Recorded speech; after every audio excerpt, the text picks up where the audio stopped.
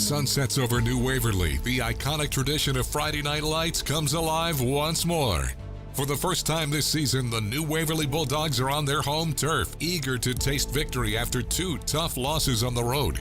The air is thick with anticipation as they prepare to face off against the Anahuac Panthers. The Panthers stride into this battle fresh from a victory in their first game of the season, but they do well to remember, a Panther may prowl, but a Bulldog defends its territory. Yes, New Waverly is set to prove that when a Bulldog and a Panther lock claws, it's the home team that dominates. Tonight isn't merely a game, it's a pivotal moment for New Waverly. Eagerly seeking a win, the Bulldogs are backed by head coach Dean Shaw, and they're primed and ready to demonstrate their growth. They're not just defending home turf, they're embracing the challenge to carve out their first win and bring triumph to New Waverly. So Bulldog fans, whether you're in the stands or watching from afar, feel the rush of the game, soak in the exhilarating energy, and let your cheers drown out the Panthers. Tonight, the journey towards redemption continues. This is New Waverly Bulldogs football, where the quest for glory starts at home, right now. From SHN Sports, this is New Waverly Bulldog football. Welcome to the Three Spoons Yogurt Countdown to Kickoff on the Bulldogs Broadcast Network. Now let's head to the HITTSS Solutions broadcast booth at Bulldog Stadium in New Waverly, Texas. Alongside Analyst and Watto, here's the voice of the Bulldogs, Rob Hipp. Well, here we go. A little bit of thunder to get things started. Man, that sounds a little echoey in here tonight. We'll get that adjusted here in just a few moments. Want to welcome everybody in, and thanks for joining us here on SHN. I'm trying to figure that out, Ed. That's kind of weird, man. Yeah, we're in our home turf, and it's our new home. Yeah, there we go. I'm just trying to figure out. We're up here, and for some reason, my microphone never sounds like that, man. It sounds super airy, so we'll try to get that figured out as the night goes on. But we want to welcome you in, Bulldog fans.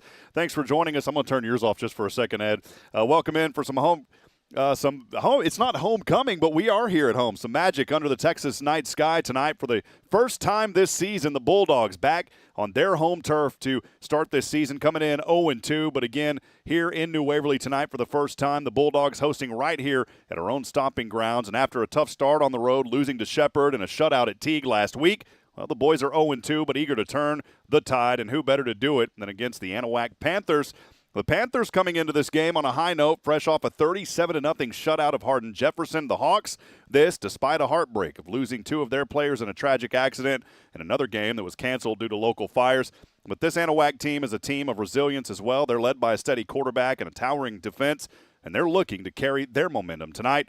So, as always, pull out your New Waverly colors and get ready for what should be a pivotal game in setting the tone for the rest of the season, and let's go Bulldogs. From the piney woods of the Sam Houston National Forest to the rolling hills and the fertile Blackland prairies and landmarks in between, wherever you're tuning in today, this is New Waverly Bulldogs football, where champions take the field.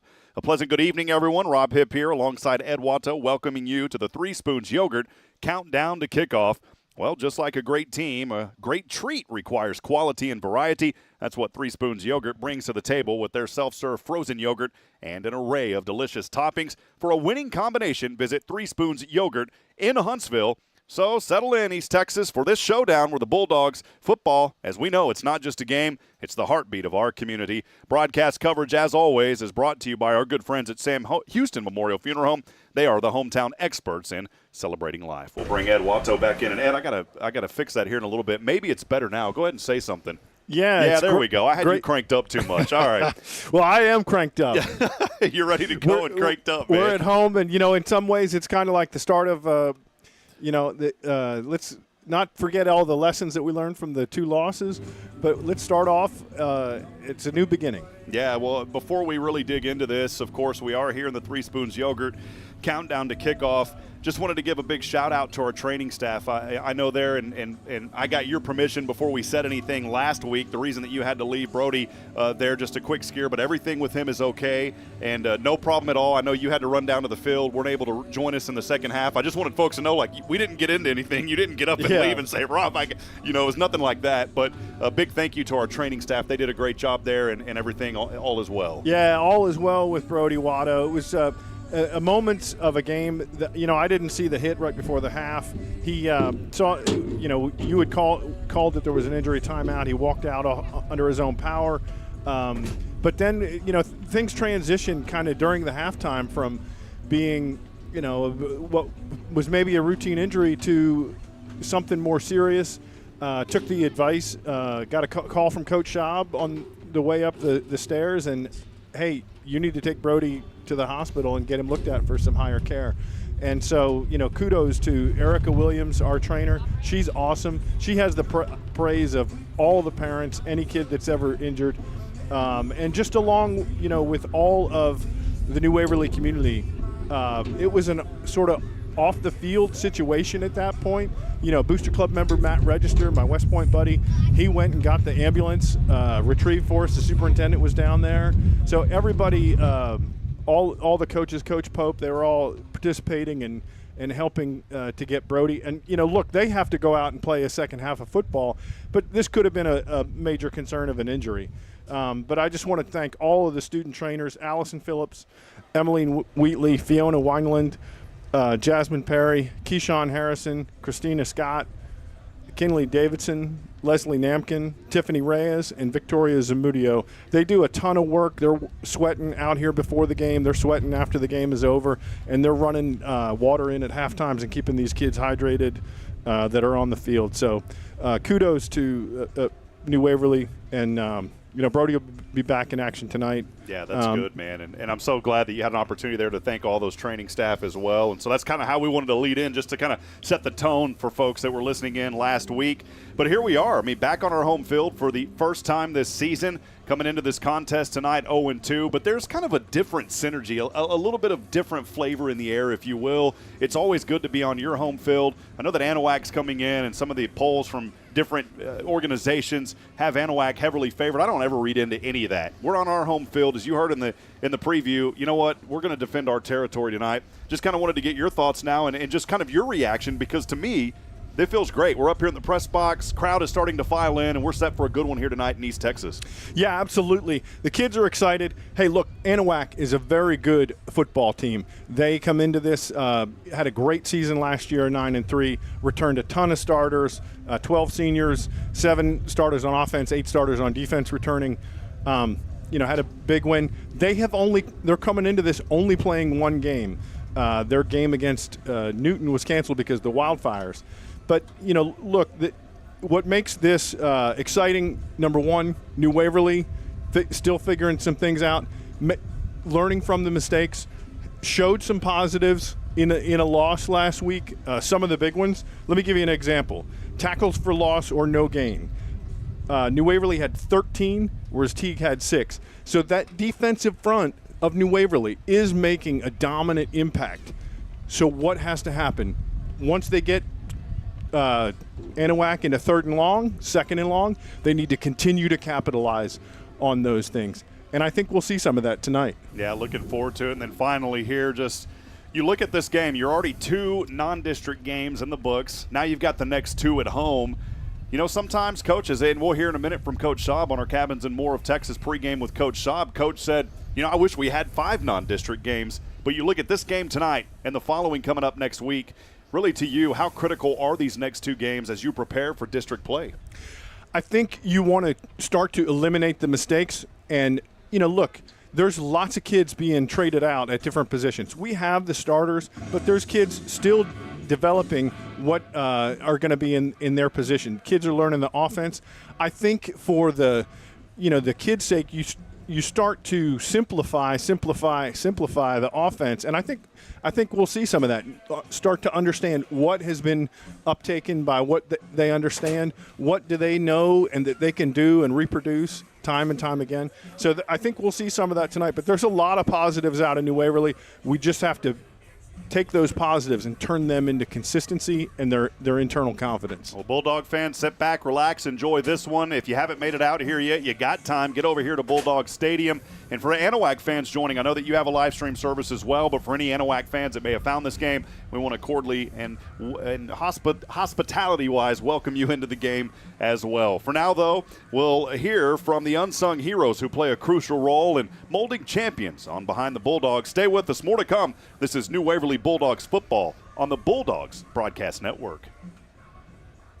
Continue our Three Spoons Yogurt countdown to kickoff, a fun section that I always like to do here on Behind the Bulldogs, where we highlight those behind the scenes that are an integral part of the success of New Waverly. And, man, I couldn't think of a better guy here today to talk about just some of that success, and he's been a big part of it. The sports editor with the Huntsville Item, Colton Foster, joining us. Colton, man, great to hear from you. How you doing, buddy?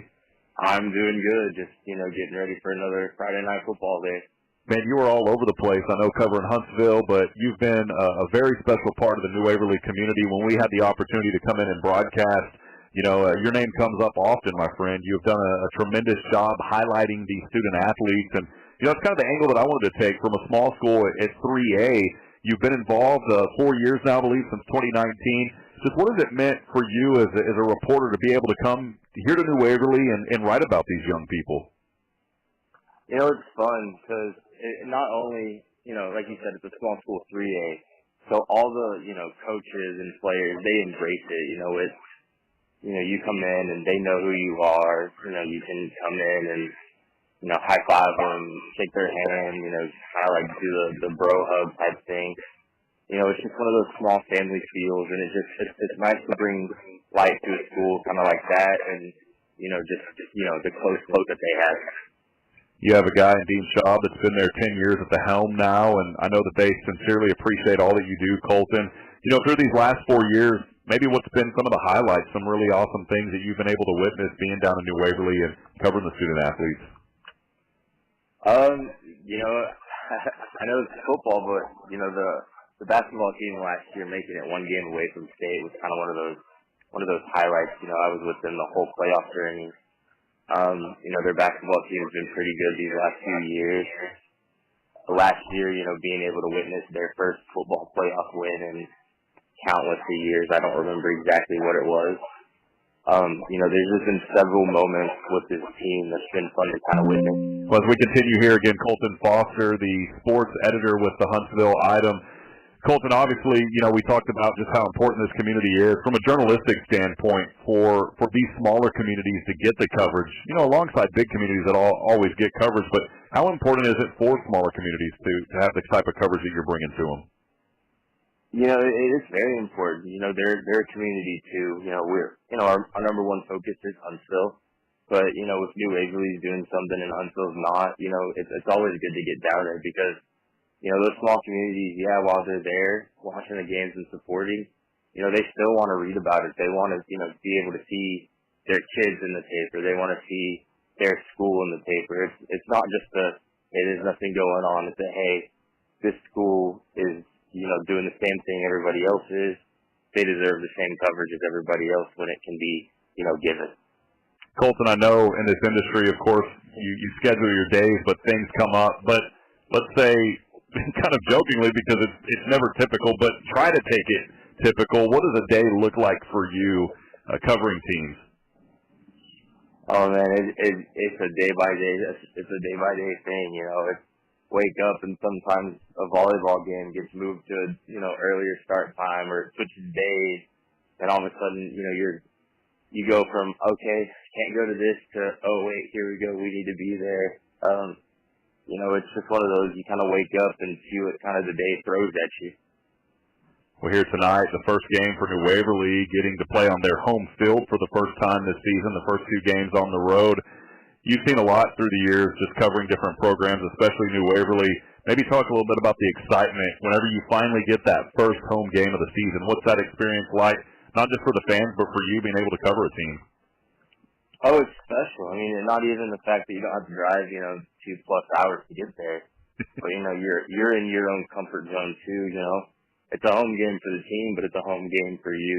It's the press box you always work in. It's the field you're used to. You see it at practices, you see it at everything. And, the excitement that the kids have when they go out there too, because, they're performing for, their home fans. So yeah, it's one of those things that you show up, your hour and a half before the game, and it's like, all right, it's a home game for me too. Colton, just the last couple of questions here as we wrap up on Behind the Bulldogs. This is a New Waverly community that continues to grow, currently 3A, another 2,000 homes or so coming in. This growth is a positive thing for the community. What are you looking forward to most as things continue on with New Waverly? The growth is a positive thing, and eventually they're going to, become 3A D1 football. The competition is going to step up a little bit these last 2 years. Coach Schaub has been playing some 3A D1 teams with Shepherd and Teague. So the competition is going to step up, and some of the other sports are going to stay the same. But overall, eventually they might hit that 4A mark, and just eventually that competition is going to keep getting up. The athletes are going to keep getting bigger, faster, and stronger. More athletes are going to be coming in, and overall for an athletic program, it'll just be fun to watch them, be able to grow and, not be stuck with, 20 kids. They can have kind of 30 or 40 or, 25 that they can kind of float around, or, in basketball they don't have 6, they can have 10. It'll be interesting to see just kind of how everything grows, athletically with the whole town. Yeah, some great things on the horizon, the new field house being built and many other projects in the pipeline as well. Colton, as we wrap up, how can folks get in touch with you? Where can they read your work? You do a tremendous job, buddy. How can they find you? You can find me on Twitter at ColtonFoster98, or you can find my work on the sports section of itemonline.com or in our newspaper that comes out Tuesdays, Thursdays, and Saturdays. All right, there he is, Colton Foster. I got to ask you real quick, Sam Houston at NRG, you're going to be at that game tomorrow, right? Oh, yes, sir. I'll be there. All right, there he is. Colton Foster does an amazing job. Again, look him up. You can find his work at itemonline.com. He covers New Waverly like no one else, and we appreciate just his generous support and hospitality as we came into broadcast. Colton really helped us find out more information and get to know these coaches. So, Colton, keep up the great work, young man. We appreciate all you do. Same to you. Thank you for everything you do as well. That'll wrap it up here on Behind the Bulldogs. We'll have more of the Three Spoons Yogurt countdown to kickoff when we come back. When you live and work in the town where you were born and raised, lots of people become just like family. I'm Billy Cawthon, manager of Sam Houston Memorial Funeral Home. Over the years, we've shared a lot of good times and some tough times, and I'm honored to be the one you call on in your time of need. At Sam Houston Memorial Funeral Home, our goal is to help our neighbors in need and always provide the most outstanding service available, even on those really tough days. I thank you for your trust in us. At Sam Houston Memorial Funeral Home, we're here for you.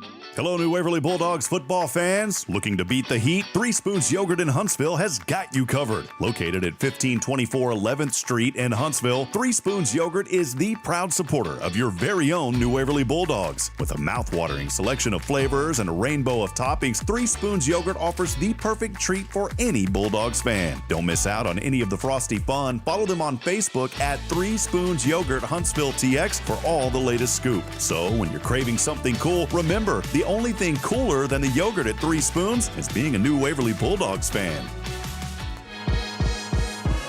Direct from the driving seat of the Bulldogs, our in-depth talk with head coach Dean Schaub. Leading the conversation, here's Rob Hipp. Welcome back at it here pregame with Coach Schaub, brought to you by Cabins and More of Texas. Coach, man, always got to shake your hand. Always good to see you. Yes, sir. Good to see you. So here we are again, ready to look ahead to another matchup, game number 3, the first one at home here this season at Bulldog Stadium. But before we talk about the upcoming matchup, just kind of briefly wanted to go back and talk a little bit about Teague. I know obviously not the production or the output that you guys wanted, but still some takeaways in that game that are positive. Just kind of your overall mindset and just some of those takeaways from that ball game.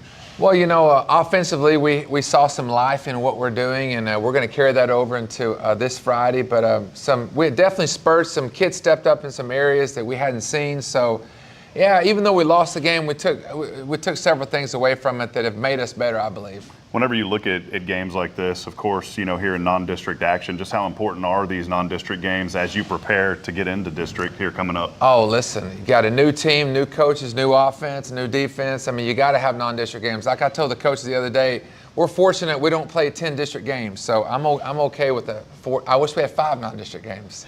Well, we mentioned on the previous interview just about the travel heading in. That's about an hour-and-a-half drive or so, and a little bit of a late game, but just talk a little bit maybe about the camaraderie and how this team continues to get along with each other, because I've seen it just on the broadcast side. Yeah, the chemistry's been really well, and that's super important to be successful. Right now, what we're trying to do is we've got 7 seniors. We're trying to get them to evolve into to step into leadership roles, because the young kids are looking for them. So we've really talked about that a lot this week, about stepping up and being the voice. So I think we'll see that. That's gotten better every day. And, leaders, the whole thing about leaders are born. I don't know. Leaders are made, So I think that's really helping us out with some leadership. Team leadership. You may have already highlighted some of this. Just one final question as we look back to Teague before looking ahead to this matchup. Maybe some things that you told the guys after the game. Yeah, we told them that, hey, it is. We've got 2 more tests before it really counts, and we can't put everything on a non-district game. Yeah, we want to win them all, but we talked about the takeaways we're going to get, and as well as film on Saturday talked about.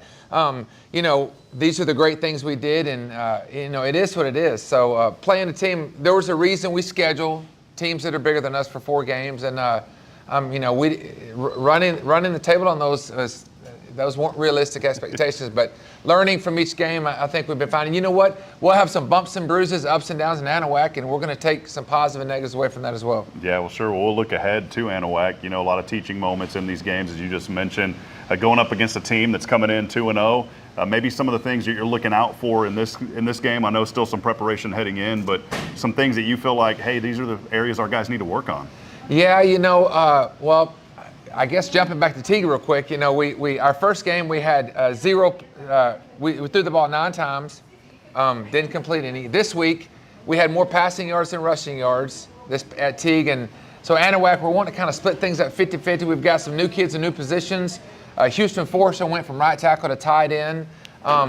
Kay Garrett's going to be doing some quarterbacks, so it kind of opens up the offense. So really what we're doing is, we want to score. So first downs equal touchdowns. So if we score a couple of touchdowns, we'll be breaking the seal with this team. We'll be getting much, much better once we get over that hump. Well, here we are at home, and first game of the season, the 3rd game. Of course, you started last year the first 2 at home. This year the first 2 on the road. What's it like for you as a coach just to finally be on your home turf? Yeah. Does it feel like a new start now that you're getting to play on your home field? It is. It's nice to walk out to the field versus getting on a bus for a couple hours. And then the kids are looking forward to it. Anahuac's a very good football team. They're very solid, both sides of the ball.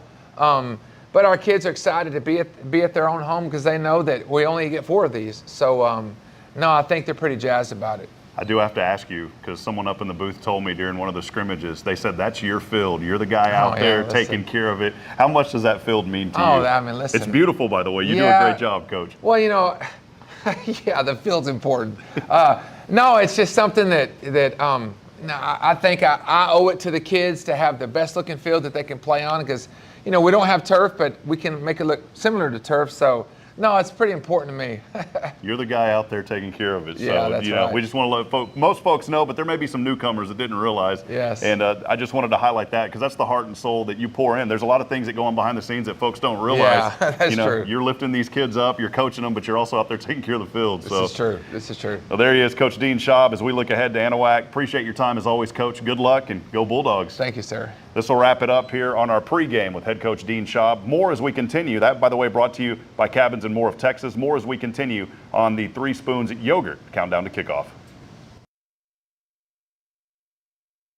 Hi, this is Greg Smith. Thank you for once again voting Sam Houston Memorial Funeral Home Best Funeral Home in the Huntsville Items Reader's Choice Awards. Our staff truly are the best and care so much for the families that we serve. Over 20 years ago, I was asked to bring a new funeral home to Huntsville with two primary goals: provide a facility that Huntsville and Walker County deserve and could be proud of, and provide outstanding service even on the darkest days. Sam Houston Memorial Funeral Home, your hometown experts in celebrating life.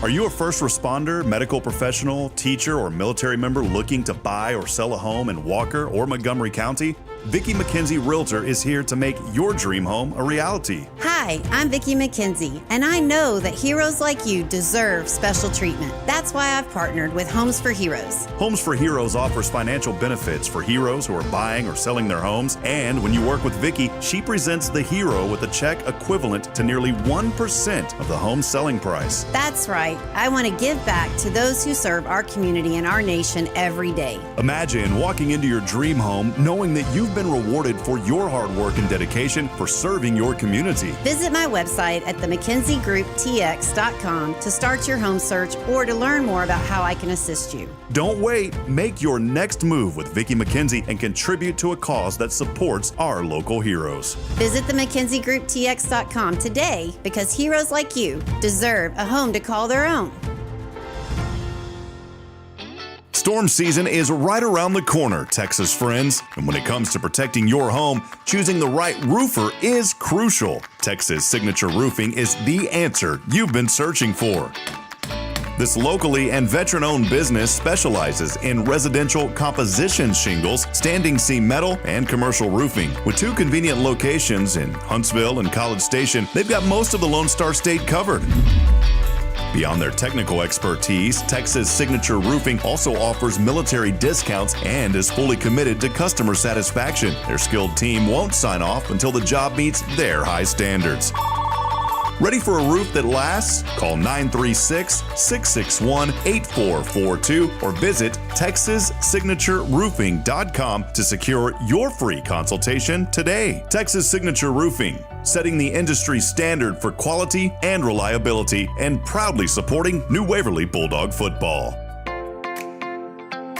New Waverly Bulldogs football on SHN Sports is presented by Sam Houston Memorial Funeral Home, the hometown experts in celebrating life. This broadcast is also sponsored in part by 3 Spoons Yogurt, Nelson Amaya's Collision Center, HITTSS Solutions, McGilberry Mechanical Heating and Cooling, Charlie's Used Cars, Rodeo Mexican Restaurant, the Oak Ridge Disciple House, Vicki McKenzie, the McKenzie Group, First Baptist Church New Waverly, Rally Point Advisors, The Greind, Texas Signature Roofing, and by DoubleDave's Pizzaworks. What will be the impact of the game? We're on top of it. Now, let's head back to Rob Hipp.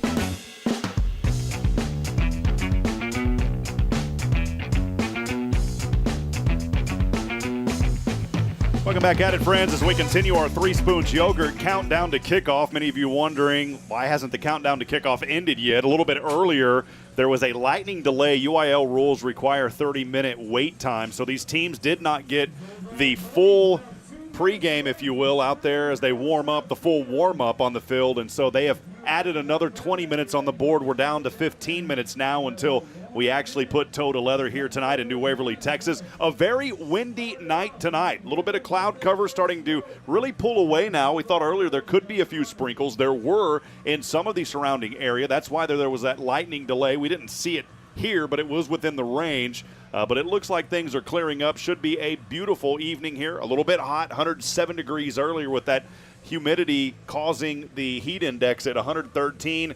But you know what? We talk about impact of the game. I don't think any of that's going to be an impact of the game. Ed, I'll kind of let you lead off, and then I've got my thought on what the impact of the game could be in this one here tonight. Yeah, absolutely. You know, it's absolutely turned out to be a beautiful night. Still warm. The delay, I don't think that delay is going to wind up having a big impact. But look, this is a very good Anahuac football team. New Waverly comes in at 0-2, Anahuac 1-0. They like to get the ball out quick, but New Waverly's learning. They've capitalized and come away from making some mistakes. And so at this point, the New Waverly has nothing to lose. They can take any risk that they feel like they need to take. We're hearing the Bulldog buddies take the field, watching these little kids. You know, this is so cool that New Waverly does this. The Bulldog buddies cross the field, and some of these Bulldog buddies are gonna be out here in the band, playing football, cheerleaders. Some of those folks in the band tonight, I know Houston Forrester, I think Noah Vick, Brody Watto, they were all Bulldog buddies at one point in time. So I'm a little off of my impact statement. But that's all right. The impact is that New Waverly is a dangerous opponent for Anahuac because they can take some risks and they can play wide open, you know. So it's going to be interesting. I kind of feel like tonight maybe one of the impacts here for New Waverly is just really don't find yourself in those third and long situations.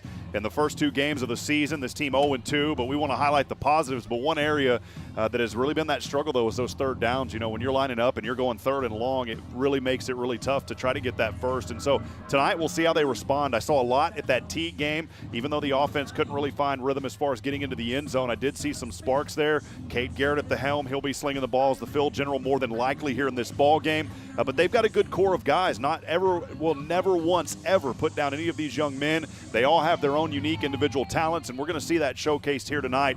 And I'm really excited to see how they're going to respond. So for me, that impact is really watch out on third downs. Don't be in those third and long situations, and that'll set yourself up for success on third down to try to really get those first downs. So we'll see how it shapes up as things go on. About 13 minutes until kickoff here in New Waverly. And Ed, looking forward to this one. It's going to be a lot of fun tonight. Yeah, it's going to be awesome. Anything can happen. It's high school football. Anybody can beat anybody. We'll step aside, take a break. When we come back on the next break, we have a very special announcement and something that we wanted to do here for our friends at Anahuac. For now, though, we'll step aside. We'll take a break. Stay with us. More to come as we continue. This is the Countdown to Kickoff, brought to you by 3 Spoons Yogurt. We'll be right back after this. Struggling with addiction or know someone who is? There's light at the end of the tunnel, and it shines bright at the Oak Ridge Disciple House. As a 501c3 Christian ministry, they are dedicated to helping men aged 18 and older rebuild their lives free from the chains of drug and alcohol addiction. Be reminded, there's always hope, always a new beginning. Discover your fresh start with the Oak Ridge Disciple House. Proud supporters of Bulldog football, because just like the Bulldogs, the spirit at Oak Ridge stands strong. Find out more at oakridgedisciplehouse.com. Hey there, New Waverly Bulldog fans. Need more space for your growing trophy collection, or maybe a little spot to relax after the game? Or maybe you need a shelter for farm animals or your RV? Look no further than Cabins and More of Texas. We offer the highest quality portable cabins, sheds, barns, steel structures, and more, all manufactured by the most respected names in the business. Perfect for storing football gear, setting up a fan or a man cave, protecting outdoor toys or equipment, and so much more. Worried about cost? Well, don't be. We offer flexible payment options, including financing with approved credit and no credit check, rent to own. You can even get pre-qualified in just a few minutes without affecting your credit. Find Cabins and More of Texas in Riverside across from Talent's Barbecue, and in Carthage in the HEB Shopping Center. That's Cabins and More of Texas, online at CAMOTX.com. Hey, New Waverly sports fans, Robert Lindeman here. Dream of shining on the field? At HITTSS Solutions Player Development, we're all about helping instruct the stars to shine. Every player has the brilliance within. We're here to magnify it. Dive deep into the fundamentals of baseball and softball with proven strategies and top-tier techniques. But it's not just about physical skills. We unlock the mental side of the game. Learn the ABCs: attitude, belief, confidence, and the list goes on, shaping you into the best player God created you to be. Remember, as individuals shine, the whole team rises to victory. At HITTSS Solutions, we believe every star deserves its moment. And speaking of stars, HITTSS Solutions Player Development is proud to support New Waverly football. Here's to a stellar season. For more information, visit HITTSS.com. Anahuac coming off of a victory a week ago, but some heartbreaking news about a month ago or so in the Anahuac community as they lost 2 of their fine young men, and Javion West and Travion Williams. We have a special memory that we'd like to recognize those 2 young men right here, right now on this broadcast.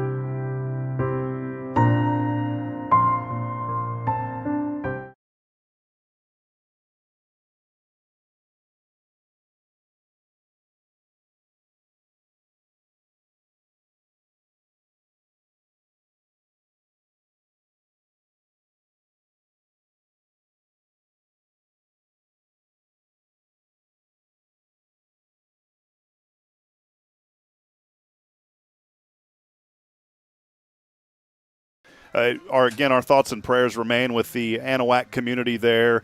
And, we talk a lot about what happens on the field, but it's so much more than what happens off the field. And we just wanted to do that special honor there for those two young men. I know another young man also very critically injured from that tragic accident a month ago, but we just wanted to show some respect and just a little bit of love for our friends there in Anahuac, Ed. Yeah, these young men lost their lives. Another one critically injured. Football is a brotherhood, and it's just these are things that parents should never have to go through, and their brothers on the football team shouldn't have to. Sometimes doesn't seem like makes much sense, but these tragedies, they affect us all, whether you're the opposing team or not. We'll step aside and take a break as we're about 8 minutes until kickoff as we continue our 3 spoons yogurt countdown to kickoff. Stay with us. More to come. This is New Waverly Bulldog Football. Attention New Waverly ISD parents of students grades 7 through 12. Looking for a memorable way to cap off the excitement of a home game? Well, look no further than the 5th quarter event hosted by First Baptist Church New Waverly. Conveniently situated at 460 Fisher Street, the doors swing open just 15 minutes after the final whistle, and the festivities last until 12:30 a.m. Whether you're in the mood for some delicious food, thrilling games, or just hanging out with friends, you'll find it all in a safe and welcoming environment. Get more information and stay in the loop by visiting FBCNW.com. Don't miss out. Come celebrate, unwind, and make lasting memories at the 5th quarter event, First Baptist Church, New Waverly. This community-focused message has been brought to you by Stephen Gregory of Rollo Insurance. Welcome back to New Waverly Bulldogs football, presented by Sam Houston Memorial Funeral Home. Alongside Ed Watto, here's Rob Hipp. Back at it here as we continue our 3 spoons yogurt countdown to kickoff. Thanks for joining us. Ed, set for a good one here. The Bulldog inflatable is out. You never did have the opportunity to run that thing down there, did you? That's a lot of hard work putting up those inflatables, man. Oh, they like to tease me with that large Bulldog. It's wonderful. The kids love it. It's exciting. It's Friday Night Lights in Texas.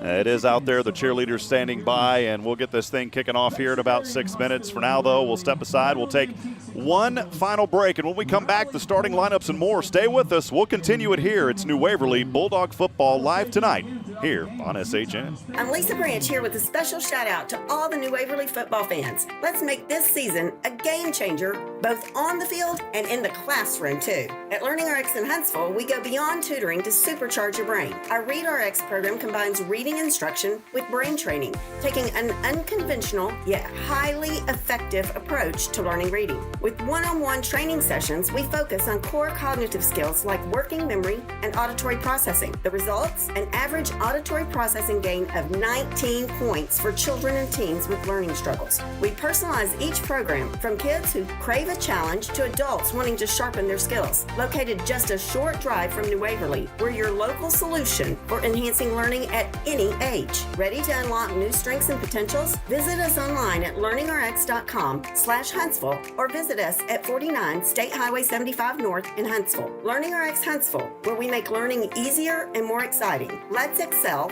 on our terms. Hold on to your seats as we roll out the stellar starting lineups, ready to take center stage tonight. Here's the voice of the Bulldogs, Rob Hipp. We'll do a quick rundown on those starting lineups here tonight. Of course, at the 3A level, you got a lot of these young players that do play both sides, and thankfully, Ed, for us, we just play one side up here in the broadcast booth. But, these young people, they're out there, they're working hard. So we do have those starting lineups for you. We'll first go over the offense, and we'll start at the top. And I know that these may be a little bit of out of order, but we'll start at the top with the junior running back tonight, Dylan Thomas. At quarterback, it's the junior, number 19, Cade Garrett, 6'1", 155. At receiver, the senior, number 20, 5'8", 180, it's Noah Vick. At tight end, number 22, the junior, Brody Watto. Also a running back at junior, number 25, it's Hunter Henry, 5'11", 168. And a freshman out here, Dub Simmons. He's been wearing 44, but now donning that number 40, the freshman wide receiver, 6'2", 170. Again, Dub Simmons, a junior offensive lineman at 5'7", 265 pounds of pure American beef coming at you tonight. It's number 56, Ty Smithers. A senior offensive lineman stands big at 6'2", 225. It's number 58, Corbin Well. Senior offensive lineman, 6'1", 230. It's number 60, Jude Shields, the senior. A sophomore offensive lineman at 6 foot, 207 pounds, number 66, Chris Decker. And the junior offensive lineman at 5'11", 212. It's number 70, Lewis Smith. On that defensive side, we've got a little bit of it, and we'll start with that. We'll go back again. Said earlier, a lot of these young men play both sides, of course, at the 3A level. We'll go back to the junior defensive back. It's Dylan Thomas. We'll start with the junior defensive back. It's number 19, Cade Garrett. A senior linebacker, number 20, Noah Vick. Junior linebacker, number 22, Brody Watto. I beg your pardon. I'm looking over these wrong. It is not Brody there getting the start, but we still got him listed down there. A junior defensive back, number 25, Hunter Henry. A sophomore linebacker, number 28, Jackson Hathorn. A sophomore defensive back, number 32, Travia Davis II. The freshman defensive back, we talked about Dub on the offensive side at wide receiver, also plays defensive back. And then Jude Shields, the senior defensive lineman, number 60. And last but certainly not least, a junior offensive lineman, number 63, Jackie Harper. That is your starting lineups here tonight, Ed. Yeah, and as far as our starting lineup, I think you're the first string and I'm the scout team. Yeah. We're both in it together. You know what? We're dueling quarterbacks 50-50 in this one tonight. So, friends, that'll wrap it up here on our Three Spoons Yogurt countdown to kickoff. We are moments away. The new Waverly Bulldog fans are on their feet here tonight. We appreciate TJ Garrett out there running the camera for us alongside his beautiful significant other, Miss Layla, there helping us out as well. And so, Alea, we appreciate her, and Nathan Hight up here as well, though. That'll wrap it up here as kickoff. Moments away. Stay with us. We'll bring the action coming up right after this. Struggling with addiction or know someone who is? There's light at the end of the tunnel, and it shines bright at the Oak Ridge Disciple House. As a 501c3 Christian ministry, they are dedicated to helping men aged 18 and older rebuild their lives free from the chains of drug and alcohol addiction. Be reminded, there's always hope, always a new beginning. Discover your fresh start with the Oak Ridge Disciple House. Proud supporters of Bulldog football, because just like the Bulldogs, the spirit at Oak Ridge stands strong. Find out more at oakridgedisciplehouse.com. You've been listening to the Three Spoons Yogurt Countdown to Kickoff. Bulldog football is presented by Sam Houston Memorial Funeral Home, the hometown experts in celebrating life.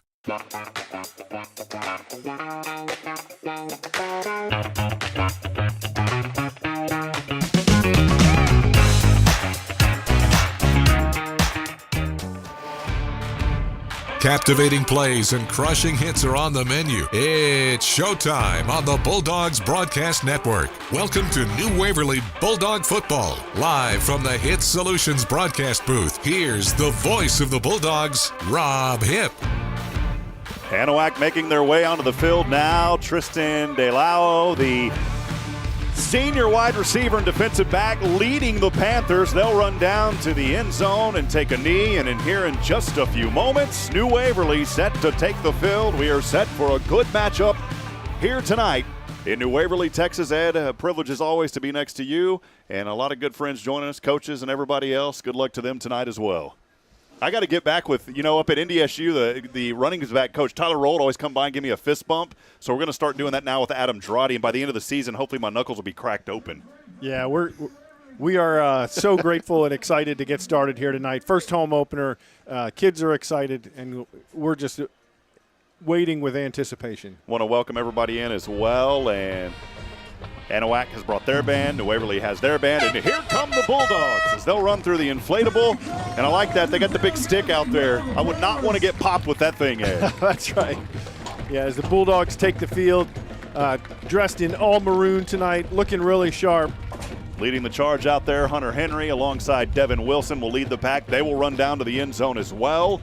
And also go down there and take a knee of prayer and a moment of silence as they get set to start here in just a few moments. Nice crowd here tonight.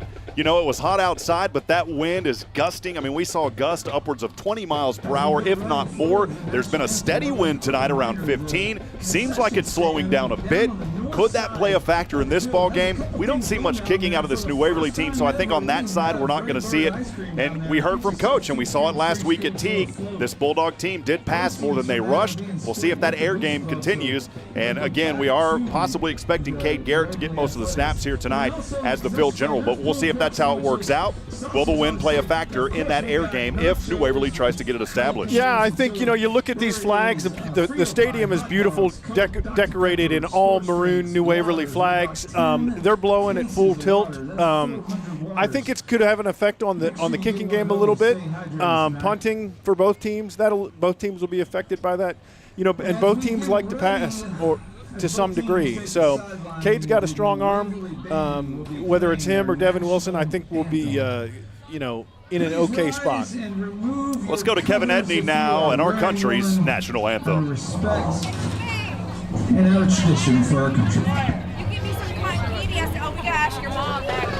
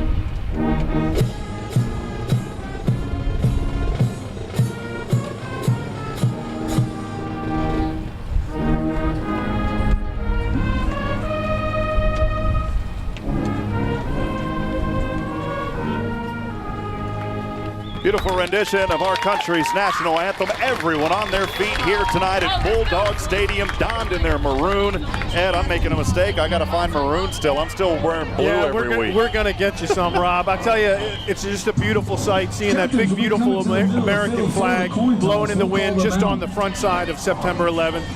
That flag was donated by SS Customs of Conroe, Texas, Custom Cabinetry, and just pays awesome tribute to the Americans and all the lives that were lost in defense of our country.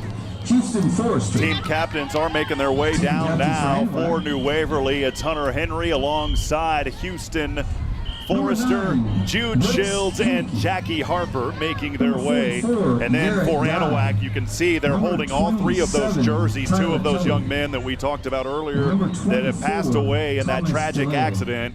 And just love these young men. New Waverly community, again, we want to welcome you in. You're as much of a part of this broadcast. Even though we broadcast for New Waverly, we always want visiting teams to feel welcome as well. Teams down there right now exchanging pleasantries. Thomas DeLao is one of those, and some of those numbers are covered up. Ed, I'm trying to see them here for Anahuac. The officials going over the coin toss here as they're going to choose sides here in just a few moments. Yeah, I'm struggling to see those same numbers, but, this is a really nice tribute that Anahuac's doing for these kids and their teammates that lost their lives tragically. It's going to be with them. These kids are going to carry this for the rest of their lives. And, the pain will never get easier, but in that grief for these kids that were lost, there's love. Yeah, and those young men that are down there right now, the numbers for the moment did move just for a moment. I made out three of them. It is Brooks Heineke is down there. He is a senior alongside, I mentioned just a few moments ago, Thomas DeLao, and then Tyler Kelly. Also number 44 is Garrett Dye. And I missed who elected to receive there, Ed. Did you catch that? I was looking down. I did not. I was looking for numbers. I was going to send Nathan $20 if he saw it also. But we want to welcome you and remind you tonight that Bulldogs fan text line is open. You can text us at 512-522-9105. Again, that Bulldogs fan text line open as always at 512-522-9105. Let us know that you're out there tonight, whether you're a New Waverly fan or an Anahuac Panther fan. And also let us know on YouTube. A lot of folks joining us already on the social media feeds, including YouTube. Send some comments as well, and we'd love to hear from you tonight. Of course, New Waverly in their maroon jerseys, maroon pants, numbers italicized in whites, the NW Texas logo on the side of the helmets. And then for Anahuac Panthers in their gold pants and also their white jerseys, numbers in black outlined in gold. And New Waverly will set to receive. Two back there is Dylan Thomas alongside none other than Cade Garrett. Set to kick this one away here in just a few moments, the sophomore Oscar Garza. I like this. I like New Waverly getting the ball first. Let's get that offense and see what we can get established early here to get this one going tonight, Ed. Yeah, I think New Waverly wants to get the ball first, start to establish something, and work on some of those things right away with an attempt to put points on the board. Anahuac will break out of the snap. Our Charlie's Used Cars first quarter about to get started. Big thank you to Charlie's Used Cars for all that they do. Customer satisfaction is our #1 priority. As Garza will look to the left, to the right toe to leather. Game 3 underway. First one at home here for New Waverly. This one is fielded at the 10-yard line. Drop but picked up Dylan Thomas to the right hash. Back inside, and he's dropped around the 25, so a 15-yard starting opening run back there for New Waverly. They'll start at their own 25. And Ed, here we go. Game number 3 underway here in East Texas at New Waverly. Yeah, there might still be some butterflies, but they're about to get knocked out of everyone on both sides. A lot of fans here making their way on a Friday night. The band loud and proud, and Coach Dean Schaub and his staff right now talking things over with his group of young men around the 25-yard line. They'll break out of the huddle, led out of that huddle by Houston Forrester, one of the captains here earlier tonight, lining up to that left side. Zeke Barahel, and down to the right side as a receiver, it is Kenton Rice. So first down, we'll start it here for New Waverly. First time tonight, they will go right out of the gate here, moving from left to right. And I believe that's Garrett there in the gun, running back behind him. Low snap, handoff, right side, lowering the shoulder, lunge forward for a couple on the gain. And, boy, is that a new one? It's Kenton Rice out there, or Reese, I beg your pardon. Yeah, it's Kenton Reese, and they just pulled the Houston Forrester playing tight end, number 44, swinging across, trying to make a block to get the ball to Hunter Henry. So short gain of 1 brings up second down and 9. That ball resting on the 27-yard line for New Waverly. Get outside to the left, Zeke Barahel, one receiver down to the right. Garrett lines up in the gun. Man in motion that you mentioned, that tight end just a few moments ago was Forrester. There on that right side. Here's the snap, handoff goes back over. Ball is on the ground, picked up out there by New Waverly. Thank goodness Garrett had an eye on it. And that ball will drop back to around the 25. And it'll bring up a third down and a long situation here for the Bulldogs. Yeah, it's a third and long. It's just that early in the game jitters. He had a hold of the snap, just couldn't find the laces, thinking of running. It looked like a little inside option play. Cade Garrett trying to settle down his guys down there, having a quick chat. He'll look over his right shoulder, and it's third down. And back to 10 here for New Waverly. 10:37 in the Charlie's Used Cars first quarter. Thanks for joining us here. Friday Night Lights in East Texas. I think you got to be thinking pass here. I mean, you can try and run, but maybe a quick pass into the flat if you can hit the tight end. Garrett here in the gun, back offset to his right hip, low snap. Garrett looking to run here, and he is slammed down, nowhere to go, and the Panthers on a prowl early here in this ball game. Brought down back there by Caden Campbell, the sophomore linebacker for the Panthers. And unfortunately for New Waverly, a quick 3 and out. They'll have to punt this one away. Yeah, and this one's going to be punting sort of across the wind. Crawford Reisner, he's the one last week, booted one for 43. Let's see what he can do tonight. Reisner stands around the 12-yard line. One set back to receive here for Anahuac. And here's the punt happening from the 15. End over end punt here, fielded by Talon Cunningham. It'll roll. He loses the handle, and it'll roll right through his hands. Picked up by New Waverly. Did he touch that ball? If he did, that's going to be New Waverly Bulldog football. Yeah, they marked the spot, and they're pointing that it's Anahuac ball. Well, I still like the heads-up play there by New Waverly and Jackson Hathorn around that one and picking it up. So that attitude is exactly what's needed. We got to scoop and score. It doesn't matter where we get points, offense, defense. Any way you do it, you got to. The team that's going to be the winner at the end of the game is the one with the most points. So it doesn't matter if they come via offense, defense, or special teams. So Anahuac will have it here for the first time after New Waverly goes 3 and out, punting it away. First possession for the Panthers of Anahuac. Again, they'll have it near that 50-yard line. Moving it here from right to left in the gold pants, white jerseys, and the numbers and lettering in black. Their quarterback will lead them out onto the field here. Right there in the backfield as well as Thomas Delao, the running back that we've mentioned earlier. And Schaub having a quick conversation here. Yeah, Schaub not liking what he saw and frustrated that he saw, his team have an advantage. That got the receiver had guy that was receiving the punt had tried to field that ball and touched it. And Delao was back there alongside Darius Richardson, a freshman on this team. That is only 2 freshmen on the roster here playing at the varsity level, and Anahuac will get things going here on their first possession of this early evening. Logan Trotter, the junior quarterback, sets a man in motion. High snap at the 45. Heaves this one over right, going down deep and incomplete at the 10-yard line. The intended receiver down there was K.J. Moore, and good coverage on the play by the New Waverly Bulldogs. Just a real aggressive play on first down, trying to establish something, and they must have seen something they thought they could do. These guys, Anahuac, they like the unbalanced. 2nd and 10, Zeke Barahel was on that coverage. Here's a run, flags fly in the backfield here, and a lunge forward of about 3 yards near the 47-yard line. Good run there by Thomas Delao, but this one may be coming back. We'll see if there was a hold. Yeah. Chop block is going to go against Anahuac. Yeah.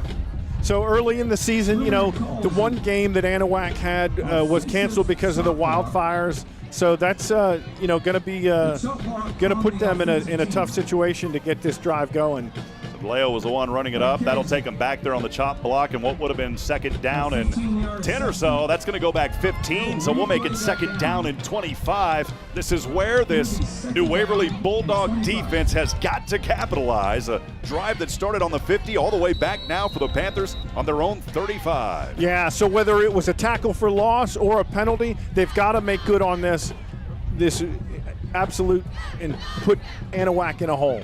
Trotter under center. Delayed handoff goes to his running back. Breaks through 1, 35, left hash 40, and finally brought down. Flag flies late there as Thomas DeLeo goes down. And we'll see what this flag is. Yeah, did not see what that face mask. Oh, against Anahuac. So back-to-back penalties here, and that'll move the ball back even more. Yeah, again, this is putting New Waverly in a very good situation. They need to try and capitalize on this as best they can. It looked like Vic had him wrapped up in the backfield, but the running back just escaped. Well, it was 2nd down and 25. And that's going to move the ball back even more now. And so I'm going to say 2nd and 30 after that penalty. So we'll call it just a manageable 2nd and 30. Yeah, this is 2nd and a whole lot. 2nd in Huntsville. More like Madisonville if you go that far. So here comes Anahuac as they will break out of the huddle. 2 receivers down to the left, nobody up. Heavy line up front for New Waverly. Pass over, trying to set a screen. Good job by the defense trying to bring him down. Finally does, but I like the initial hold up the wrap and then bringing him down there. The big hit on the play by Houston Forster. He is getting his name called early and often here in this ball game so far. Yeah, Dylan Thomas had come up from his DB spot, read that screen all the way. It was beautifully played by the defense and not over pursuing by Houston Forster. So really a nice 3rd down play. Call it about 3rd and 30 here. 8:06 to go. First possession for Anahuac in this Charlie's Used Cars first quarter. No score. And again, the Panthers will break out of the huddle. Once again, they'll send 2 receivers down to the left, a back to either side this time of the quarterback, Logan Trotter. Trotter rotating over to the left side, has a man open. That one caught around the 35-40. Well short of the first down as he's corralled out of bounds as Talon Cunningham. And it'll bring up 3rd and a very long, we'll see where the official spot is as it looks here close to 20. He picked up a little more than 10 on that, so we'll call it 3rd down and 18 here for Anahuac. Yeah, Trey Davis, the 3rd, came in nice on the coverage there. Or 4th, I beg your pardon, 4th down here. Yeah, 4th down here. Going to bring the punt team on. this is a situation where New Waverly needs to pay attention for a fake or anything like that.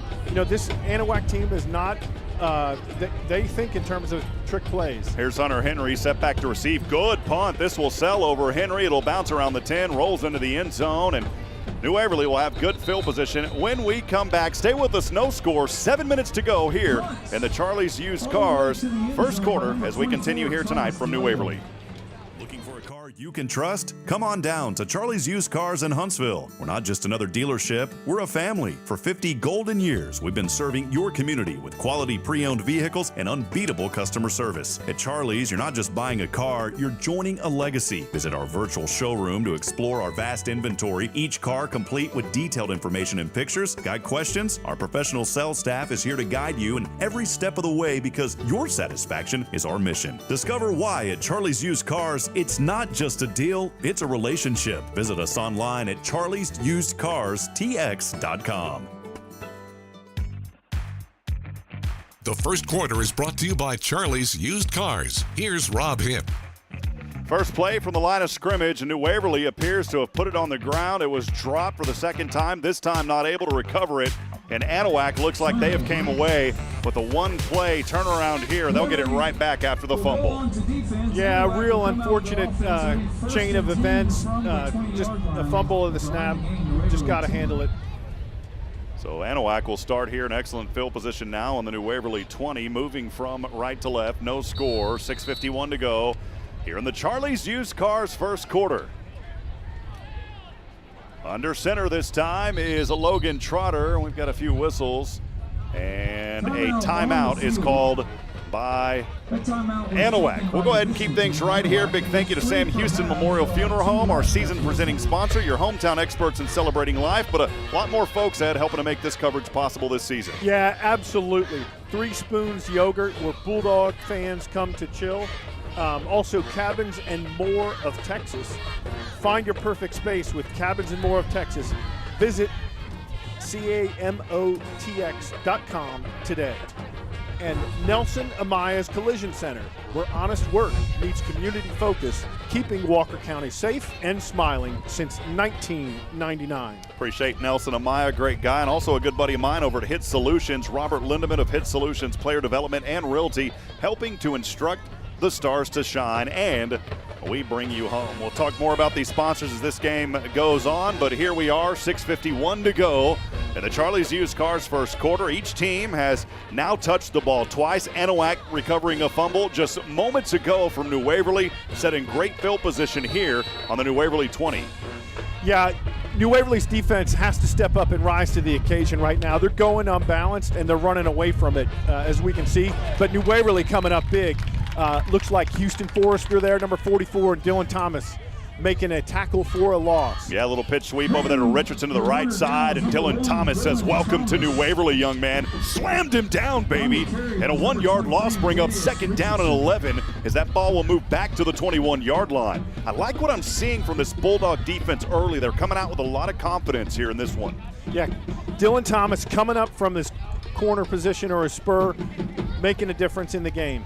Here's a pass. This one knocked up. It is almost intercepted. The ball bounced around, and it will fall incomplete. The pressure was there, and right under it was Travia Davis II.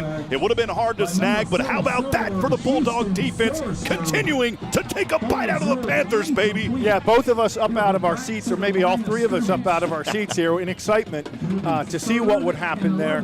Look, early in the game, what did I say? Last week, Teague, 13 tackles for loss by this defensive line. That is going to be a key to this game. If they can continue this pressure, this may be a total dogfight. Talon Cunningham will split over as part of 2 receivers down to the right, 1 back to either side here of Logan Trotter. Trotter passing over left side, wide open 15-10, down to the 9, and out of bounds is KJ Moore. And that will move the chains. Yeah, Trey Davis on the tackle there, knocking the receiver out of bounds. That's going to put him in a tough spot in this red zone, but the New Waverly defense, they can rise to this occasion right here. Quandre Coates for Anahuac, a tight end. He's a junior in the huddle down there. Alongside Camden Wilson, a running back. They'll have one more that runs back onto the field here. And that young man is Logan Trotter, the quarterback. He was getting the play call. So here we go inside the red zone as Anahuac for the first time around the 8-yard line. It's 1st and goal. They'll try to take this one up the middle here, a gain of a few. Trying to see where that spot was around the 4-yard line. So a little healthy run up the middle there. Now inside the 5, it'll bring up 2nd down and goal. Yeah, Jude Shields in that interior line of the New Waverly Bulldogs making the stop, along with Jackie Harper, number 63. Trotter on almost every play is going over to the sidelines here. Maybe there's some communication issues going on as Cunningham will line up, one back to either side of the quarterback Trotter here. Now he'll send him over to the left. Trotter stepping back, trying to throw over his right shoulder up. That one almost caught, but it was thrown a little bit behind the right side of Quandre Coates. Not able to haul that one in, and it's 3rd and goal. Yeah, Quandre Coates, almost 700 yards receiving last year, 11 touchdowns. He's 6'5", 230. They like to throw to him. They have one thing that I've noticed is the Analyst. They only throw to him on the right side of the field. So, New Waverly defense just has to recognize where he is and play him a little tougher. Now the Bulldog defense keeping the coat on the suit rack that time. It'll bring up 3rd down and goal here for Anahuac. A huge defensive play coming up here for New Waverly. As they'll break out with one receiver, look for a run here as Trotter in the gun again. Camden Wilson off. He'll throw. That one may have got something in front of him. The ball will go dead and incomplete. And a 4th down field goal attempt coming up here for Anahuac. Yeah, I would expect this to not be a fake field goal, that they would come in and kick the field goal and try and get 3 points out of this drive. Ball resting on the 5. That'll make a 22-yard field goal try here for the Panthers. Kicker, number 3. As Oscar Garza, the sophomore, gets set again for a 22-yard field goal try. Trying to get on the board here with 5:21 to go. The snap, the hold, the kick is up on the way, and from 22 yards, it is good.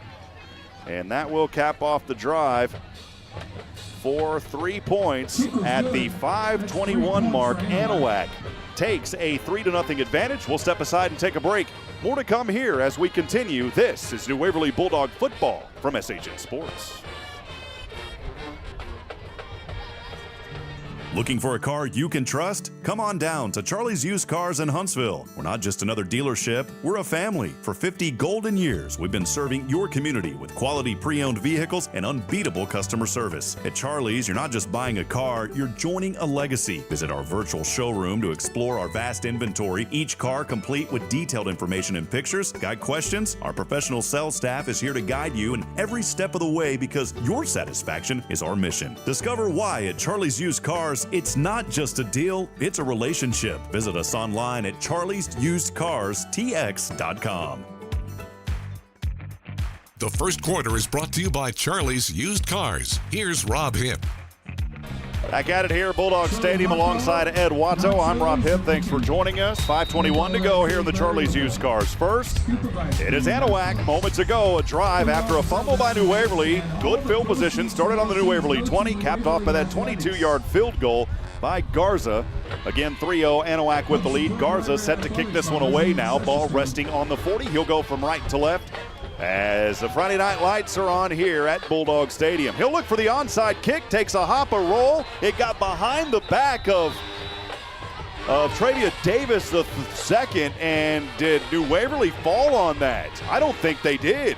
Yeah, I think it went in and out of the arms of Trey Davis the second, and I think, unfortunately, Anahuac came up with it. Oh, the coaching staff is wanting it. Coach Schaub right now talking to the officials, and I believe Anahuac there with a little trick play with the onside kick, and they recovered it.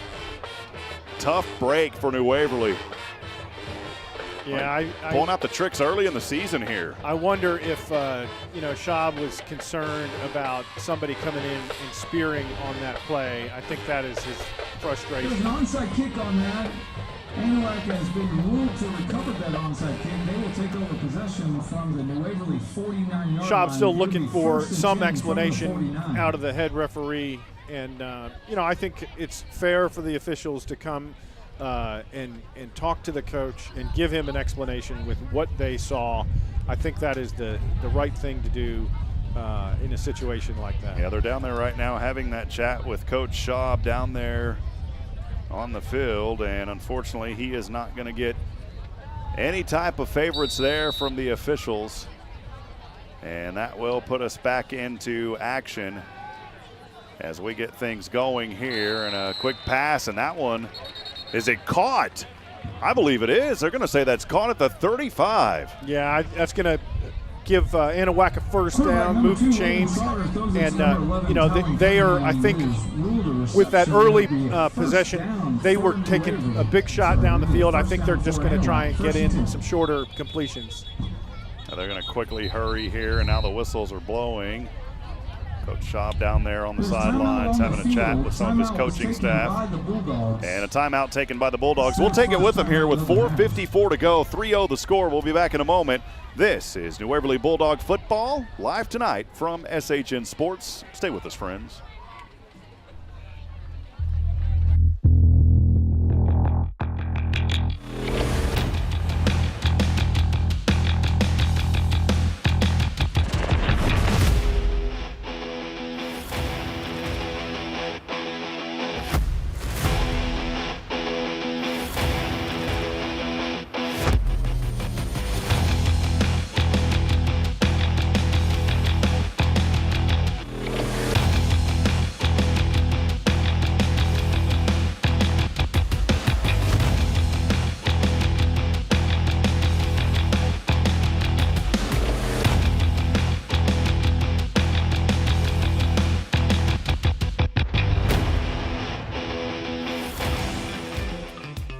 Bulldog football is presented by Sam Houston Memorial Funeral Home. Now, let's go back to the gridiron. Here's Rob Hipp with the call.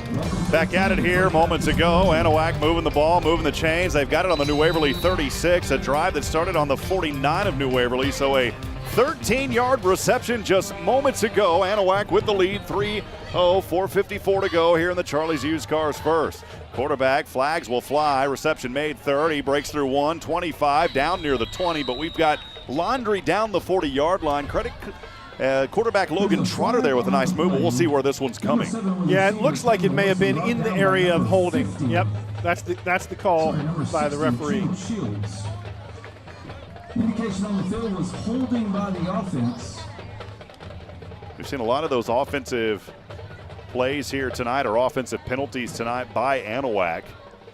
And another one that's going to cost him here, that's going to move it back even more. Yeah, I think the one thing that is really definitive that the officials have been taught to look for this year is anytime the hands go outside.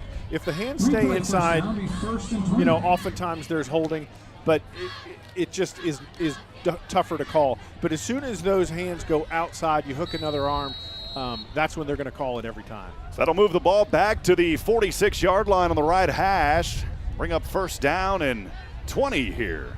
The handoff goes over the left side, now trying to turn up the middle, but not going to go and cut the angle. Great job on the play there by New Waverly, coming up with a tackle and nowhere to run. Travia Davis II bringing a second hit of the night here for the Bulldogs. Yeah, Trey Davis coming up there, making a really nice play, scraping across and getting right up in the hole and bringing the ball carrier down.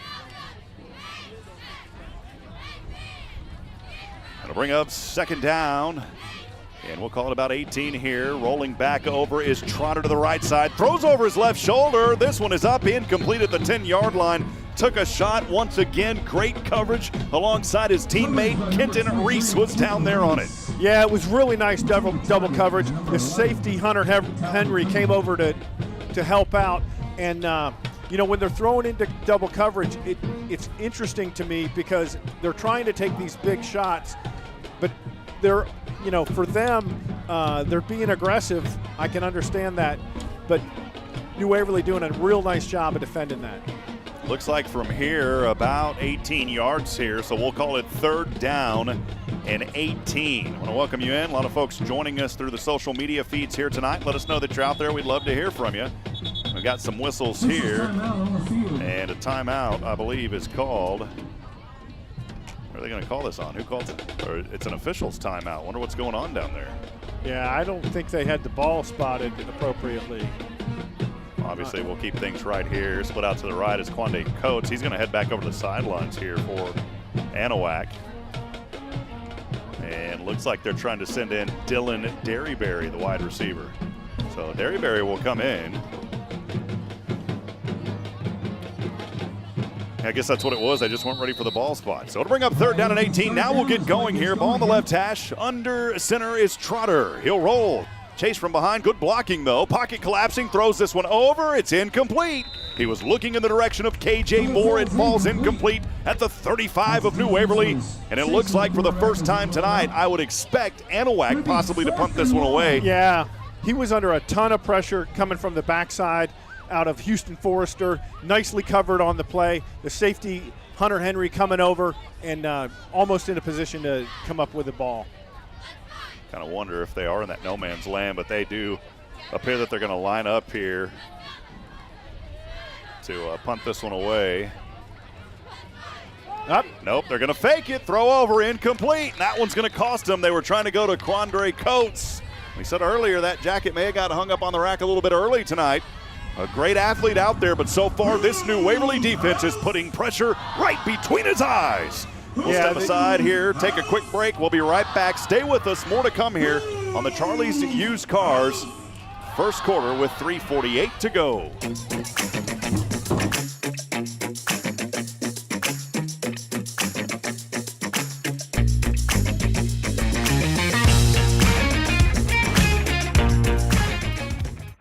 The first quarter is brought to you by Charlie's Used Cars. Here's Rob Hipp. Turnover on downs moments ago, and now New Waverly will have it for the 4th time this afternoon. They will start this on their own 44-yard line and drilled in the backfield. A tough one there, going all the way back to the 41. Loss on the play. Yeah, you know, one of the things, it's game day, so we got to block to the whistle. You know, we got to tighten up and just allow for as much space as possible. So I know they worked all week on practice, and Anahuac does have a tough defensive front, but we'll see what happens here in this next down. Cade Garrett will bring him out of the huddle. 2 receivers down to the right, 1 up top to the left. 4 up front here for Anahuac. Garrett rolls to the 35. Chase from behind. Airs this one up. It is. Oh, it's caught, baby. 10-5. Touchdown, Bulldogs. Oh, mama, what a play to Kenton Reese. Break out the candy, baby. The Reese's Pieces are coming alive tonight. Well, that's the big arm of Cade Garrett. He was under pressure. Never felt threatened by the pressure. He was rolling to the right. Reese does a great job. His first varsity touchdown of his career.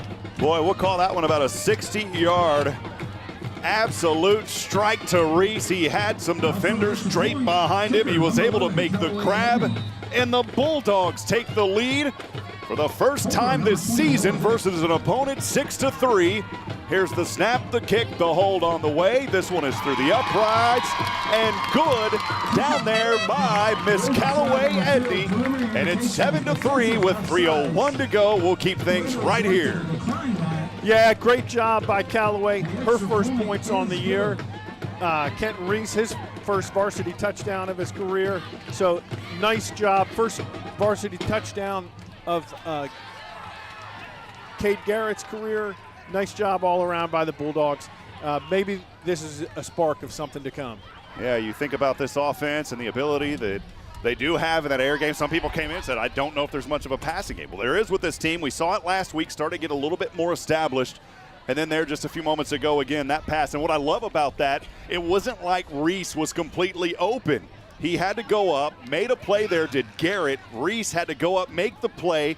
On top of that, haul it in, and then go another 20 yards or so down to score that touchdown. Yeah, it was really a beautiful job of him to go up and get that ball, turn around. He was behind the defender, and really a nice job by the sophomore.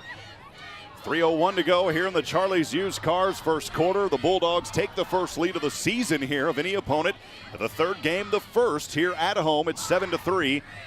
And New Waverly set to kick this one away in just a few moments. Callaway Edney, the senior, set to kick this one away. And they will break out here. I would not expect, although I've seen her practice these, I wouldn't expect an onside here, but maybe she is kind of that onside specialist. Yep. And that is not going to be the case here, though. This one will sell and drop around the 27. That young man fell on his knees before the 30. So a little slip and dip. You can see a little bit of turf down there. And not able to get his footing down there was Dylan Derryberry. And boy, the turf monster got him, and that knee down and just inside the 30. So good defensive field position here for New Waverly. Yeah, you can just see the New Waverly team start to feel a little bit more confident. They know that the defense can play with these guys, but a little bit more swagger coming in this quarter. And we'll see how it plays out right here. A few moments ago for New Waverly, a drive that started on their own 44. It was their 4th possession of the night after coming off of losing that onside kick, a 60-yard pass into the hands of Reese, leading 7-0. That's your DoubleDave's Pizzaworks scoring drive recap. Here is Anahuac back from just inside their own 30. A handoff here to the right side, and once again a little pummeling action going on. The dog pound out of the cage tonight. Some players down there. Trey Davis was down in there on it. Yeah, it was a five-yard gain, but Trey Davis, the second, came up nice, scraped across, typical linebacker fashion, just like you linebackers are taught to do. So about a 4-yard gain here. 2nd and 6. High snap. Bodies flying all over the place here, and another lunge up the middle for a short gain, bring up 3rd down. Ball carrier there on the play. Shields was in there on it as well. Yeah, Jude Shields, the defensive lineman, coming up big. It's going to bring up 3rd and short. Important down for New Waverly right now to see what they can do. It's 3rd down and 2 for the Bulldogs. For Anahuac Feather, and this Bulldog defense trying to find a way to hold them here. One receiver down to the left, one back to either side of Trotter. Steps back, throws over left side, wide open, 45. Down, trying to cut that corner, just out of bounds at the 50. Maybe marked at the 49. A good grab and go there by Talon Cunningham. We've called that young man's name a couple of times tonight. Yeah, tackle on the play made by Zeke Barahale. One thing that we've been noticing a little bit is the New Waverly defensive backs playing a little bit off. I don't know if that's going to continue as they continue this passing attack. Trying to run up that left A gap there, and a good healthy run on 1st down was Thomas Dalo. Trevia Davis getting in on the tackle, but not before a healthy gain of about 5. It'll bring up 2nd down and 5 inside New Waverly territory at the 46. Quick hurry up here, sweep over to the right side. Garrett Dye, he's got all sorts of room across the 40, 35, and down at the 30. That'll move the sticks again, and now that hurry up offense and the rhythm starting to work for Anahuac. Anahuac just going a little bit of tempo. They like the toss to the outside. They want to try and get outside and attack and run the ball to their sideline. Under center here, handoff goes to the back, trying to lunge forward, pummeled to the ground is a good play there by Dylan Thomas, but we do have some laundry. We've seen several penalties tonight for Anahuac, and we'll see if this is another one. It is on them, maybe another hold. Yeah, looked like there was a hold on Noah Vick. Vick came up to make the play and was just thrown down. So, this is only the 2nd game of the year for Anahuac. So some of the cobwebs, they have not worked out yet. But if it's New Waverly, hey, we'll take it. That's a 10-yard penalty. It's another 10-yard variety. Bring up 1st down and 20 now. That ball will move back to the New Waverly 39. Logan Trotter will try to bring him here. Anahuac trailing 7-3. 50 seconds to go here in the Charlie's Used Cars first. Tell you what, man, it seems like we're already in the 2nd. Yeah, things feel like the tempo has moved just with Anahuac picking up this tempo and New Waverly getting their 1st touchdown. Trotter, quick pass over to the left side, little sweep, give and go, nice little hitch route. He may take this one to the house. 5 down inside the 3-yard line. That was a beautiful setup play design there, and Thomas DeLeo almost getting in the end zone for the score. Yeah, the flea flicker is a play that Anahuac has all throughout their film. They love it. They're confident in it, and I don't know. There's some discussion here. A hold. So this one's coming back. That's a big penalty, big advantage for New Waverly. I wouldn't be surprised if they run a double pass or a flea flicker again. Anahuac loves unbalanced as well in their offense. Yeah, boy, once again, another penalty. And that has kind of been the name of the game right now. Anahuac really doing some damage to themselves. And It's one thing that this New Waverly defense, though, staying on top of it, saying, you know what, let's take advantage of these penalties. That'll move it to the 35. And 1st and 15 coming up here for the Panthers. And we'll see if they get a playoff. Down to 18 in this Charlie's Used Cars first quarter.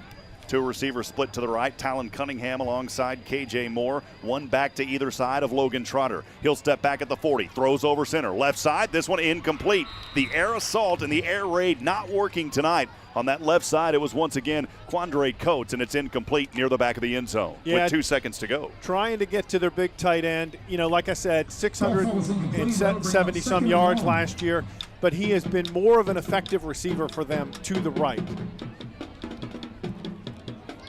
Yeah, you got to watch Coates, though. That is a big body down there. That young man, a junior, tight end on the offense, defensive end on the defense, maybe one of their biggest players.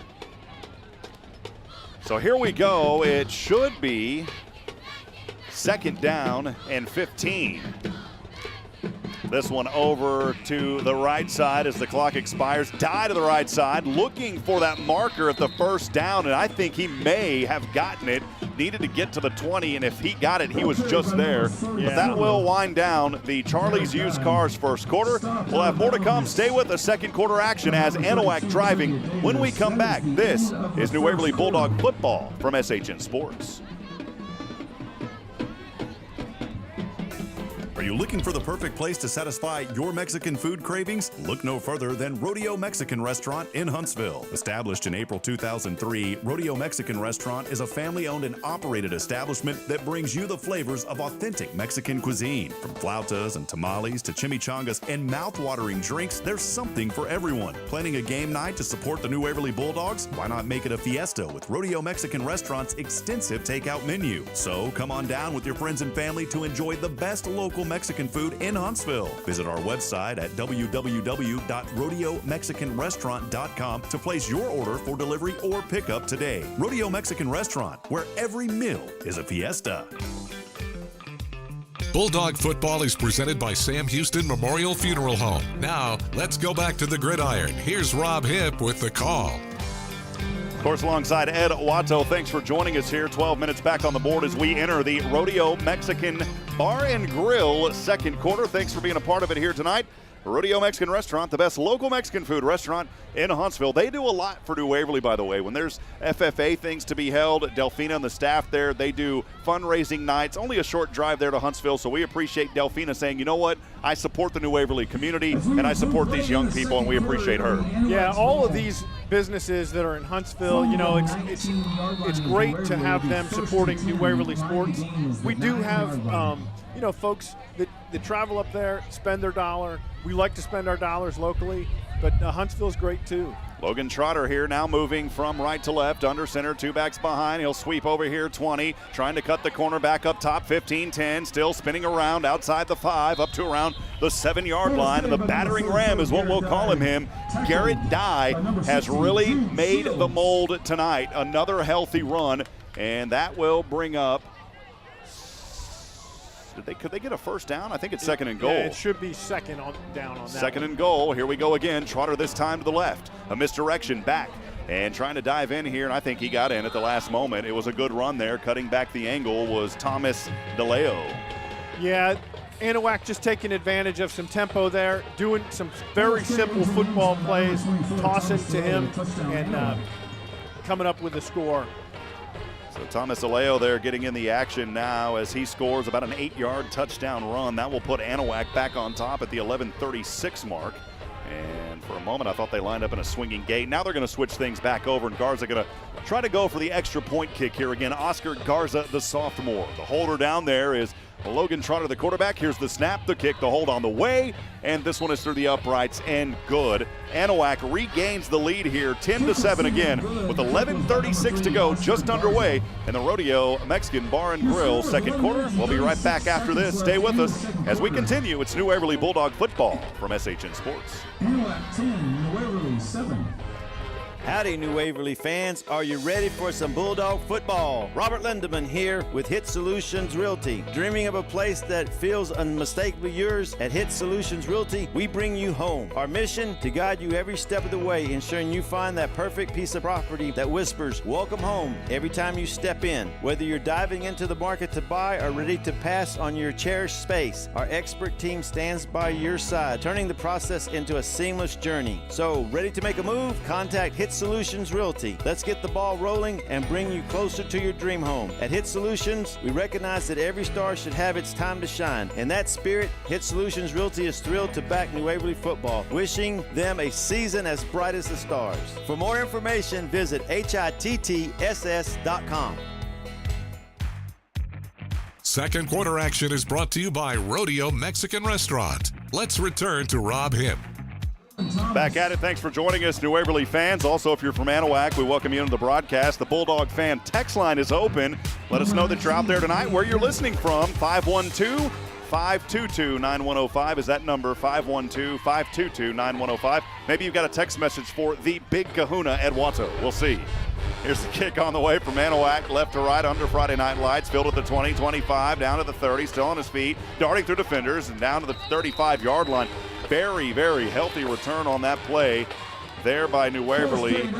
And Cade Garrett there, the quarterback, the return man. He's going to stay right out there now to direct this offense. Yeah, I think, those first couple drives, we saw Cade Garrett probably had some first game jitters of being named the starter. He comes into that, we had a turnover by a fumble.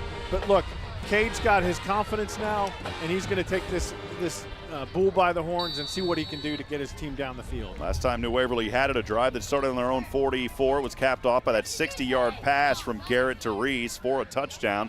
Did not even have to get into the Vicki McKenzie real estate red zone. And we really haven't seen too many of the McGilberry mechanical heating and cooling first downs here in this game either. We'll see if we can get one right here. Here's Garrett from the 25 rolling back. He's going to tuck and run here across the 40. And he spuns his way into the first down territory near the 50-yard line. There is the McGilberry mechanical heating and cooling. First down for the Bulldogs. Yeah, Cade Garrett is a threat to run. If he gets pressured outside of the pocket, feels the pressure, and sees some open space, he's going to take as much as he can get. And Cade Garrett, we want him to learn to run out of bounds potentially, so that he doesn't have these big hits on the sideline, but gets the first down for his team. That will move the chains again on a McGilberry mechanical heating and cooling first at the 49-yard line. New Waverly on their own side. Garrett, low snap, rolls on the 40 to the left side. Flags fly. This one thrown and incomplete. Bounced off the fingertips of a defensive back there. It was Tyler Kelly who got that ball popped up, but we'll see if this may be one of the first and few penalties for New Waverly so far tonight. And yeah. It is. It's a face mask there. Face mask. Intended receiver on the play was Zeke Barahel. Cade Garrett was just rolling out to his left side. Threw a really nice ball to Zeke Barahel, but just in the vicinity were two defenders. We want to try and avoid him get with all the white shirts. That will move the ball back for New Waverly. It's one of the few penalties that we've seen tonight. That'll bring up first down and 20 now, a 10-yard variety of penalty. Goes to the 39-yard line. That ball resting in between the marks with 10:48 to go here in the Rodeo Mexican Restaurant, the Rodeo Mexican Bar and Grill. Second quarter, New Waverly trails 10-7. Garrett running back behind him, two receivers to the left. High snap, delayed handoff, and boy, man, just sliding in there was Tyler Kelly. Kelly putting a quick hit there on the running back for New Waverly. Yeah, Hunter Henry had the ball there. He got the ball, and linebacker came right up and filled the hole. Really didn't have much of a chance. Clock continuing to run. We'll get to some of those text messages here in just a few moments that are coming in tonight on the Bulldog fan text line. Again, you can send those as well to 512-522-9105. Let us know that you're out there tonight. So we'll get this one in action moving here. New Waverly, second down and 20. Garrett looking for an open defender. He's not going to find it now. Trying to elude a sack. Throws this one away at the very last moment wisely as he was being chased back there by a host of Panthers. One of them on there was Caden Campbell, bringing a little bit of tear on the backside of New Waverly, and unfortunately there for Garrett, but he did get rid of it. Yeah, Cade Garrett just, trying to make a play. I think he was trying to get that as far out of bounds as he could. But, I don't love that call. He was outside of the tackle box. Wow. Yeah, so they called intentional grounding here on this. That's going to set it back even more. Now 3rd down and very long for New Waverly. Call it about, 3rd and 25 now in that vicinity. Yeah, I think, we're early in the season, but I think Cade Garrett there clearly was on the run outside of the tackle box. Garrett, for the moment, was over on the side talking things over. Now he's back in there. He'll line up in the gun, running back behind him, one receiver to either side. Steps back beyond the 30. Chase throws this one way deep down the field and wildly incomplete. He was just trying to let that one fly. The intended receiver was going in the direction of Kenton Reese, who had the big grab earlier for the touchdown. This time, though, New Waverly's going to have to punt this one away. Yeah, I think you see left-footed kicker Crawford Reisner coming on the field, and looks like he's got the wind with him. Hopefully he can get this one up high enough to catch some air under it. Yeah, Reisner is out there right now.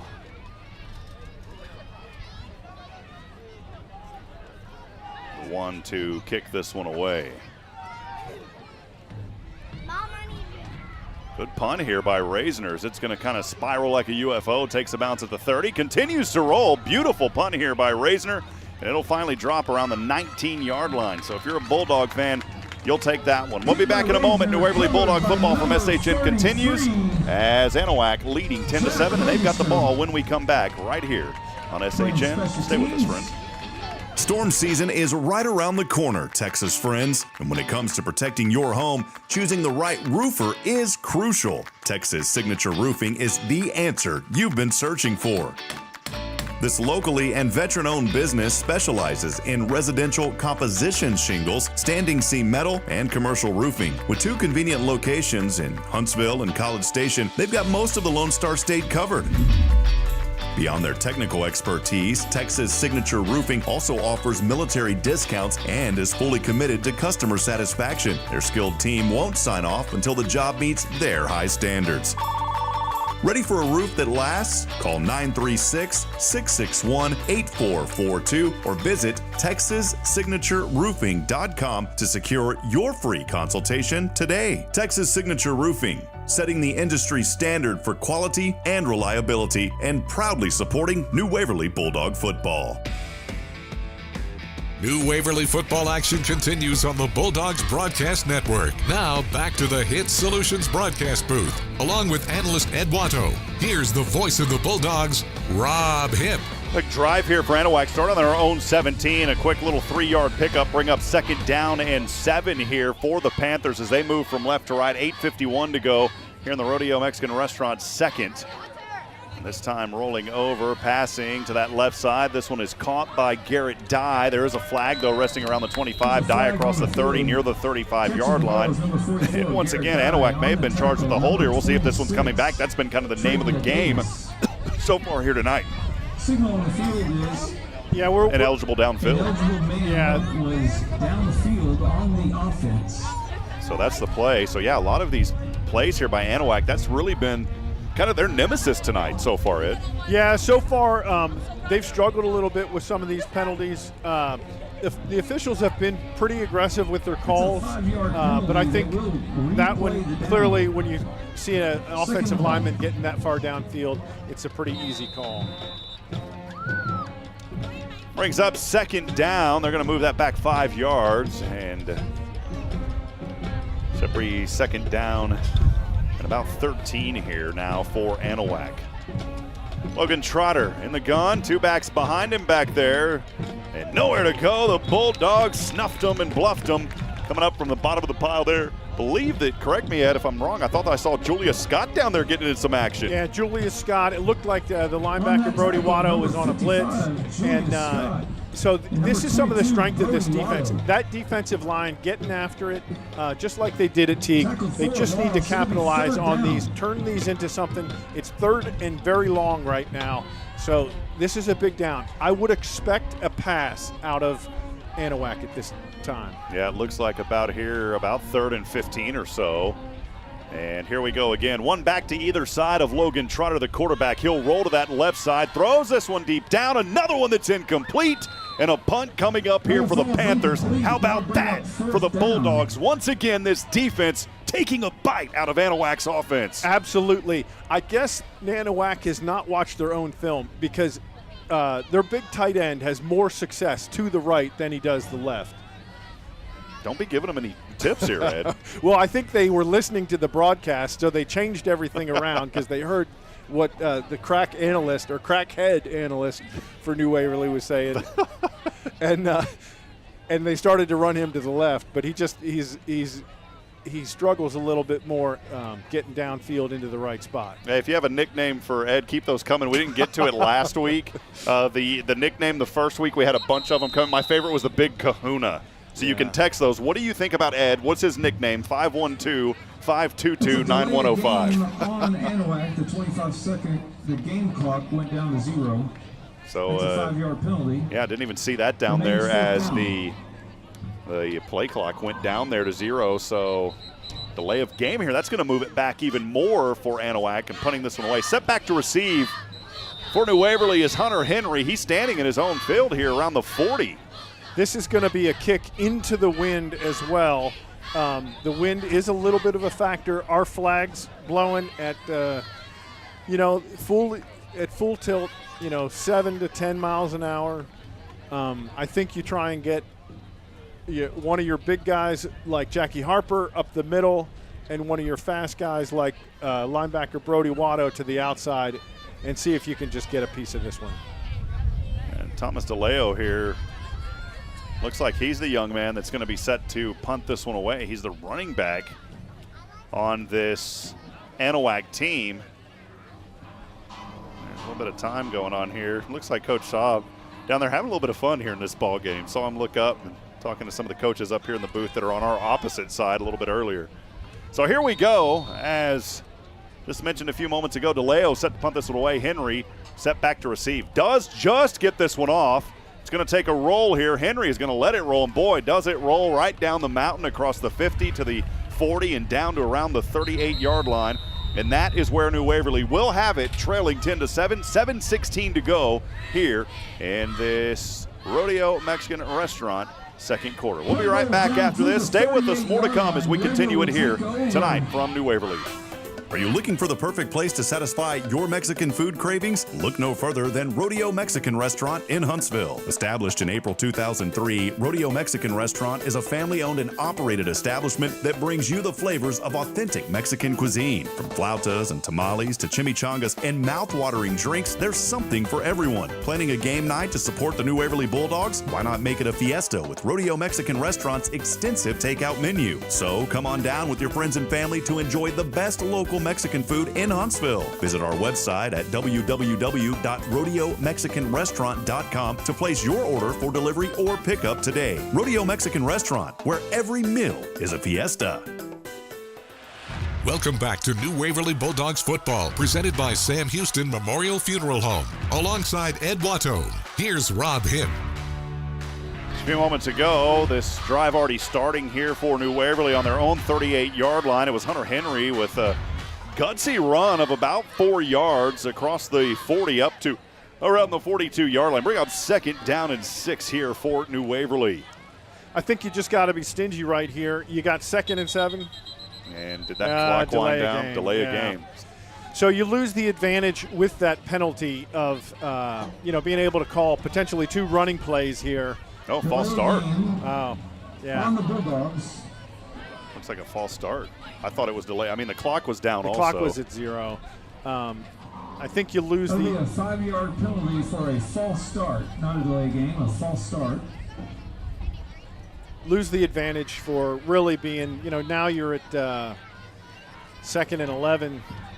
You were in a really good position with kind of a 2nd and 6 where you could kind of just take 2 running plays. Just try and get a first down and keep this thing churning down the field. Keep an eye on Kenton Reese there to the right. 2 receivers down. Here's Garrett. Quick handoff goes over to Henry, trying to stiff arm his way forward. He cannot cut that angle and go back upfield. Instead, he goes down and loses some yardage here back near the 30. Where are they going to mark this? Around the 34 or so. So a tough break there. And once again, here we go in those 3rd down and long situations. That was not a problem for New Waverly throughout that first quarter and a half. Yeah, there's a lot of pursuit there. Same as we saw in the Shepherd game. I think, with some of these, maybe you start to consider a screen option or something like that. We'll see what Coach Strati dials up for the offense. Dylan Thomas and Kenton Reese, 2 receivers up top to the right, 1 down to the left here for New Waverly. Garrett takes the snap, rolls to the right side, just outside the 20, over his right shoulder, and it's incomplete. He was trying to float that one and drop it into the hands of Houston Forrester and could not separate the trees there, and it'll bring up 4th down and long. And New Waverly here with 5:35 to go on the Rodeo Mexican Restaurant second. Going to have to punt this one away, trailing 10-7. Yeah, Reisner with his last punt came up with a big 46-yard punt with the roll. He's kicking with the wind. Left-footed kicker, maybe he could just get it up in the air and make something happen with that. 3rd punt of the night here for New Waverly. We've seen now back-to-back-to-back punts. If you go back to New Waverly in their 5th possession, the 5th for Anahuac was a punt, and now New Waverly punting yet again. And Reisner standing around the 25, gets the handle. Good punt here by Reisner. This one will take a drop, takes a bounce, still rolling, and it will continue to roll down the hill to the 30-yard line. So a good punt there by Reisner. 6th possession coming up for Anahuac, and they will start this on their own 30 with the lead, 10-7, moving from left to right. We'll go ahead and keep things right here, Ed. Yeah, we've got a ton of sponsors here. Oak Ridge Disciple House, a 501c3 nonprofit Christian character building ministry, helping men ages 18 and older who are suffering from drug and alcohol addiction. Learn more at oakridgedisciplehouse.com. Big thanks as well to Vicki McKenzie Real Estate. Your perfect home is just a play away. Going back to Oak Ridge, that's a good buddy of mine, Joshua Harris. He's not even from this area. He's in Central Texas, but he always likes to be involved in high school sports, so we appreciate Joshua. Here's a quick one. This one bobbled, but caught on that left side. A drive here from the 30 and trying to bounce forward. Forward progress, going to give about 8 yards there on the left side. And a good play there by Anahuac, and I believe that was Talon Cunningham there with possibly, I think it was his 2nd grab of the night. He'll get 8 yards on that, 2nd down and 2 on the way. Yeah, Jude Shields coming up with the tackle, but they're going a little bit tempo here. Here we go again. The tempo continues. Flag flies way back on the opposite end of the field, so the back judge saw something back there on a run up the middle here. Did not get across the 1st down marker at the 40, and we'll see. This one may be coming back. Yeah, I'm not seeing the signal. He's signaling over to the other part of the field, running over to talk to the official right now. There's a flag on the field.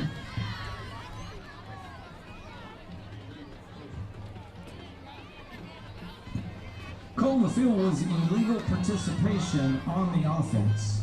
Had someone there on that offensive side that wasn't allowed to participate. They had more than 11 players on the field. Had more than enough, more than a handful of players on the field. Ed. It's beneficial to get 8 yards. It's pretty easy to get 8 yards if you have 12 guys. That's a 5-yard penalty. That's going to move it back here 5 yards, and 2nd down and a long 7 coming up for Anahuac. Again, leading 10-7 are the Panthers under 5 to go here in the Rodeo Mexican Bar and Grill. 2nd quarter. Appreciate you joining us tonight. Keep those texts coming in to 512-522-9105. Again, 512-522-9105. That is the fan text line tonight. Here is the handoff and drilled immediately on the play. Boy, made that one look easy was Houston Forrester. He didn't even hit the ground in Forrester. It's the strength of this New Waverly defensive line. They need to continue to build off of this, play inspired football, but create havoc in that backfield, not over-penetrate, but go right to the mesh point and get a nice stop for his team. I think he may have got back to the original line of scrimmage. So here is Trotter again lining up in the gun. Empty backfield this time. He is drilled. Oh, baby, he got slammed down to the ground. Nowhere to go on the play. And a big drop back there for the loss. And a big 4-4 coming up on it. Houston Forrester splitting the trees tonight, waking up the forest. Yeah, Noah Vick with a big sack there, bringing up a game-changing play for his team. Going to bring up 4th and long.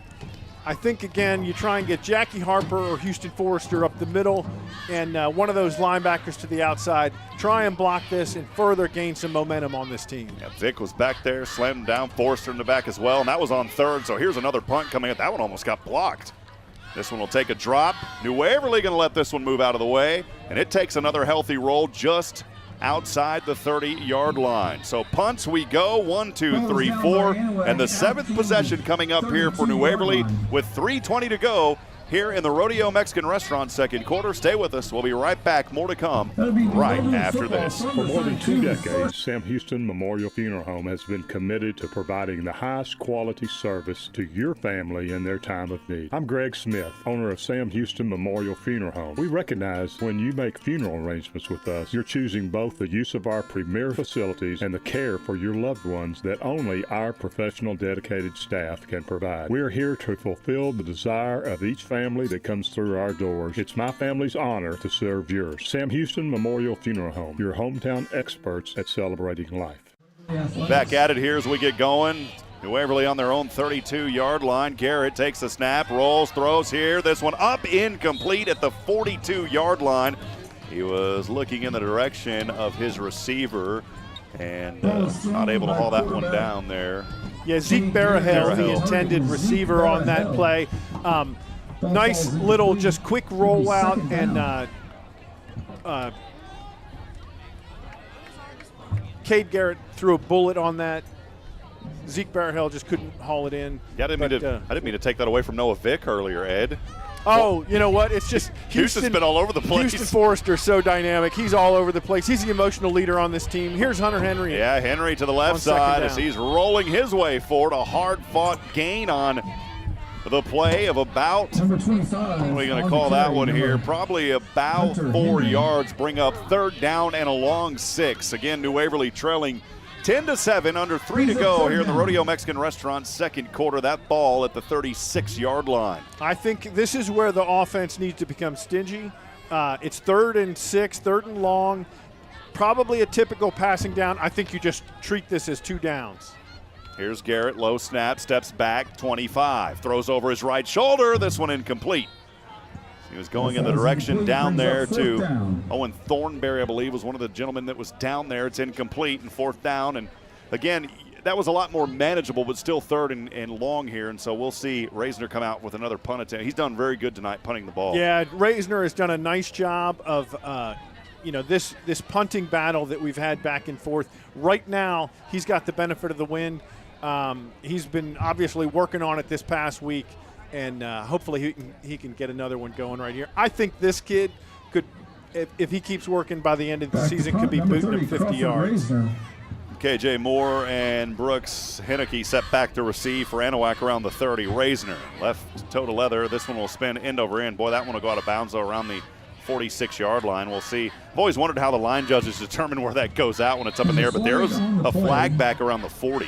Went out about the 40. Yeah, I'm just not I didn't see what the call was. I was watching the ball. It was in the air, but there's a conversation going on at midfield right now. Looks like it may be against Anahuac.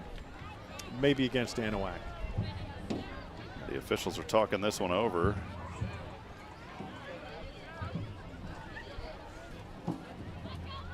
Chop block back there. Man, yeah, that's going to go. It's a first down. First down for New Waverly. Play, there was a personal foul. On the defense. Yeah, so you get this first down on a penalty here. You really, at this point, I think you have to be thinking about, okay, as a member of the team, as a coach, that we have to get, we got 2:27 on the clock, and we have to get this ball down the field, move it efficiently, be stingy all the way down, take only the most calculated risks if you're going to take any risk at all. all 11 men staying on their block till the whistle. Junior running back Hunter Henry back in there now for New Waverly, as that will move the chains on a penalty. We'll take it on a McGilberry Mechanical Heating and Cooling first down for the Bulldogs. Running back onto the field here is Kenton Reese, who had that 60-yard reception for a touchdown earlier in this ball game. Garrett in the gun, steps back near the 40, throws this one, airs it over to the left side. This one is down. Dylan Thomas just out of his reach and incomplete on that left side at the 10-yard line. Intended for number 1, Dylan Thomas. Yeah, trying to with the big change, trying to change the momentum with a big throw. Second attempt. I think that it's good to be aggressive and good to get those big hitches down the field. But at this point, there may be a scenario where you go double tight ends and just try and get a first down. And ball at the 49-yard line, second down, and long coming up here for New Waverly on that left side. Dub Simmons is a receiver, 4-receiver package here. Garrett will step back to the 40, throws again over center. This one up in the air, and it is incomplete. It was broken up on the play. Intended receiver down there for New Waverly was Kenton Reese. And a lot of credit goes to that secondary for Anahuac. Breaking up that play there was KJ Moore. Yeah, the being very aggressive, trying to get the ball and come up with the big play. That one, I think could have been potentially drawn a foul. It did not. Was well defended on the play as Kenton Reese was trying to haul that one in. 2:13 to go here in the Rodeo Mexican Restaurant, second quarter. Thanks for joining us tonight here on SHN Sports for New Waverly Bulldog football. 3-receiver package here, 2 up top to the right, 1 to the left. 2 backs here with Garrett, all alone now. Throws, this one gets batted down at the line of scrimmage. That big man, Quandre Coates, coming in. He is a big body down there, and that time making his presence felt known. And Reisner set to kick or punt another one away. It's been the punt show here in this quarter. Yeah, it's been a war of punting. 5 in a row. With 2:09 on the clock. I think, at this point, you punt this one away, try and pin them deep as you can, and get down there and play some stellar defense to see if you can get the ball back quick. Reisner standing around the 39, eagerly set to receive this long snap. There it is. I don't think he drops the ball down here, and Anahuac's able to fall on it. I think Reisner, for a moment, stuttered there because he thought, man, this guy's going to block it. He was trying to decide, should I run or should I punt it? And then in the confusion, just lost the ball. Tough break there for New Waverly. Anahuac disrupts just a real aggressive pursuit by the Anahuac defense. Nicely defended on the punt. I think, Crawford Reisner, super kid, has not been in that situation enough times to really know, trying to think. And, it's like you've got the guy that's shooting free throws and then does great, but then one person yells out something in a quiet gym and it totally throws him off. That's a good analogy. And it looked like maybe a false jump there, a false start. They didn't call it. This one will go over to Coates here on the right side as he stiff arms his way down to the 10, leaps his way forward and lunges to the 5-yard line. And like I said, though, Ed, I'm not going to go back, but it looked like there was a jump on that right side of the line for Anahuac, and there was no call, and that may have allowed some of that separation. Yeah, I think it was just he was caught off guard, maybe wasn't ready for the snap. I'm just not sure, but tremendous kid, just a tough break.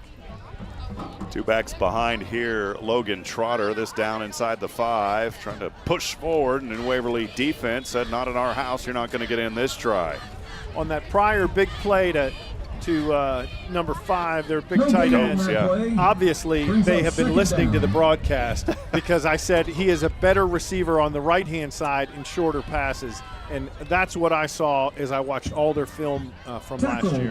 Thomas Leo back out there, 2 backs behind. Trotter throws over left side in the corner. This one knocked down and incomplete. Great coverage back there by Kenton Reese.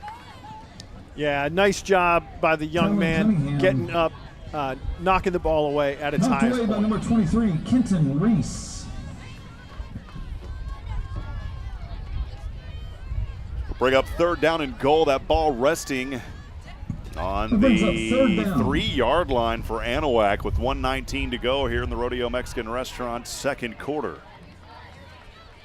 So here they go. They'll break out of the snap. I would expect them just to try to punch the ticket up the middle here. You got your two big backs in there alongside Garrett Dye, and one other one there to the right side is Thomas DeLeo. And now a false start. Whistled before the snap. False start by Anahuac. We've seen several offensive penalties here tonight, and if that's against Anahuac, which it is, that's going to move them back 5 yards. The referee is a false start. Bring up third down and goal now from the 8. Yeah, it looked like they were trying to go, hand that one to the fullback with the bodies and the personnel that they had brought in. I wonder if this changes their calculations as far as trying to get this one into the goal. We'll see. New Waverly defense at this point has to be thinking covering all parts of the field, left to right, pass or run. Is viable here. Yeah, and that big receiver there and also playing tight end. Coates will line up far to the left side, part of a 3-receiver package. They're going to look in his direction. No, one wide open back there. Luckily, it gets away from KJ Moore because he was wide open like the Lone Ranger back in the day in the back of that infield or the end zone. Yeah, it was a situation where you have two receivers and the quarterback really has the pick of the one that's closer or farther. He chose the farther one, but either one would have been a good choice, just overthrown on the play. Well, here we go. Big defensive opportunity here, and we'll see. Instead, they may elect to go for a field goal here. That ball resting on the 8, so a 25-yard field goal. They already had one earlier in this contest from 22 yards out. So here's the snap, the hold, the kick is on the way, and from here it looks good. And it is. So Oscar Garza there able to knock another one in. This time again, 25 yards out. And a little bit of an extended lead now. Still within one touchdown, though. It's 13-7 as Anahuac will put a little bit more on the board. Still got 1:13 to go. We're going to keep things right here, though. But 1:13 to go. What do you dial up here? Do you try to take this thing down the field? You still have 2 timeouts. I think you go down, try to score, and go into the locker room with the advantage. Yeah, I think at this point you've got to be diligent in managing your clock. 1:13, 2 timeouts. You can still run the ball, but maybe some screens. You've got to work in some passes potentially to the flats. The long developing plays are probably not going to be in your favor. Big thanks to more sponsors tonight. DoubleDave's Pizzaworks. They are our scoring drive recap sponsor. They had one here earlier in this game.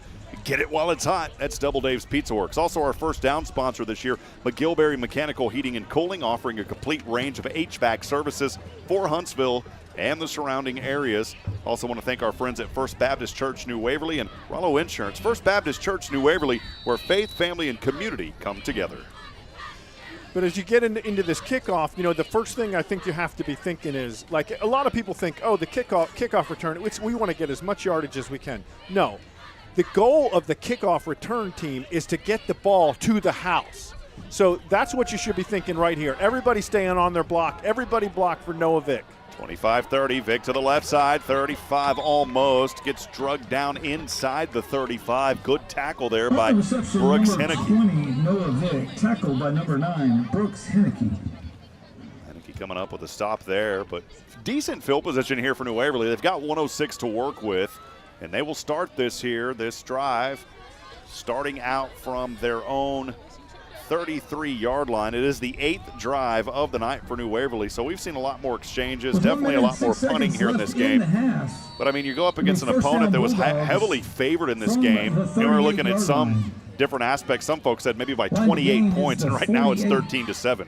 I tell you, I think in this situation with Cade Garrett, I think you work on some quick passes that get him and where he can throw the ball. Well, he's going to air this one out deep down here to Dylan Thomas. It's bounced around. Thomas catches it. 10-5. Touchdown, New Waverly Bulldogs. Mama, what a play.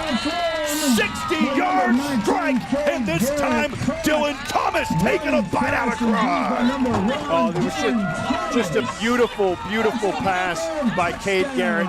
Throwing big. They liked Coach Strati liked what he saw when they were testing that out on the earlier drive. But I think if you can add this extra point here, it's going to go into the locker room feeling really good. Wow, what a dart down there to Dylan Thomas.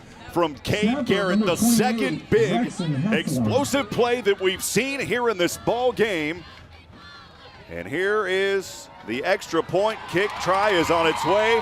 And New Waverly regains the lead with only 10 seconds in that drive. It was one play, one strike to Dylan Thomas. Yeah, Dylan Thomas just has a nose for the football defensively.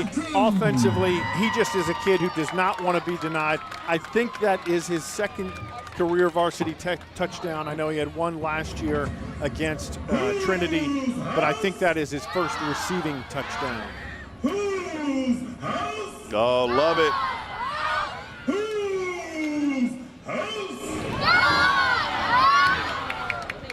We used to yell that at Austin Spurs, a minor league of the San Antonio Spurs in Cedar Park, Texas, and there was a guy we used to start the chants, "Whose house is this? Our house." Love hearing it here tonight at New Waverly. Moments ago, a drive. It was a one play, one reception over 60 yards down from Cade Garrett, this time finding Dylan Thomas in the end zone. And the extra point kick try was good by Callaway Edney. And it's 14-13. New Waverly regains the lead. That is your DoubleDave's Pizzaworks scoring drive recap. Once again, they didn't even have to get into the Vicki McKenzie Real Estate Red Zone. I've been wanting to say, you know, we're inside the Vicki McKenzie Real Estate Red Zone. Step into the Red Zone with Vicki McKenzie. Your perfect home is just a play away. But Vicki, I'm sorry. We just, you know, we'll take the big plays.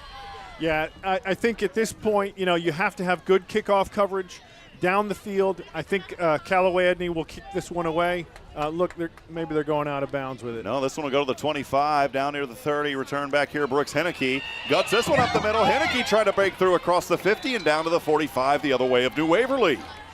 Well, some opportunity here with 2 timeouts for Anahuac. Yeah, Anahuac only with 56 seconds to work with, but, you know, they are a team that can go hurry up, and I think, you know, they got some tools that can demonstrate they have some big play capability. New Waverly's defense has to rise to the occasion right here. Yard line, the New Waverly 40-yard line. They are going to put it on the New Waverly 40. And wait a minute, they're going to move this. No, they're going to move it back a little bit. So at the 44. So they're going to put it on the New Waverly 44. First, they had it at the 40, then they moved it back. Yeah. Well, hey, that's good if you're a New Waverly fan. So here goes Anahuac. Trailing by 1 point here, 54 seconds to go. This one almost intercepted. Oh, man, it was at the 35 and right in and out of the hands of Trey Davis III. Yeah, Trey Davis III, just in nice coverage there, playing the zone. Just couldn't hang on to it. Ball returns to the original line of scrimmage, second down. Let's take it right back here to the 44. I want to give a shout out to some more folks up here that do such great work. Kevin Edney, the public address announcer, as he brought up some really good pulled pork sandwiches earlier. You had the sausage on a stick, but Nathan, TJ, and I had the pulled pork. Man, it's good. He needs to open up a restaurant. I tell you, Kevin could step it up just by bringing us some ice cream. Man, he's already done. He's already done more than I would have ever expected. I don't know. Man. I don't know. But the ice cream truck has been busy all night over there. Here's 2nd and 10. This one is up, caught by the big man Coates. Boy, he took a lick though, fell down, and it didn't really phase him. He's such a big guy. He needed 10 yards. He got 10 yards to around the 34-yard line. So that will move the chains. No, they're going to say he's 1 yard short. So here's 3rd down and a short one. Quick hurry up for Anahuac. Rolling over to the left side. This one is caught at the 40, 35, down near the 20 and out of bounds to stop the clock at 34 seconds. So a good grab and go there by KJ Moore. Yeah, and I think, you know, if you're Anahuac here, you're thinking we want to, number one, we want to score. But the second thing is, you know, if we can only walk away with a field goal at halftime, we want to come away with something.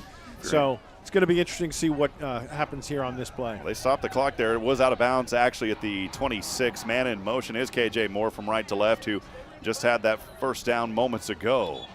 And we've got some whistle here to expect a timeout. It is called by New Waverly. We'll step aside and take it with them as we are winding down the Rodeo Mexican Restaurant. 3rd quarter, 34 seconds to go. Stay with us, friends. Got an exciting finish to the first half coming up. We'll be back in just a moment. This is New Waverly Bulldog football live tonight here in New Waverly, Texas.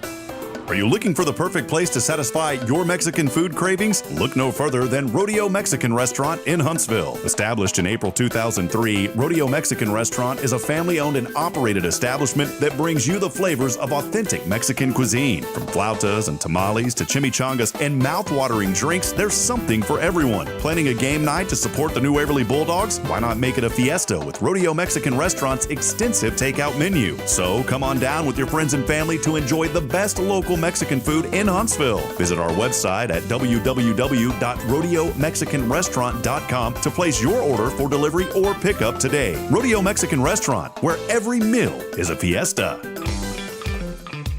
Bulldog football is presented by Sam Houston Memorial Funeral Home. Now, let's go back to the gridiron. Here's Rob Hipp with the call. Alongside Ed Watto. Had some nicknames come in for Ed a while ago. How about the Little Eddie or R. Eddie? Do you know who that's from? That has to be from Pennsylvania. Yeah, it says depending on what side of the family you're visiting. So I wouldn't say Little Eddie. He's a pretty big guy up here. So I think Little Eddie is from the one side of my family, and R. Eddie is from the other. Here we go. This one barely gets off over to Coates on the left side behind a back. Coates going to try to take this one to the house. He does. Oh, man. Gosh. Coates one play scoring there from around 25 yards or so on the screen, and Coates brings it in, and that'll give Anahuac the lead. Yeah, it's just unfortunate, this chain of events after a big score by New Waverly, and then that little bit of emotional letdown coming into this, big kickoff return by them kind of sets up this score with Coates. Line up temporarily in that swinging gate, and we'll see if they decide to go through it. They do this time. Pass over right side. This one is up and incomplete, so the two-point conversion isn't there. Trying to get it to 21, but it's going to rest at 19-14 as Anahuac regains the lead. And boy, they do that one very quickly in just a little bit over a minute, able to respond after New Waverly had a quick touchdown in 10 seconds. But you know what? New Waverly still has one timeout, 25 seconds to work with. I would expect another big shot from Cade Garrett. He's had two already in the first half. Yeah, I think you take another shot with this little bit of time. You try and get as much as you can out of the kickoff return. But also, I still, think kickoff return is underappreciated for its ability to change the game. New Waverly, their ninth possession. There has been a lot of ball movement here in this first half, a lot of changes of possessions, and each team getting a lot of just that non-district experience here tonight. And, boy, for New Waverly, though, I know, you see Anahuac come down and score, but you've got to be proud of your team tonight. They're coming to this ball game 0-2. Really high expectations for Anahuac just to come in here. Some folks say just blow it through the roof. Well, they have not done that. So credit these Bulldogs for holding tough here in this first half of play. Like what I'm seeing from this team here on their first home game of the season. Yeah, the Bulldogs showing a lot of resiliency. It's all starting with that defensive line, and then inspiring others on the team working out. And the young guns are stepping up. Here's Oscar Garza set to kick this one away. Does short kick, going to be fielded here around the 20. Dropped though, and now picked back up. Got to retrieve yourself. Here's the ball carrier. I believe it's Devin Wilson, if I'm not mistaken, across the 20, just a couple of yards there around the 23. Trying to see if that was him. Yeah, I thought that was fielded by Devin Wilson. Looks like he got a couple of yards out of that after recovering that. 19 seconds. One timeout here for New Waverly. Although they are backed up a little bit more this time around, looks like their own 22-yard line. Line gain will be the 33. So what do you do in this situation if you're, our Eddie? What do you do in this one? Yeah, I think for this, you take another shot downfield, hoping that you either complete the pass or you draw a penalty. Make sure to stay with us at halftime. We'll feature the bands on the Nelson Amaya's Collision Center halftime report. We'll see if Anahuac takes a timeout here. They do. We'll keep it. We'll go ahead and keep it right here, Ed. Yeah, so I think, Anahuac probably, just having the same conversations that New Waverly did just a few minutes ago when they had taken a defensive timeout. But I think New Waverly, I think you try and take an aggressive shot at one of your fast guys down the field, hoping that you're going to wind up with either a penalty out of it, or you're going to complete the pass. Some shout-outs tonight to folks on the YouTube stream. Charles McDowell earlier tonight saying, watching from Colorado, let's go Bulldogs. Stephen Gregory chiming in, and then a few moments ago, my beautiful bride, Bridget, saying, Braylon says hi. Talking to Daddy. Love that. My little girl, 23 months old now, or 22 months old, saying, go Bulldogs. I'm going to get her, I'm going to record Braylon because she speaks very well. I'm going to get her to say go Bulldogs, and we're going to have to incorporate that into the broadcast. We absolutely need that for the next broadcast. And I tell you, I mean, we've got people all over the country on this watching this broadcast. It's great, man. We want to showcase these young athletes, and we appreciate the New Waverly community. Here we go, Cade Garrett. Pressure coming, throws over center. This one bounced around. It's incomplete. That bounced off the field. That is not an interception. And luckily the back judge was right on that. A lot of pressure in the face there, but there is a flag on the field. We'll see if that goes against New Waverly because, boy, Garrett was under some tremendous pressure there. Yeah, it looked like it was in the area of some sort of hold. I'm not sure. Call on the field is an ineligible man. Ineligible man downfield, yeah. On the offense. So that'll take them back, and it'll still be first down. But look at this point with 11 seconds. Maybe you kind of say, you take one more shot maybe. With 11 seconds, then after that doesn't work, you just take a knee, go to the locker room. Yeah, I think that's I think that's the correct call. I mean, I think, trying to, the goal is to win the game, and you can't do that by taking a knee before half. So I think I'd take a shot. Still got 11 seconds, that one timeout remaining, and did New Waverly just call the last timeout? Whistle on the field. I think they did. We'll take it with them. With 11 seconds to go here in the Rodeo Mexican Restaurant. Second quarter, we'll be back in a moment. Stay with us right after this as we hear from our friends at Sam Houston Memorial Funeral Home.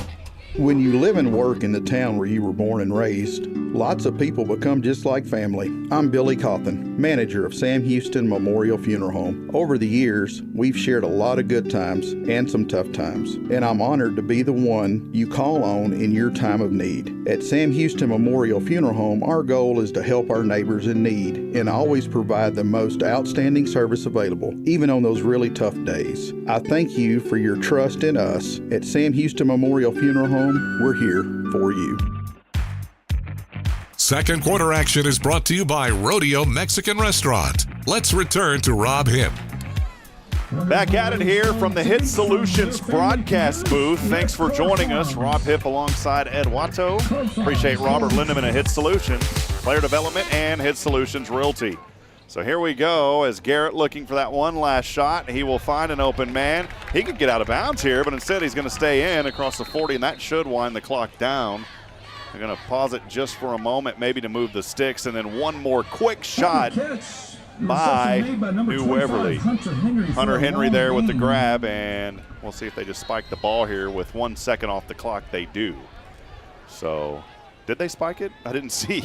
I didn't see that the chains were set. Yeah, they took 1 second off. I mean, what are you going to do here? Now a quick spike of the ball. They didn't take. You got to leave 1 second. The clock operator is not paying attention. You just got to leave one, please. Please leave one. I don't know, Ed. I think that may be it. I think everybody's standing around saying, wait a minute. Some of the officials, some of the bands starting to come out. Yeah. I think maybe you have 1 second. I think you have I think there's actually 2 seconds. Yeah, I think they're going to say this. Let's see what happens here. They're sitting around here. Players are still out there right now. The coaching staff is ready to head down to the locker room. They're still talking things over down here, Ed. I mean, I think you. See, I'll go to my cell phone view here. And, okay, here we go. Let's 2 see seconds. 2 seconds. You were right, Ed. 2 seconds. He heard you. Well, it's just, like all the coaching tips I gave to Anahuac earlier. Can't forget about Ranger Ed up here. Ranger Ed with the 2 seconds. Another text coming in for Ed Watto. I sent my voiceover guy, Jeff Lawrence, awesome guy. I appreciate the work that he did for us this year. The intros and those rejoins that you hear. It's a guy named Jeff Lawrence. He actually does a lot of voice work for a lot of Power 5 schools at the collegiate level for Learfield colleges. He's also the voice of Burger King in Ireland. And But I put out your name. I said, kind of flow it together like Ed Watto, not like Ed Watto. So he sent a couple of iterations of that, and I went with the one that sounded the best. You made a guy with a voice like that work extra? Yeah, well, he's a good guy, man. So I need to send him a very nice gift basket. There's your voice, which I think is fantastic. No, it's nothing like Jeff, though. Come on, and man. I used to hear on the radio driving up and down 45. I remember, you broadcasting games from El Paso and Sam Houston and the national championship and all of those. Well, I was going to say, if you're listening to one particular station, I think you are. You only picked it up for about a mile because that's about all the signal reached. So you were in there for that 1 mile, Ed. But appreciate your kindness, my friend. we do get We do get the signal down here in New Waverly. It's whatever 15 minutes away. Well, it's however the atmosphere is bouncing it that does, night. Yeah. It's all about the precipitation. All right, the precipitation. Here we go. Let's get back into it. 2 seconds remaining here in the Rodeo Mexican Restaurant second quarter. Empty backfield.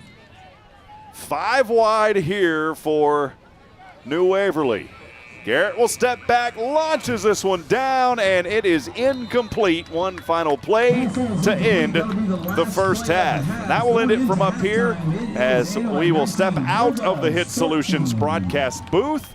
And coming up, that will start up the Nelson Amaya's Collision Center halftime show. We'll be back in a moment. Ed and I will have a little bit of a wrap for you, and then we will hear the wonderful sounds of the bands here tonight. Stay with us again at the half. It's 19-14 Anahuac with a 5-point advantage as we get halftime started here in just a few moments. As always, this is New Waverly Bulldog football from SHN Sports. Storm season is right around the corner, Texas friends. And when it comes to protecting your home, choosing the right roofer is crucial. Texas Signature Roofing is the answer you've been searching for. This locally and veteran-owned business specializes in residential composition shingles, standing seam metal, and commercial roofing. With 2 convenient locations in Huntsville and College Station, they've got most of the Lone Star State covered. Beyond their technical expertise, Texas Signature Roofing also offers military discounts and is fully committed to customer satisfaction. Their skilled team won't sign off until the job meets their high standards. Ready for a roof that lasts? Call 936-661-8442 or visit TexasSignatureRoofing.com to secure your free consultation today. Texas Signature Roofing, setting the industry standard for quality and reliability and proudly supporting New Waverly Bulldog football. Are you faced with a challenging negotiation? Are you looking for a professional that can help you? Why not discuss your situation with a professional negotiator? Rally Point Advisors has experience in personal, business, and government negotiation, as well as creating value for its clients. With experience in real estate, land deals, employment contracts, or working with government entities, Rally Point Advisors will listen to your negotiation challenge and help you find a solution. Call Rally Point Advisors today at 281-660-5076. Rally Point Advisors, simplifying negotiation and creating value.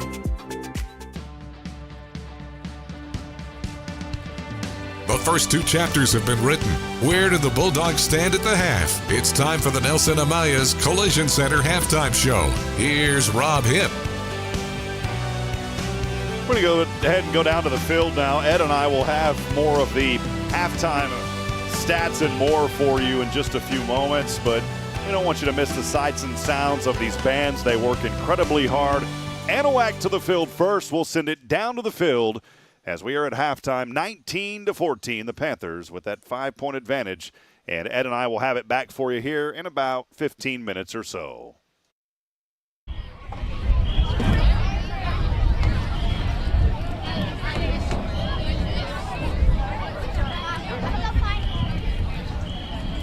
Kayla Cooper, Brenda Garcia, Chaplain, Jayla Curl, Ninelle Garcia, Jacqueline Cervantes, Abby Berneman, Cameron Braxton, Dahlia Carley, Allison Jordan, Casey Galindo Morales, Naomi Martinez, Juliana Campa, Kylie Foster, McKenzie Mays. Managers, Makayla Johnson, Brandon Villapando, and honor guards, Jalen Lewis and Yanisha Lewis. Spirit Girl of the Week is Kayla Cooper.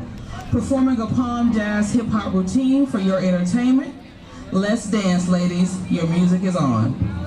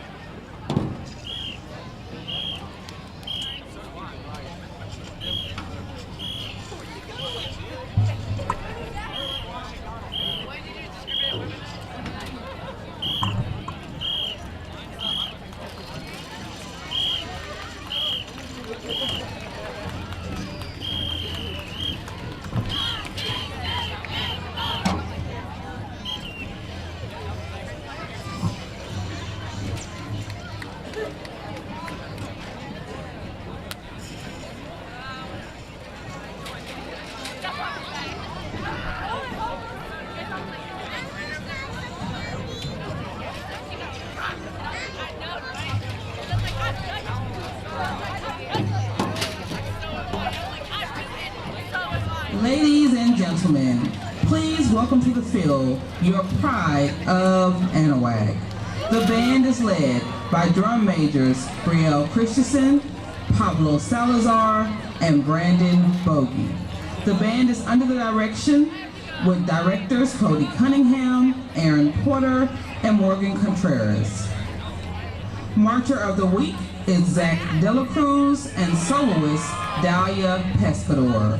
Tonight, they'll be performing a portion of their UIL show entitled From the Ashes. Drum majors, you may begin your halftime performance when your band is ready.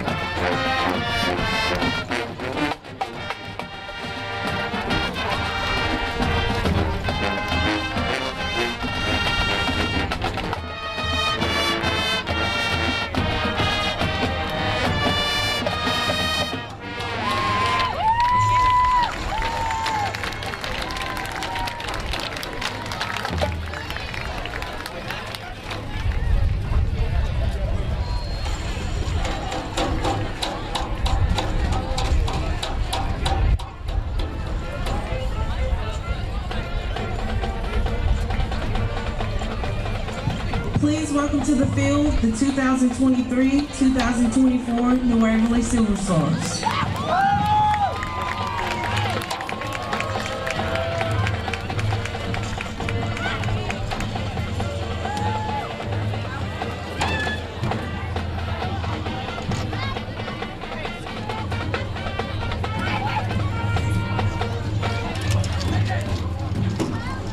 The Silver Stars are led by Senior Colonel Justice Shelton,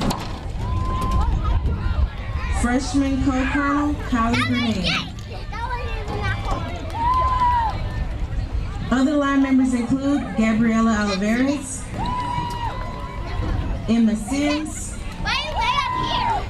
Lexi Williams, Mercy Shelton, Alexis Humphreys, and Abby Harrison. The Silver Star of the Week is Gabriela Oliveras. The Stars will be performing a streamer routine to Feel This Moment mix. Shine bright, Stars.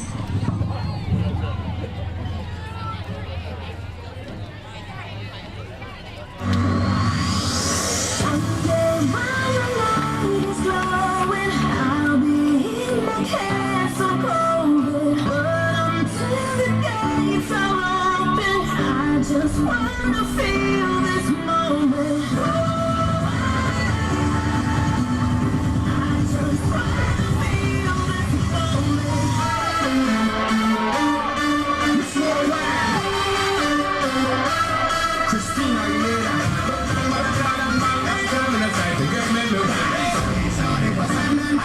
Let's get this thing drinking.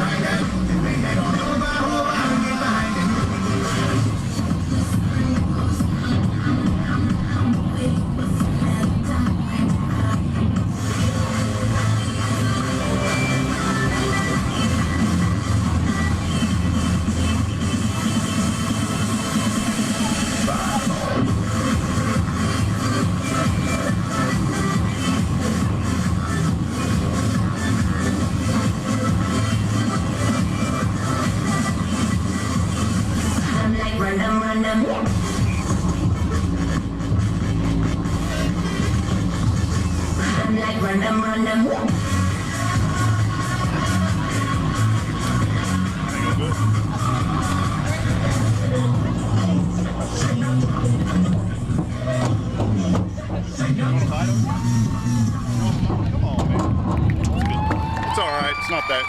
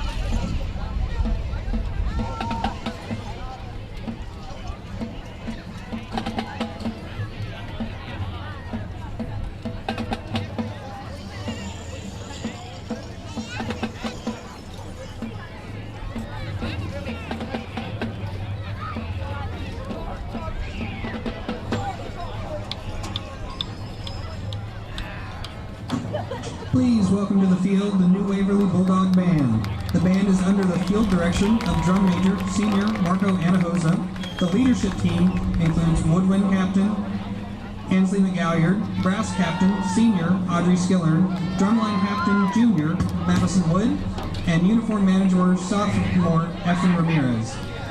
Recognized for esprit de corps for this week are Senior Ansley Galliard and Sophomore Olivia Mulaney. The band will be performing the first two movements of their Harry Potter-themed halftime show.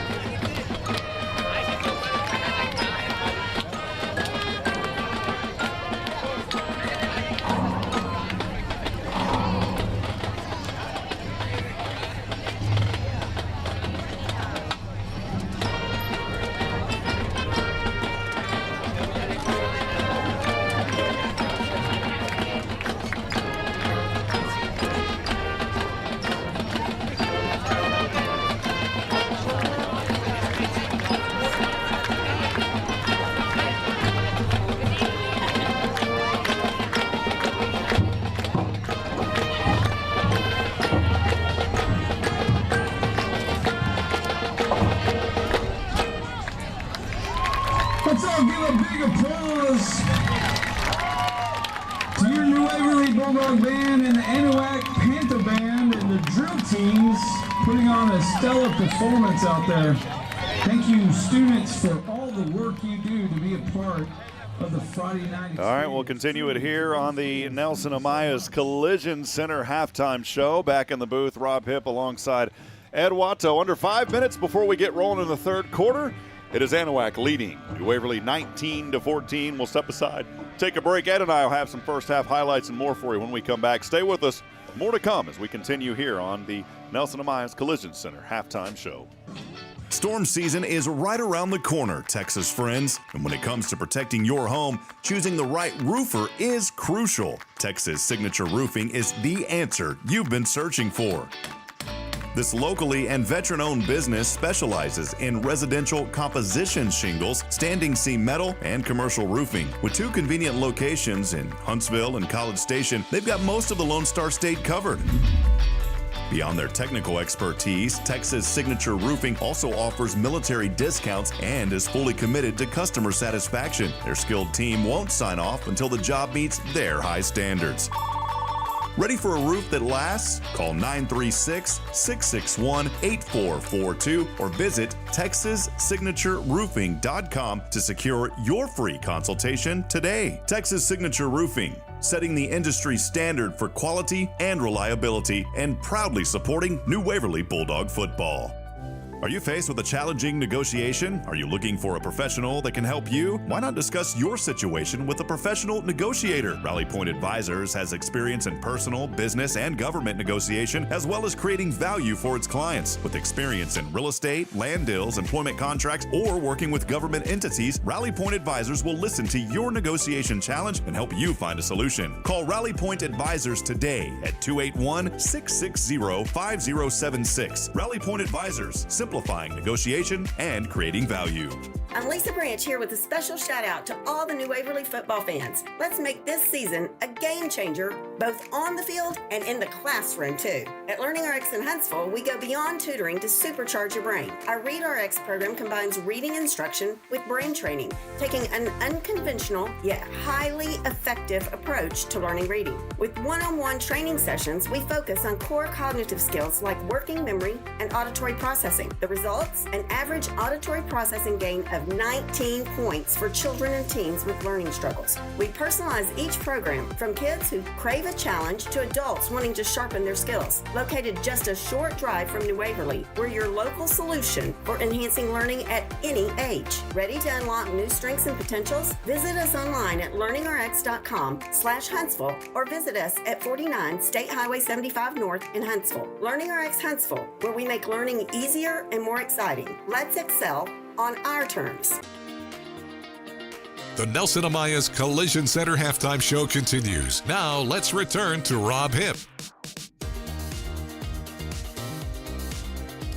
Back at it here is New Waverly, moments away from running out of their tunnel. Anahuac, the same thing as we wrap it up here on the Nelson Amaya's Collision Center halftime show. About a minute 30 to go or so before we get back into action here. Both teams touching the ball at least 8 times. New Waverly 9 times in that first half, but we saw, boy, what an opening half there by Cade Garrett coming out. 2 plays, 2 big passing plays of at least 60 yards apiece. So we know for sure at least 120 yards through the air. And it was 2 different receivers getting on that action as we saw one of those, Reese, coming in. Kenton Reese, the sophomore, getting his first grab for a touchdown. And then also the young man, I believe it was Dylan Thomas, with the grab as well there. At one point, New Waverly had the lead, not able to hold on to it. That lead, by the way, taken in only 10 seconds as the second quarter was winding down, but then Anahuac responding, and that's where we said, and Anahuac is going to get this ball back to start this second half of play, Ed. Yeah, Anahuac's going to get the ball to start, but I think if you're New Waverly, you like where you're at. You don't like being behind, but the Bulldogs are in this ball game, and they are competing in a way, playing tough defense, tackles for loss, and they're taking advantage of the penalties, everything that's being given to them by Anahuac and the mistakes that are being made by them. So New Waverly finds themselves down 1 score, but right in this game. Yeah, as they're right now running out of their blow-up inflatable right now as New Waverly making their way back out onto the field. And I had my camera turned upside down there, Ed. There we go. Kind of running double duty tonight alongside TJ Garrett, but Again, New Waverly running out of their tunnel. Cheerleaders back onto the field as well. And that will wrap it up here on our Nelson Amaya's Collision Center countdown to kickoff. We'll take a break. Third quarter about to get underway, brought to you by Oak Ridge Disciple House. Stay with us as we continue. Action resuming here tonight in New Waverly, Texas. Struggling with addiction or know someone who is? There's light at the end of the tunnel, and it shines bright at the Oak Ridge Disciple House. As a 501c3 Christian ministry, they are dedicated to helping men aged 18 and older rebuild their lives free from the chains of drug and alcohol addiction. Be reminded, there's always hope, always a new beginning. Discover your fresh start with the Oak Ridge Disciple House. Proud supporters of Bulldog football, because just like the Bulldogs, the spirit at Oak Ridge stands strong. Find out more at oakridgedisciplehouse.com. The third quarter is brought to you by the Oak Ridge Disciple House. Here's Rob Hipp. Alongside Ed Watto, welcome back inside the Hit Solutions broadcast booth. Had a little ice cream, by the way, there at halftime. Man, that was great. Got the trailer rolled up today. I heard concessions sold out almost. Ice cream sold out. It's been a good night here in New Waverly, Texas. Yeah, we're out raising money for these athletes at New Waverly. Great booster club led by Kevin Edney and all of the officers. Lots of support from the administrators here. Chris Drain, the principal, Daryl Hale, the superintendent, really just trying to support these kids that are out here working hard. Awesome. Well, I appreciate that, Ed. You let me get a few bites of that final bites of that ice cream tonight. Here we go as New Waverly will kick this one off. Again, trailing 19-14, right toe to leather. A little short kick here. We'll take a bounce at the 25 across the 30, now near the left hash mark, across the 40. Still on his feet, finally up in it and brought down at the 40. And that is where Anahuac will have it to start this Oak Ridge Disciple House third quarter, the 9th possession of the night for Anahuac. Their last possession, their 8th, as it was late in that second quarter. Started out on the New Waverly 44 and a 25-yard screen pass down there to the big man who's been on fire here tonight for the Panthers. Quandre Coates took it in for a touchdown, and that's where we set it 19-14. Going to be up to the defense. This New Waverly defense played pretty strong against this very tough Anahuac team in the first half. Yeah, this defensive line in the first half did a great job. There's 24 more minutes of football to play. We'll see if they can rise to the occasion. Here's a run right up the middle on that left hash up to the 45-yard line. Jude Shields coming up with a stop there, and it will bring up second down and a long 5. Anahuac moving it from left to right here, 11:30, just underway in the Oak Ridge Disciple House third. Anahuac just trying to get establishing the run. I would anticipate that they're going to go to the pass if they can get this run established. There's a handoff, an immediate low pummel to the ground as K.J. Moore asking him, do you want a little more tonight? I don't think he does after that hit. It's going to be short of the first down marker, bring up third down and 2. Yeah, Dylan Thomas on the tackle coming up from his spur position. He's fired up, but they're going hurry up. Yeah, Dylan Thomas saying you're not going to get any more. Here's a quick hurry up. Scampering his way for the first down on the run there is Garrett Dye. And he will take it across the 45 down to around the 42-yard line. That'll move the sticks, and that tempo starting back up for Anahuac. That's been an area that they have had success tonight, is when they get into this tempo, and it is throwing off this Bulldog defense just a little bit. Yeah, each of the linebackers had a hand on it, but it finally was brought down by Kenton Reese. Here's a pass over to the left side. This one caught around the 35. Finally slammed down to the ground there on the tackle for New Waverly. I believe it was Hunter down there, Hunter Henry. Yeah, either Hunter Henry or Trey Davis III. May have been Trey Davis III, yeah. They're still going tempo here. Second and a short one after a 9-yard gain. That'll move it inside, outside the 30. It's another run off that left side. That is enough to move the sticks. That'll move it inside the 30 now to around the 29-yard line, and the chains move yet again. And here we go for Anahuac. They want to come out with authority here in this third quarter.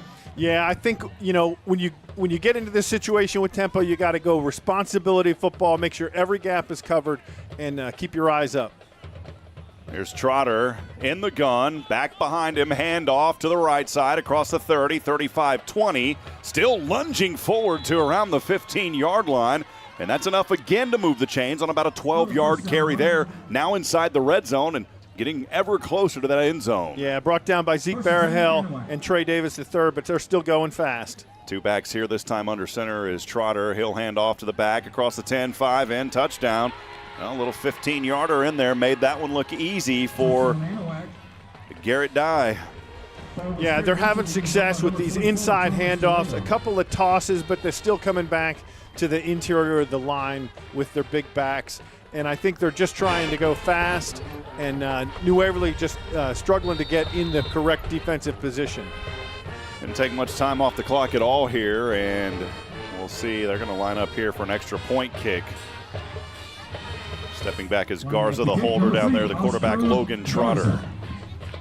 It's 25-14 where it sits, trying to make it 26. This one up on its way. No good. Little late call there. No good is the call. It will remain 25-14. We'll step aside, take a break. Third quarters. We'll see New Waverly for the first time in their 10th possession of the night coming up when we come back. This is New Waverly Bulldog football from SHN Sports. Struggling with addiction or know someone who is? There's light at the end of the tunnel, and it shines bright at the Oak Ridge Disciple House. As a 501c3 Christian ministry, they are dedicated to helping men aged 18 and older rebuild their lives free from the chains of drug and alcohol addiction. Be reminded, there's always hope, always a new beginning. Discover your fresh start with the Oak Ridge Disciple House. Proud supporters of Bulldog football, because just like the Bulldogs, the spirit at Oak Ridge stands strong. Find out more at oakridgedisciplehouse.com. New Waverly Bulldogs football on SHN Sports is presented by Sam Houston Memorial Funeral Home, the hometown experts in celebrating life. This broadcast is also sponsored in part by 3 Spoons Yogurt, Nelson Amaya's Collision Center, HITTSS Solutions, McGilberry Mechanical Heating and Cooling, Charlie's Used Cars, Rodeo Mexican Restaurant, the Oak Ridge Disciple House, Vicki McKenzie, the McKenzie Group, First Baptist Church New Waverly, Rally Point Advisors, the Greind, Texas Signature Roofing, and by DoubleDave's Pizzaworks. Welcome back to New Waverly Bulldogs football, presented by Sam Houston Memorial Funeral Home. Alongside Ed Watto, here's Rob Hipp.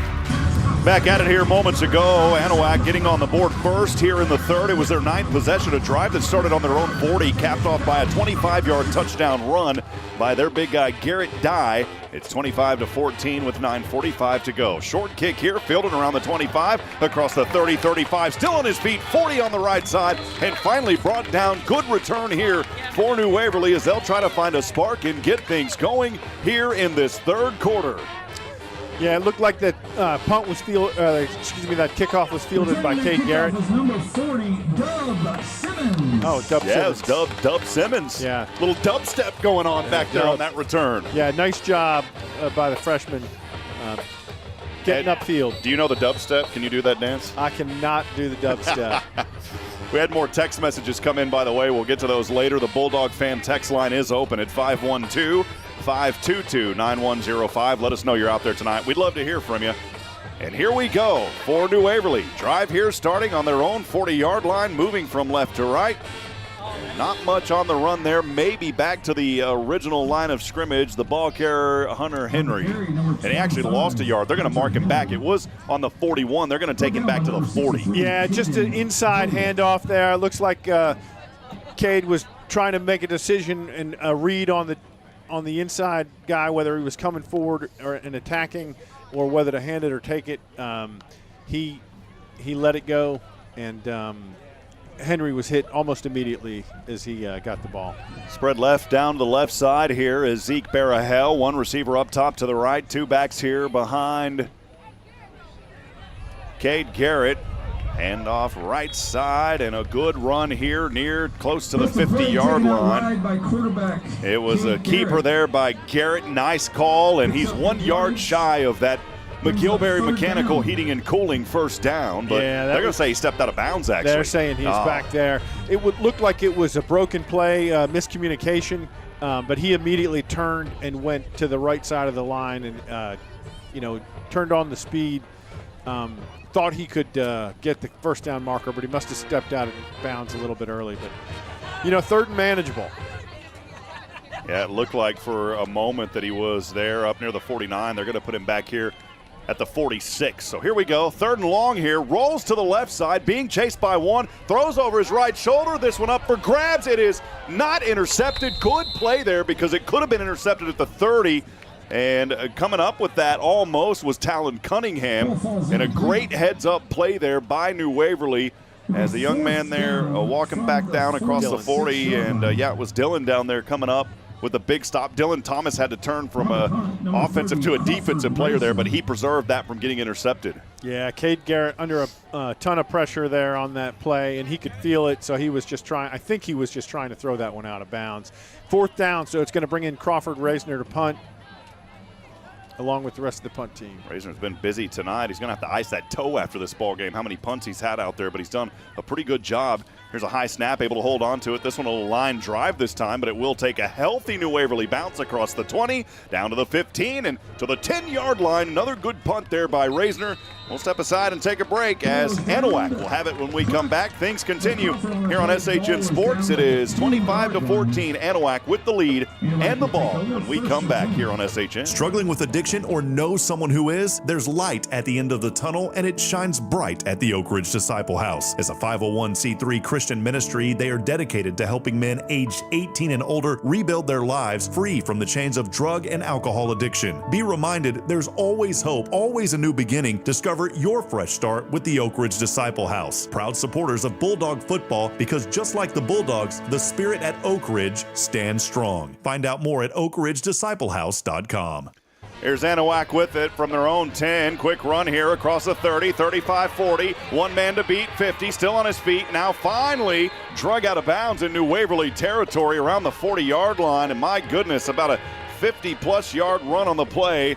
And the young man there that's coming up with that and taking it down was Thomas DeLeo. We saw a lot from him in the first half, and boy, this Anahuac team is coming out with a lot of juice here in this second half. Yeah, they're going straight to the run, and looks like they're getting right back on the ball and going tempo again. Tempo. This one almost lost here by the quarterback. He'll elude several defenders trying to stiff arm his way. Flags will fly. He's brought down around the 42-yard line. Dylan Thomas there with the tackle, but we'll see what that call is as Logan Trotter was trying to go back upfield, and for the moment, looks like he lost quite a few yards. Holding call. Yeah, it was a high snap, popped up, and nice coverage on the play by Thomas. Because that was behind the line of scrimmage, they'll go up to the previous line of scrimmage and mark off 10 yards. So again, this will bring up, a big situation, still be first down, but it'll bring up a situation where New Waverly has an opportunity. It's first and basically 20.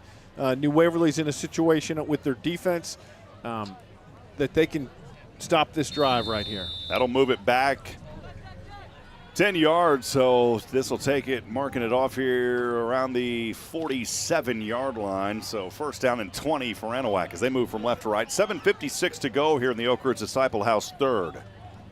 Trotter under center this time, back behind him. He'll pitch to that back, going right side now trying to cut it back up alongside that C-gap. Lunges forward just for a few extra yards across the 45 to around the 43-yard line. So short gain there, brings up second down, and looks like about a long 16 or so from here, Ed. Yeah, good pursuit by the entire New Waverly defense, covering that the toss. They've been seeing it all game. Anahuac just trying to get to the outside. We'll see what happens here. Looks more like second and 20, actually. I think that other play was first and 25.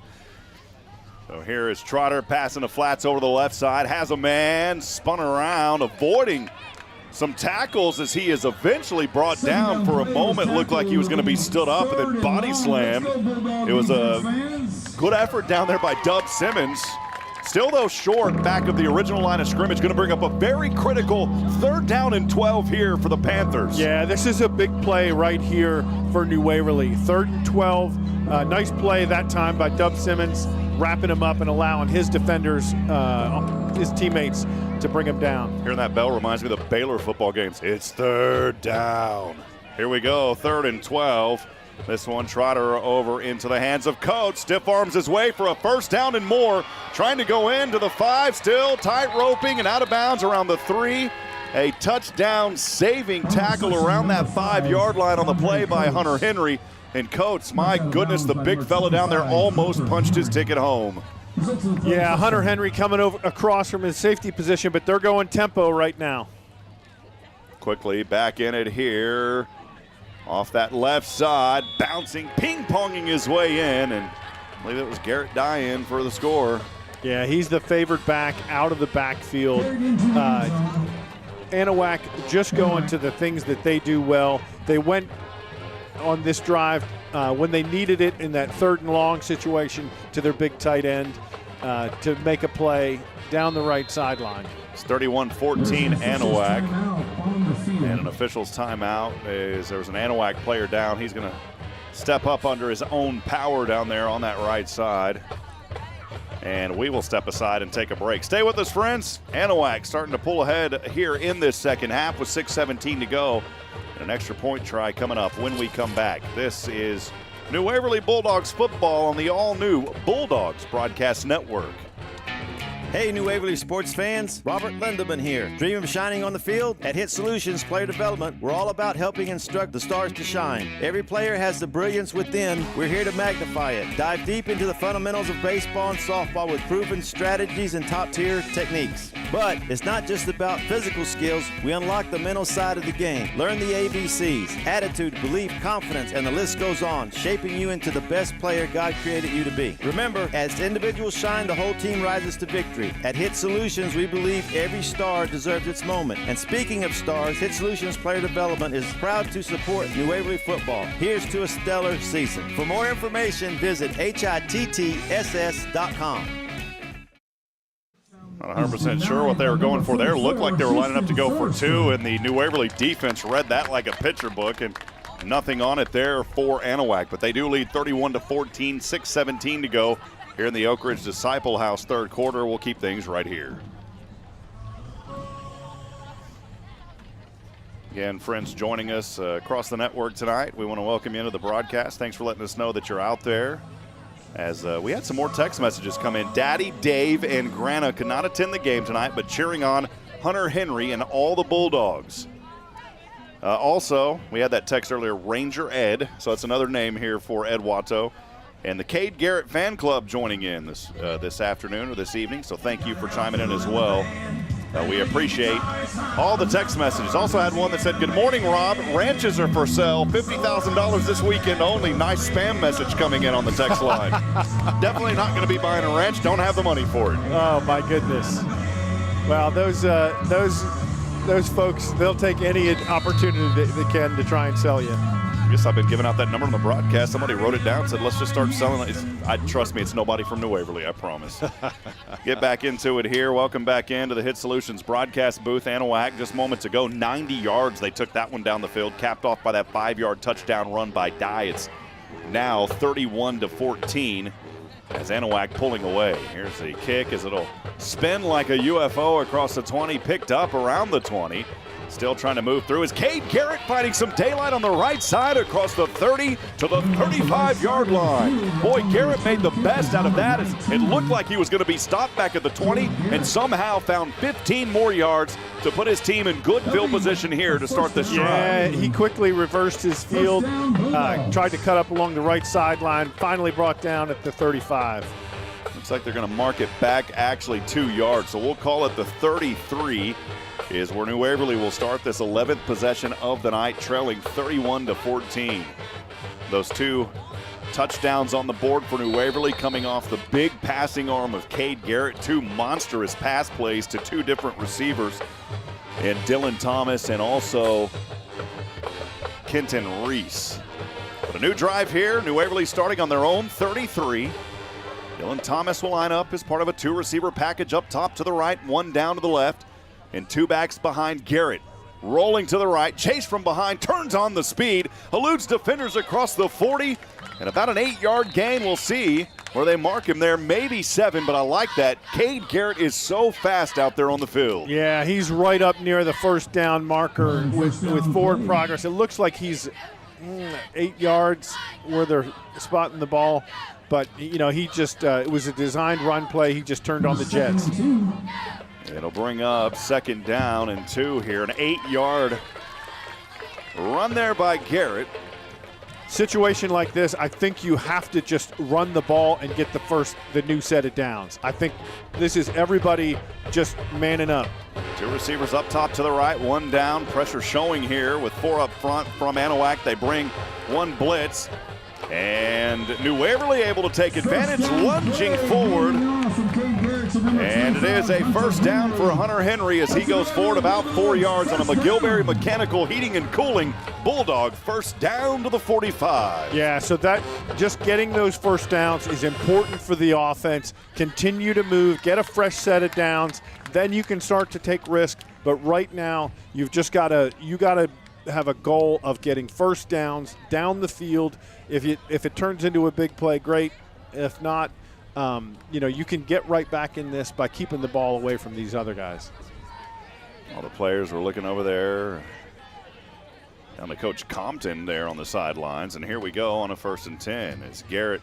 Kind of some miscommunication there. He's going to elect to keep it here. He got back to the original line of scrimmage on the forward progress. No gain. Yeah, it's just on any of these series, it's important to just for them to be just controlling this line of scrimmage. A lot of penetration there along the Anahuac defensive front.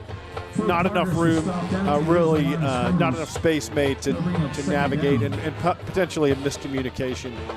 But I anticipate the Bulldogs will get right back in this here.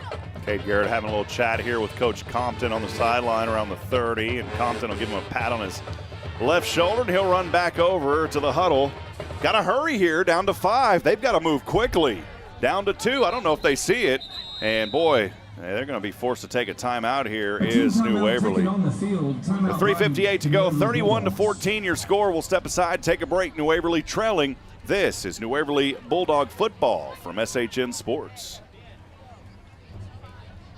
Attention New Waverly ISD parents of students grades 7 through 12. Looking for a memorable way to cap off the excitement of a home game? Well, look no further than the 5th quarter event hosted by First Baptist Church New Waverly. Conveniently situated at 460 Fisher Street, the doors swing open just 15 minutes after the final whistle, and the festivities last until 12:30 a.m. Whether you're in the mood for some delicious food, thrilling games, or just hanging out with friends, you'll find it all in a safe and welcoming environment. Get more information and stay in the loop by visiting FBCNW.com.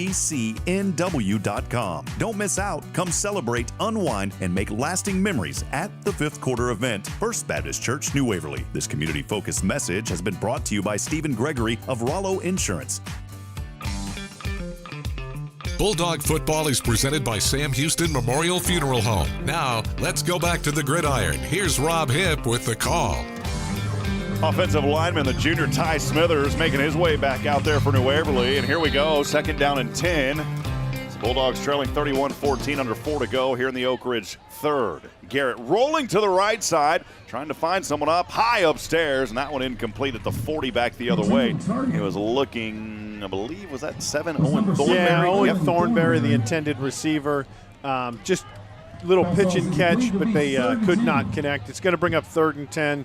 We'll see what the Bulldogs have planned here. I think you've got to go with some sort of passing down, unless you're going to work a screen to the outside.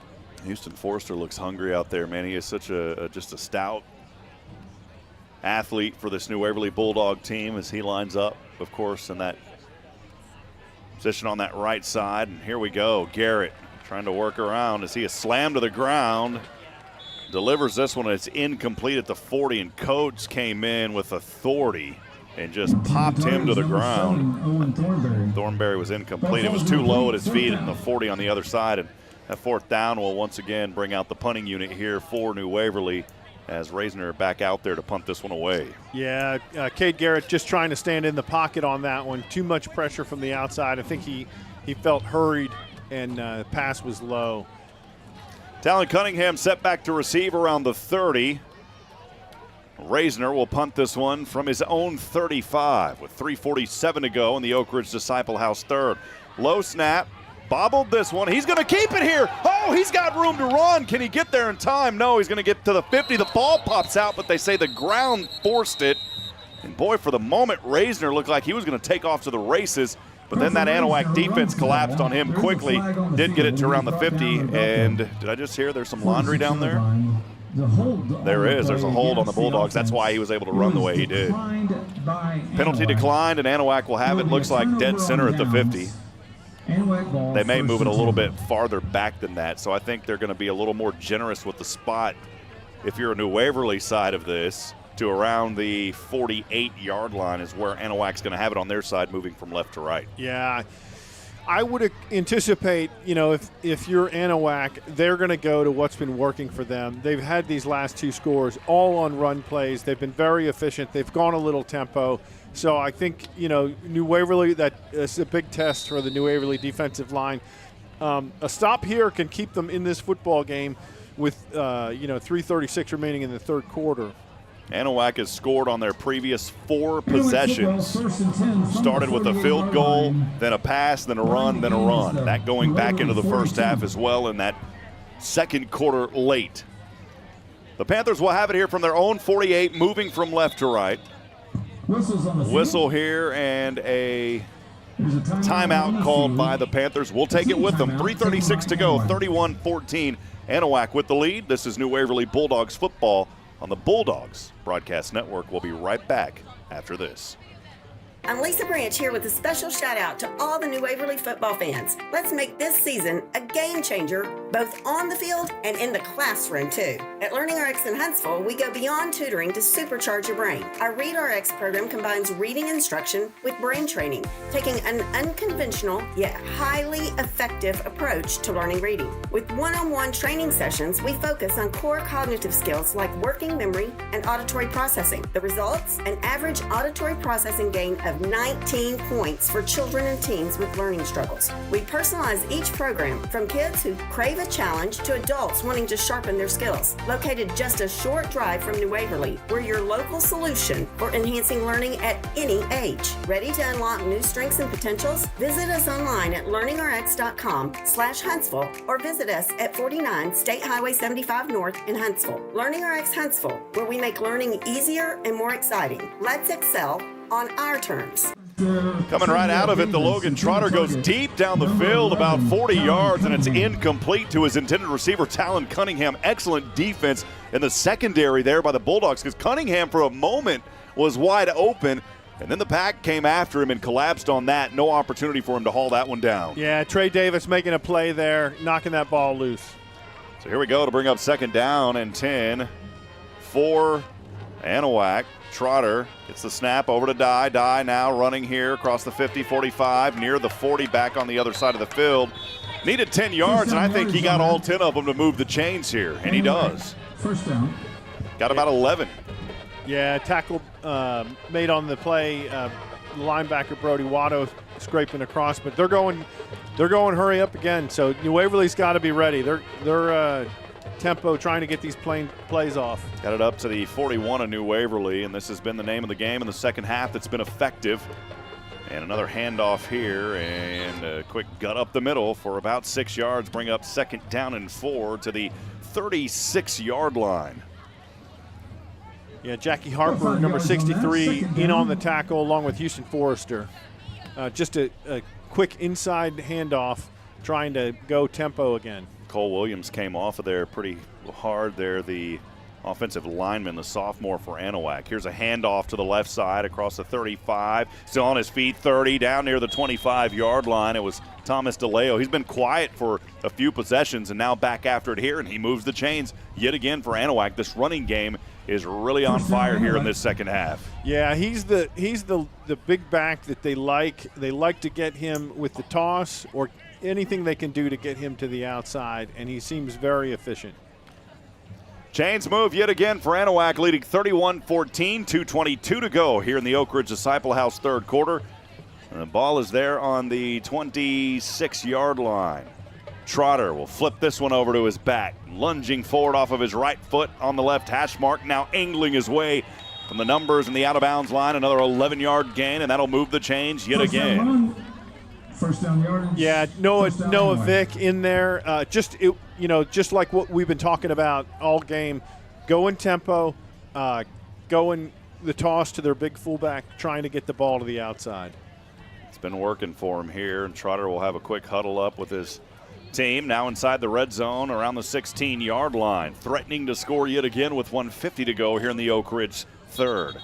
This time flags will fly. There may have been a flinch on that line up there. Before the snap was a false start on the offense.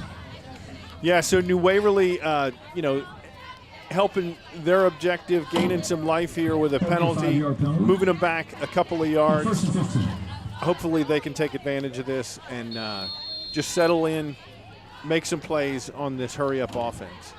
Move it back to the 20-yard line, so still right there at the edge of the red zone. 31-14, Anahuac with the ball and the lead. Their 11th possession of the night. They have scored on 4 of their previous possessions now, going back to the second quarter. Here's Trotter, will float this one over on a screen-type pass to the left side. Just made that one look easy. My goodness, 20 yards in there, and did not look like he had to put too much effort at all on that play. And in for the 20-yard pass reception for the score is Thomas DeLeo. Yeah, just a broken, it looked like it was kind of a broken defensive call there. Looks like they're going to try and line up and go for 2. Their previous attempt at 2 failed. 37-14 the score here for Anahuac.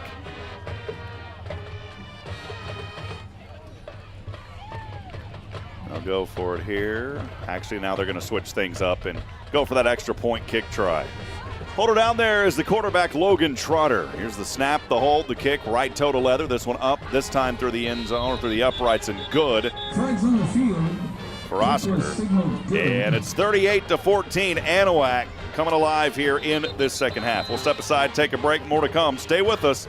This is New Waverly Bulldogs football on the Bulldogs Broadcast Network. Struggling with addiction or know someone who is? There's light at the end of the tunnel, and it shines bright at the Oak Ridge Disciple House. As a 501c3 Christian ministry, they are dedicated to helping men aged 18 and older rebuild their lives free from the chains of drug and alcohol addiction. Be reminded, there's always hope, always a new beginning. Discover your fresh start with the Oak Ridge Disciple House. Proud supporters of Bulldog football, because just like the Bulldogs, the spirit at Oak Ridge stands strong.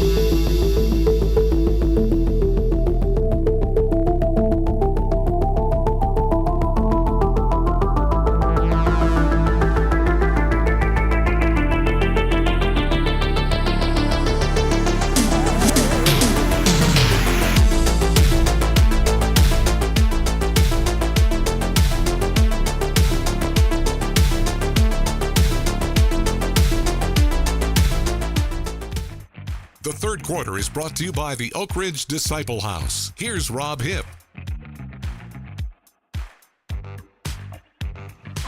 Back at it alongside Ed Watto. Welcome into the Hit Solutions broadcast booth as we'll flip the camera up here real quick, Ed, inside the broadcast booth. A tough go of it in this third quarter. Anahuac has really came out on that tempo, run, and then they throw a pass into the mix. And right now, New Waverly, unfortunately, doesn't really have an answer to stop them.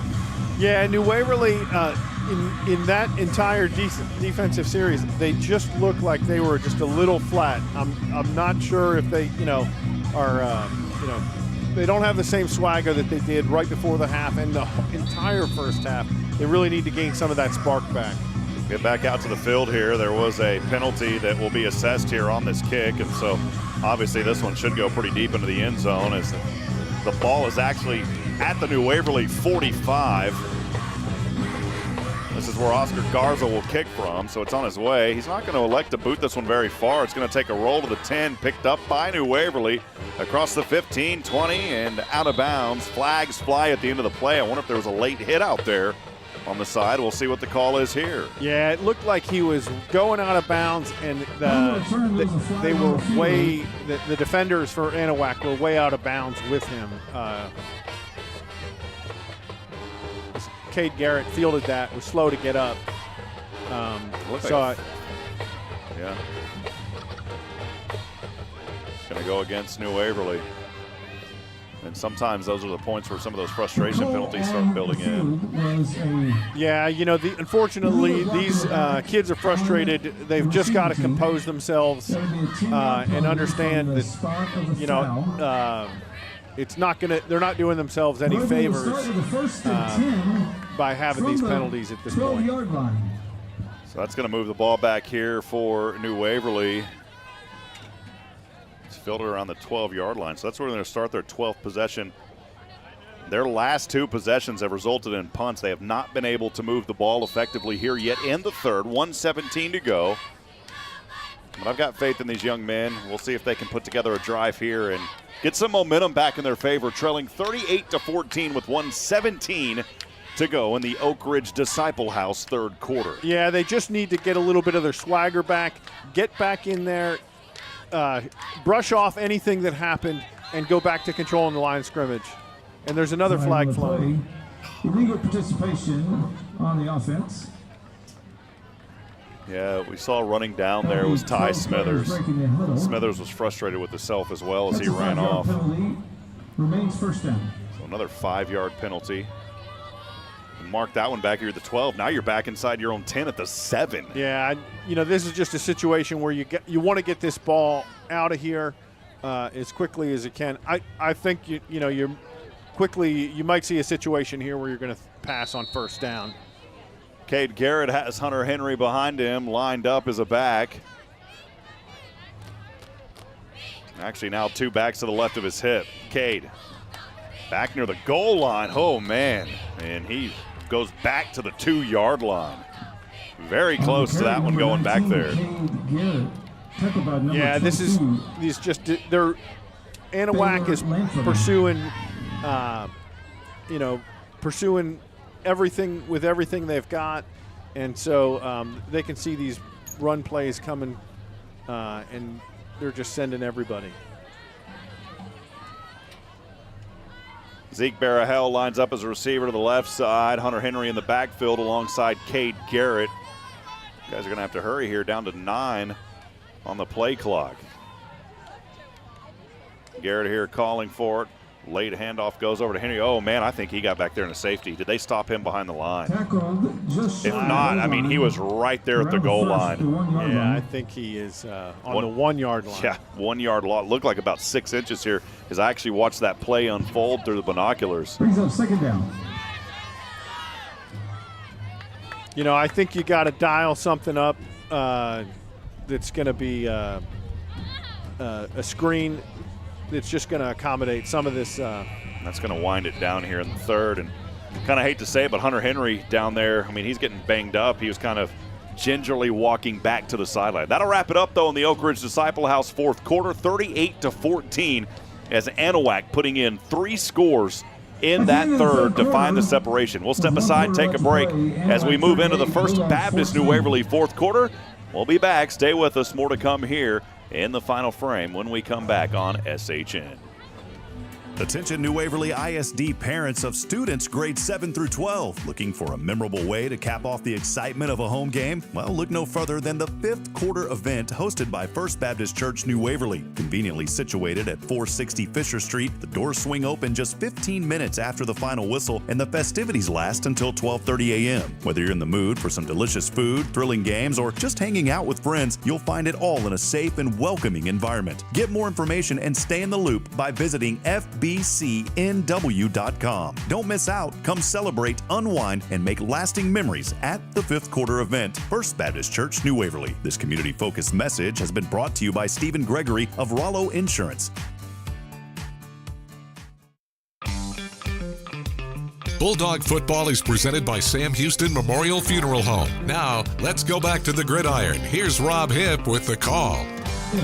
Fourth quarter getting underway. Thanks for joining us. First Baptist New Waverly fourth quarter. We're back up here in the Hit Solutions broadcast booth alongside Ed Watto. I'm Rob Hipp. Thanks for spending your Friday night with us. Anahuac looking to go 2-0 this season. Their first game of the season was canceled due to fires in their local area. Here we go for New Waverly. Garrett back there, he's got to watch out, back at his own end zone, and delivers a pass for a little bit of separation up to around the 6-yard line as he dropped that into the hands of Houston Forrester. Yeah, first reception on the year for the big tight end, Houston Forrester, 6'4", 220 pounds. He can play multiple positions. He's an emotional leader on this team.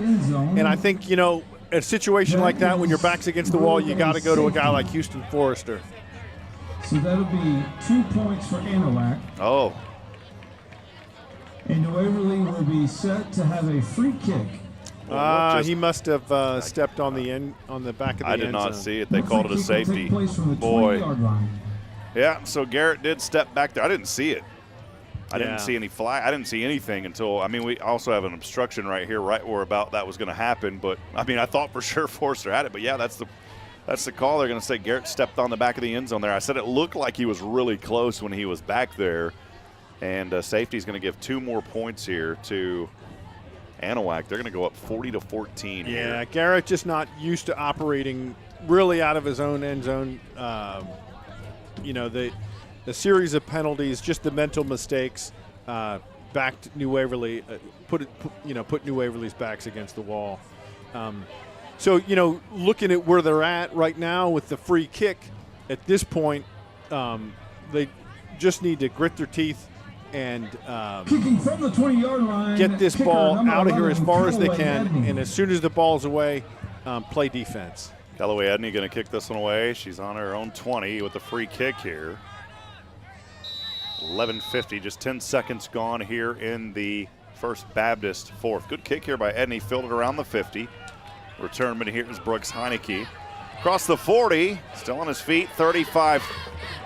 Tracing back the other way to the 30, and he's finally brought down. So great field position here for Anahuac now after that good return by Heineke. This is the 12th possession of the night coming up here for Anahuac. Yeah, brought down on the play by number 7, Owen Thornberry. Good field position for Anahuac. But New Waverly's defense, look, they've been seeing this the entire half. It's been the same, you know, intermittent, establishing the run with some intermittent passes to establish these points. That's what they're going to do. That's been their game plan. Logan Trotter will bring him back out for the 12th time in this ball game. 3 touchdowns, Anahuac football. 2 of them on the ground, 1 through the air in the third. Flags will fly here, and that's been the one mistake for Anahuac. A lot of false starts in this ball game, and that'll set them back 5. You know, in that first half, that's really not to take anything away from New Waverly because their defense was solid, but all those penalties really did favor That's a 5-yard penalty. New Waverly in that first half, and they were able to capitalize some. You remember the Bulldogs did have a lead there late in the second, Anahuac responding, and it really seems like since then, Anahuac's really been on a roll going back to that final touchdown as the second quarter expired. Yeah, Anahuac's going to their bread and butter, which is the run, you know, using their big tight end and their big back to get down the field. Trotter in the gun, 1 back to either side, steps back, throws in the flats over the left side, flags fly again, maybe a hold across the 30 and out of bounds there. The There's a flag on the play. ball carrier, Brooks Heineke. 2 flags down on the play. Yeah, the flag on the near sideline is the flag at midfield is against them. The flag on the near side, I think, is against New Waverly. He just drove them too far out of bounds. Officials here about to give us the rundown of what it was. I think those will offset.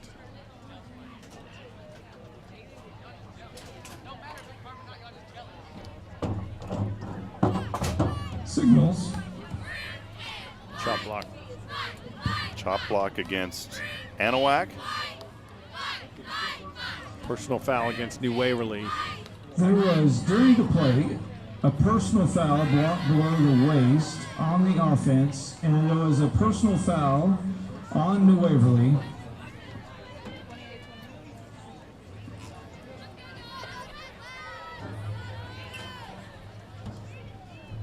The officials having a discussion here.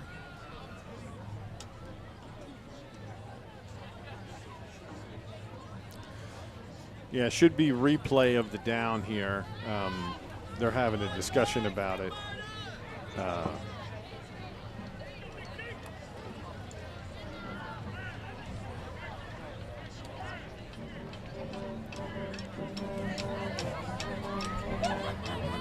Personal foul on the offense. Chop block. A dead ball. Personal foul on the defense. Both penalties will be enforced.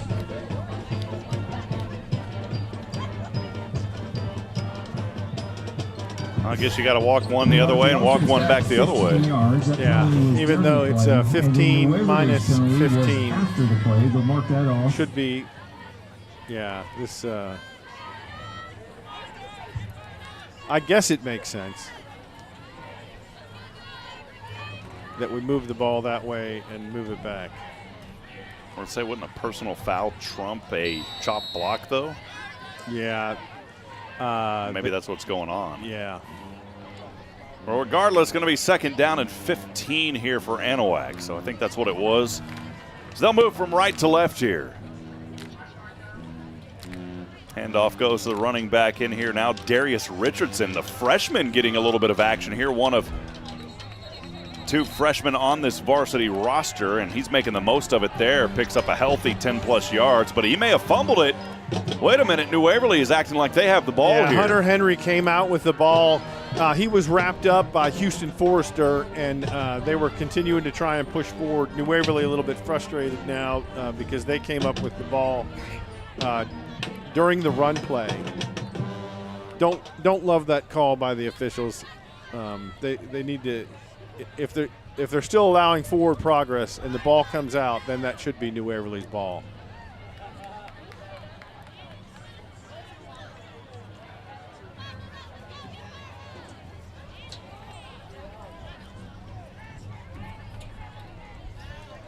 Get back into it here. Third down. Looks like about 4 from up here in the booth. For Trotter, handoff goes right back over to his back, spinning around the freshman again here, about 4 yards, Richardson, and he's got enough for an Anahuac Panther. I believe he does. First down, got it near that red zone at the 20. Hunter Henry and Dylan Thomas in on the tackle there. It looked like he might have been stopped at the line of scrimmage on that quick inside handoff, but they still get brought down after a pretty sizable gain. Going to mark him just shy of the red zone. Looks like the 21-yard line. Clock running, 10:09 and ticking here in the First Baptist New Waverly fourth quarter. Again, thanks for spending time with us here on a Friday night. As Logan Trotter back in the gun. Low snap. Handoff goes back to that freshman Richardson. Richardson across and bounces his way forward into the end zone, but flags are flying all over the place. There may have been a hole there and a hold, and that's why he was able to get into the end zone. He took a pretty hard hit, too, when he got down there. Yeah, and looks like there's an injured New Waverly player on the field, but maybe they've gotten back up there. On the offense. Yeah, blocking the back. That one's coming back.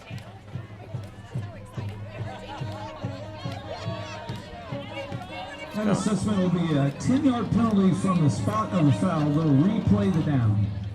Boy, this has just been a penalty-ridden drive for Anahuac. 40-14 with the lead, 9:46 to go here in the ball game in this First Baptist New Waverly fourth quarter. Yeah, you know, the interesting thing is you see chop blocks and stuff like that. I mean, it's those are, for Anahuac, those are correctable mistakes, and I would surprised that they would continue. There we go, as Trotter just heaves this one up, and somehow, well, it's broken up. I thought for the moment, man, that thing would have almost been caught. Yeah, he had Houston Forrester in his face, made him change the angle of his throw, and really nicely defended on the play by Dylan Thomas down there, and number 23, Kenton Reese, the sophomore. Yeah, they were up against Coates, and boy, Coates is that big body, not able to haul that one down, and good work by the secondary. For New Waverly. Again, I want to remind you, friends, we'd love to hear from you. Send those text messages in on the Bulldog Fan text line at 512-522-9105. Again, 512-522-9105. And here we go for Anahuac now, second and about 15. Trotter under center. Hand off to the left side. Met by a brick wall, and a big man's going to slam him on down out there. Not much on that one after Houston Forrester's had enough. He brought the axe, chopped him down. No gain, 3rd and 15. Yeah, Houston Forrester just coming up nice on that play. Nicely defended by Jackson Hathorn, Houston Forrester, to get Anahuac into a third down situation.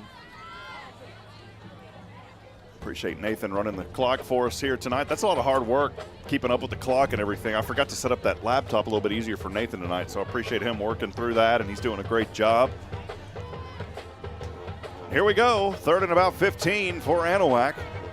They'll break out of the huddle, split one receiver to either side, one back to each hip of Logan Trotter. And why not? We'll just go ahead and get another whistle here and a delay of game against Anahuac. Why not, Ed? Let's just throw it all into the mix tonight. Yeah, I think both sides we're seeing lots of mental mistakes, lots of penalties. Many of these are correctable. When you're establishing, you want to figure out what your play is going to be. I think for a team like Anahuac, they get into that hurry up, and then they think for these other plays they have a lot of time. But you really 25 seconds is not a lot of time to get everybody on the same sheet of music. A little bit more than 3rd and 20 now for Anahuac. Here we go. Trotter with one back to either side. 2 receivers stacked up top to the right. 3rd down and very long. Trotter, low snap. Pressure coming in his face.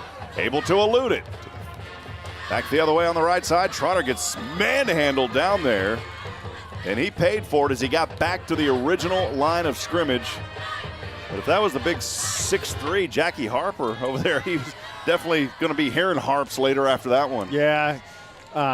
Noah Vick was in pursuit there as Houston Forrester, the initial forcing him out of the pocket. And then from there, Noah Vick and finally Jackie Harper finishing him off. We kind of thought with Houston Forrester being in his face that it could be a big gain for New Waverly, but it's 4th and long. But they're going to line up for a field goal here. And from the 21, this is going to be about a 38-yard field goal try. And a timeout is called here on the field. Didn't see the official who that timeout was called by. A team timeout. That's Anahuac. By Anahuac. We'll take it with them. We'll be back in a moment. Stay with us. This is New Waverly Bulldogs football on the Bulldogs Broadcast Network.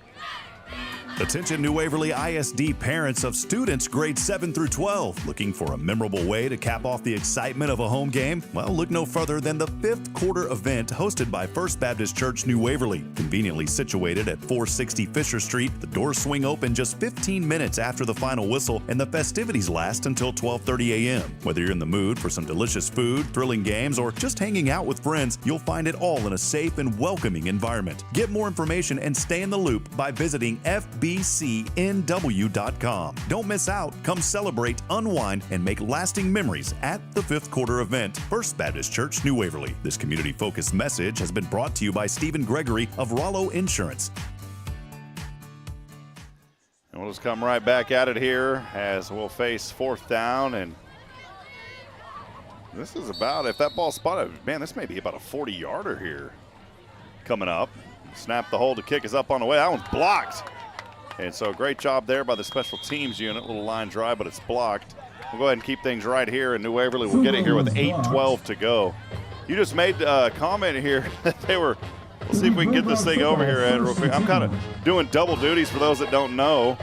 Using my cell phone as a second camera tonight. That's why you've seen some of these shots and it's not extremely stable. That's about as much as I can zoom in and hold it stable there, Ed, but our friends selling the ice cream, man, they're still flipping ice cream over there. Yeah, the Redbird Creamery lady, she's a great supporter of New Waverly Athletics, and we're glad to have her here. Hopefully we can get some other food trucks in the future. Trying a little something new tonight here. I have my phone tied into it. LearningRX also making this game possible. Unlock your brain's potential. Excel on your terms with LearningRX located in Huntsville. Here goes New Waverly and going backwards on the play. And boy, bodies all over the place. That's a loss on the play. My goodness, about 4 or 5 yards there. Yeah, I think, you're it's 8 minutes, under 8 minutes, and it's 40-14. I think, this is a time for resiliency. Anahuac, they feel like they're in command of this game at this point. But, there's emotional things you could do. And I think it's important for the New Waverly kids to rise to the occasion. Cade Garrett, he's a competitor. He's going to try and get his team down the field into the end zone. On their own 16. That field goal try was actually about 33 yards. I thought it was a little bit closer than it was. It's Garrett trying to take it here, and he is slammed to the ground, and he may lose another yard or get back to the original line. It's going to bring up 3rd down and a long 15 or so here for New Waverly. Yeah, it must have been a miscommunication or broken play. He looked like he was handed off, but there was nobody there. So some miscommunication between him and the running back. KJ Moore will run off the field for Anahuac, back over to his sideline, and Bulldogs here, 3rd down and close to 15 or so to go. They've got to get up to the 30-yard line. Call it actually 3rd and 14. They've got to get up to the 30. Well, take that back, Ed. Man, it's hard to see those angles. It is 3rd and 15. They got to get up to the 31. Yeah, I think you get some sort of pass going right here. Here's Cade Garrett, low snap. Loses the handle. I don't know if there was more miscommunication, but the young man who received that one goes backwards even more. And I'm not sure what was going on there. It was a tough one, and was that Noah Vick back there? Yeah, it just looked like a handoff, and, just losing yardage on that whole series there. There wasn't one positive play. It's going to bring up about 4th down and 20 now. And Waverly again set this one. The punt away is Raisner. He has been busy tonight. Another punt coming up here. Little bit of wind in his face, but the left-footed kicker, I think this kid has potential. I have a lot of faith in him. 5:51 and ticking here in the First Baptist New Waverly 4th quarter. They're going to let this thing just wind down to 0, I believe. And did they call a timeout, or did they take that as a penalty? No, they called the timeout, did New Waverly. And so they'll have one timeout remaining. 40-14 the score. We'll step aside, take a break. This is New Waverly football live tonight here on SHN Sports. Storm season is right around the corner, Texas friends. And when it comes to protecting your home, choosing the right roofer is crucial. Texas Signature Roofing is the answer you've been searching for.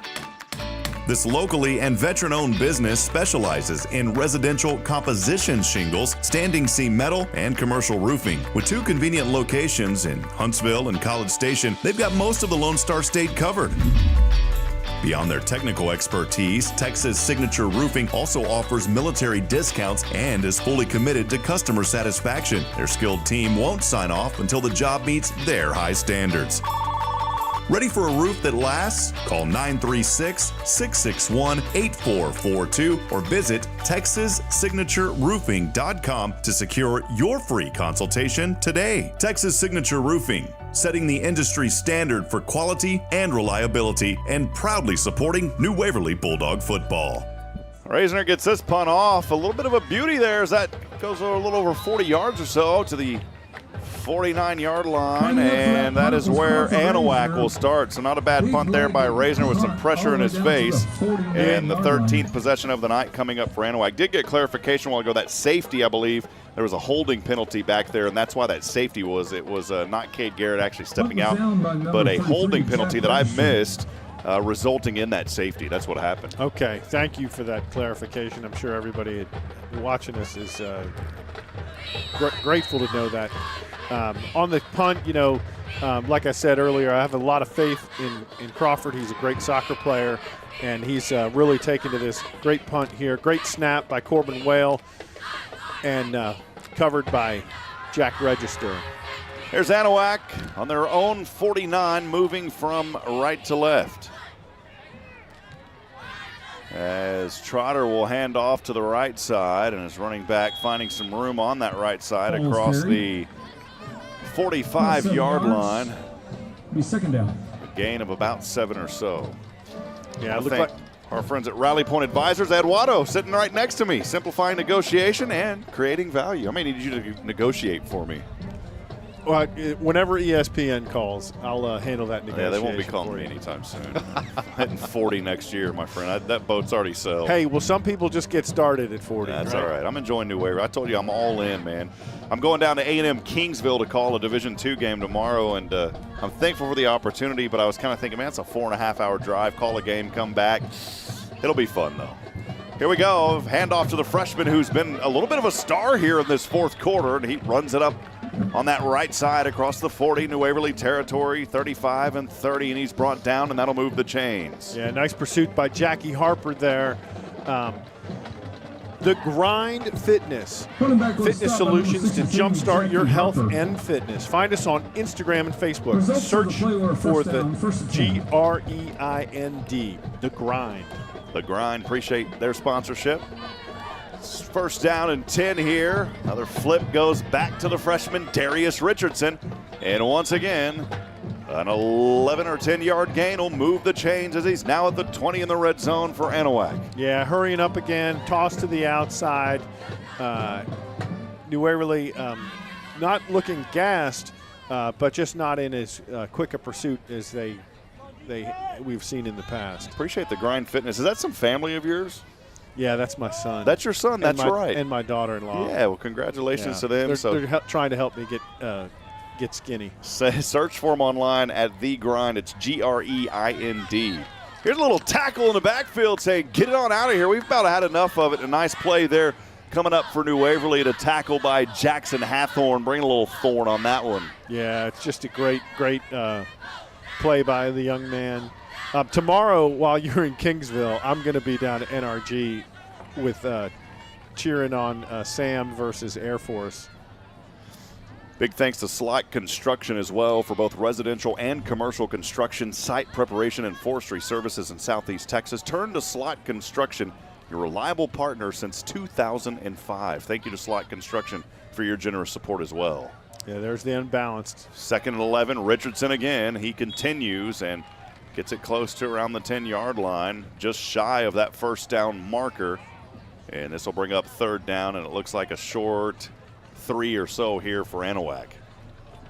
Yeah, a lot of these sponsors, Ed, I appreciate you bringing them on, like Slot Construction.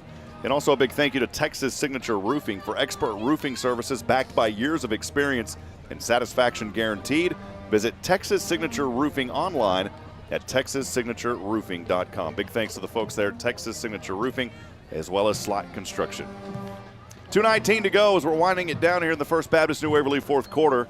Stick around for our Nelson Amaya's Collision Center wrap-up. Boy, another slam back there in the backfield, and once again it's Houston Forrester coming up with a tackle to bring up 4th down.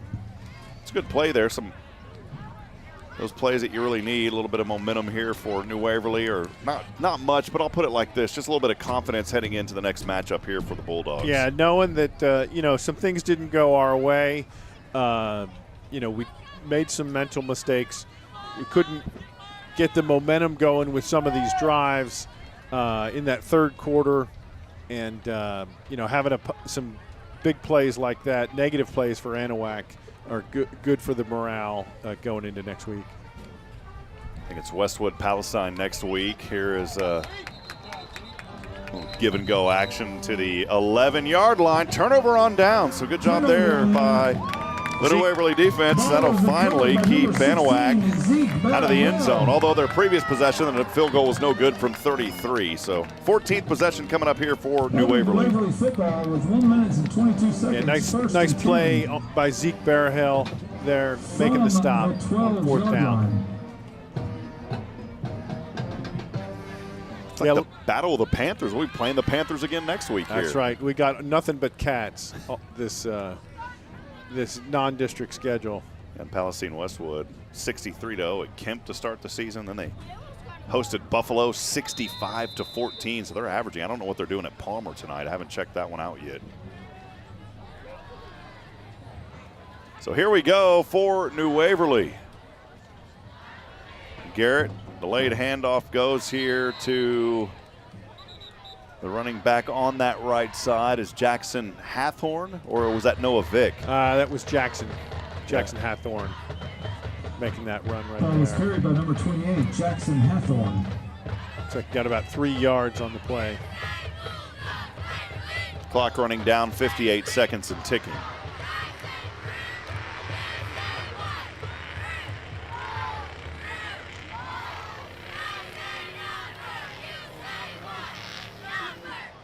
Yeah, I was trying to get a score update on that Westwood game tonight. I'm not seeing any updates on our end. Oh, at the halftime. Well, no, never mind. That was 6 years ago. Handoff here. Clock will run. That may do it. We'll see if New Waverly wants to get one more off, as Devin Wilson will come in here, and looks like he'll run the final. Well, Kate Garrett's out there as well. We'll see both which one quarterbacks in the game. Looks like Devin's going to be the running back. Well, Devin will come in as the running back, joined back there by Houston Forrester. 2 receivers down. Garrett will hand off. Wilson will go down, and that should do it as we'll click down. 40-14 is your final tonight. A tough one for New Waverly, but some glimpses of hope in that first half that hopefully that momentum will carry on as they will host Westwood Palestine coming up next week. We'll step aside, though, take a break, and we'll bring on the Nelson Amaya's Collision Center halftime, or beg your pardon, post-game wrap-up when we come back. Stay with us as Ed and I will break this one down for you. We'll be back in a moment here.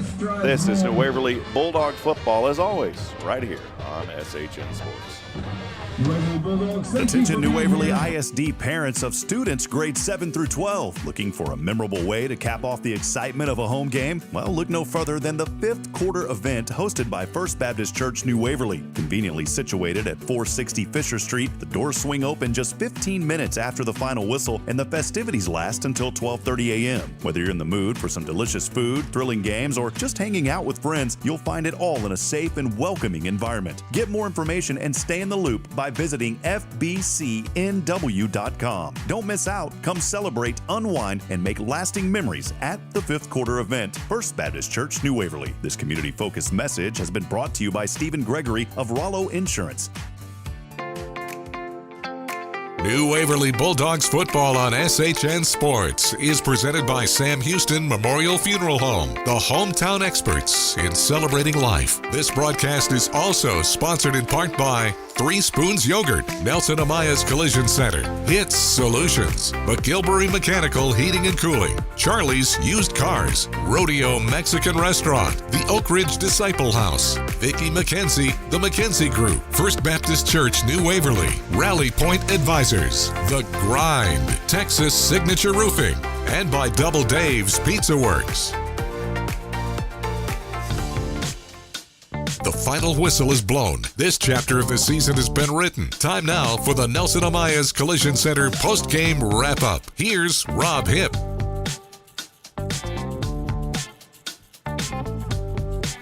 Welcome back at it as we get underway here on the Nelson Amaya's Collision Center post-game wrap-up. Alongside Ed Watto, I'm Rob Hipp. Thanks for joining us here tonight, and thanks for all those of you that stayed engaged throughout this ball game. 40-14 is the final as New Waverly will fall to 0-3 in this young season, but I'm going to tell you what, I love what I saw in that first half.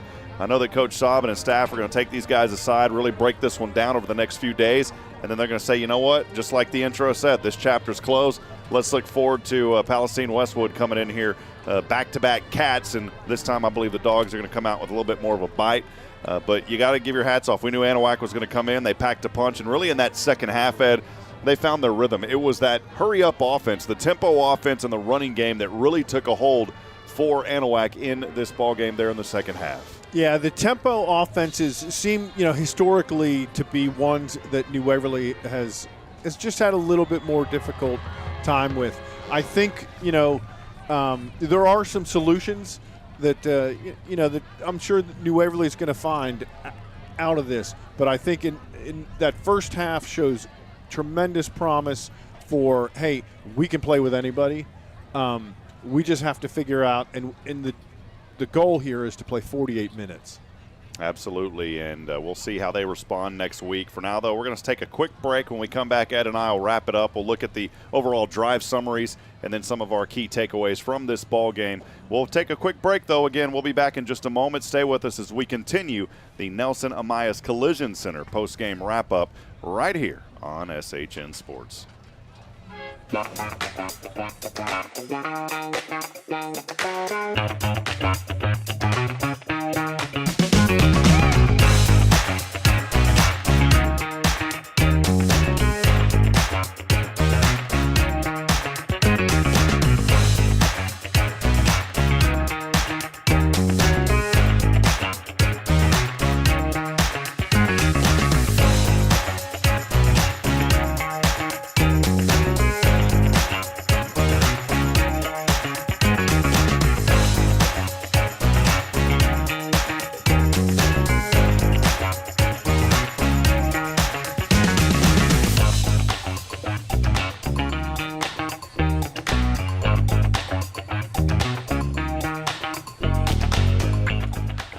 Welcome back to New Waverly Bulldogs football, presented by Sam Houston Memorial Funeral Home. Alongside Ed Watto, here's Rob Hipp.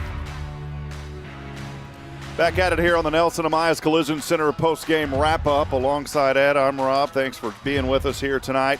Again, that final 40-14. I was just counting there in that brief break. 10 punts here in this game, and it was just really, you go back to the end of that second quarter, and New Waverly goes up at one point. We'll talk about that here in just a few moments, but let's kind of break down some of these drive summaries tonight. Each team touching the ball at least 13 times. New Waverly got the final touch for their 14th possession, but this game started out with back-to-back punts. New Waverly, they received the opening kick, started on their own 25. They go 3 and out and punt it away. Anahuac, they start from 50. They end up having to punt, but there was penalties on that drive that really set them back. At one point, facing a 3rd down and 30. Then it was New Waverly as they fumbled on the first play, gave it right back to Anahuac. That leading to an early 3-0 advantage where Anahuac started out on the New Waverly 20. A 22-yard field goal goes in by Garza at the 5:21 mark back in the first. It was 3-0. Then New Waverly, it was an onside kick, kind of unexpected by Anahuac. They recover that, but New Waverly defense holding serve, a turnover on downs. You go into the 4th possession for New Waverly, and that is when Cade Garrett found Reese in the back of the end zone. It was a 40 drive that started on their own 44. Didn't find him in the end zone, found him in stride, and about a 60-yard or so pass at the 3:01 mark. And so New Waverly taking the advantage. They did that twice in this game, at that point leading 7-3. But then Anahuac, as we go into the second quarter, would respond as they started on their own 30-yard line. It was capped off by an 8-yard touchdown run to De Leo. We saw a lot from that young man tonight as he ran it in at the 11:36 mark. Anahuac kind of seesawing back as they have the lead 10-7. And then, Ed, the 5th, 6th possession for each of these teams, everybody punting. New Waverly punted, Anahuac punted, New Waverly punted, Anahuac punted. We can make up a rap song about that, man. It sounds like something new. That may be a top 1 million song there.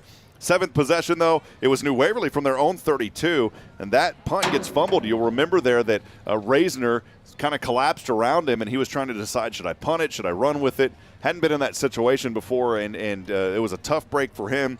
And then Anahuac responding on the New Waverly 40. They go in from a 25-yard field goal and extend their lead 13-7. And this is when things start getting a little bit late. At that mark, it was 1:13 to go in the second. Then New Waverly, starting out on their own 33. How about Dylan Thomas on his grab from Cade Garrett? One play, 60 yards, hauling that one in. Another one of those plays, somewhere around 60 yards. New Waverly regains the lead with 1:03 to go, 14-13. But then almost just as quick as a flip of a dime, as Anahuac was able to respond. They started out on the New Waverly 44, a 25-yard screen pass to Coates, the big man. And after that, it was all Anahuac in this game as they end that first half leading 19-14. Those 3 touchdowns, by the way, coming in the third. And then the safety there on a holding penalty, I believe. Yep. And that's where we sat at 40-14. So that just kind of looks it over. First half, it was a tale of 2 different halves in this one. Yeah, each half, the first half felt very, very competitive. The second half, you quickly felt that Anahuac was executing on the game plan that they wanted to. They had come out here in the second half, established the run and control and tempo with the quick inside handoff, the tosses, and just simply marching down the field. The New Waverly defense really seemed like they were a little bit, trying in a position where they were trying to react more than attack. And I think this New Waverly defense is in a better position when they're, ready to go and they feel like, hey, we're going out here to play football and attack this offense as much as anything. I love that, we're starting this non-district play with such competitive teams. You start out with Shepherd and then Teague, although we've heard it called Tig. That was the name of my cat growing up, so I'm going to say Teague. And then here tonight, facing this very tough Anahuac team. And then things don't get easier, though, to wrap up non-district play next week as Westwood Palestine coming into the house. And they did defeat Palmer tonight 52-44. So this is a Westwood team that has won 63-0. 65-14, and then tonight a little bit closer, but it was 52-44. So we know that a high-powered offense is coming into Bulldog Stadium next Friday. Yeah, Palestine, Westwood last year, tough football team. Most of those kids are all back. I think, where New Waverly's at is, the resiliency, it has to be something that's incorporated going into that game. Eliminating the mental mistakes, figuring out what those things are that we've done well, that we know we can do, and the other ones that we're not doing well, those have to be corrected. One thing that's going to go for any football game is you've got to control the offensive and defensive line of scrimmage. You're not going to win without that, and you're not going to remain competitive. So I think, there's some learning there that's going to happen. Coaches are going to pick these kids back up and, be right back at it next week against a tough foe. Well, that'll wrap it up here. We appreciate everybody joining us again tonight here on the Bulldog Broadcast Network on SHN Sports. Been fun, Ed, as always, to sit alongside you. I'm learning a lot, man, just hanging out with you, and I love your devotion to this team. Obviously, Brody playing for the team, but, man, whenever we needed help, you said, hey, I'd love to be there, and I'm so glad that Kevin Edney connected us, and we're going to have fun as we continue on. Win or lose, it's all about promoting these young student athletes. I can tell you one thing. These are an exceptional group of young guys. I've been able to come down. I interview Coach every Wednesday. I see some of these young guys in passing, and they just do a tremendous job. So get out here to Bulldog Stadium. Support these New Waverly Bulldogs. They'd love for you to come out. Had a good crowd here tonight. Ice cream sold out. Concessions sold out. And everything was good here. The only thing that wasn't good, the score, but that's okay because I believe New Waverly is going to come back out with a little bit of a punch next week and say, you know what, we've got something to prove. And heading into district play with a lot of confidence is going to be important. Yeah, these kids are going to pick themselves up, dust themselves off, get back into film tomorrow. Coaches are going to do the same, pick these kids up. Parts of this game are so mental. And there's things that just, it's strengthening your mind and your own internal resiliency to be out there and work hard.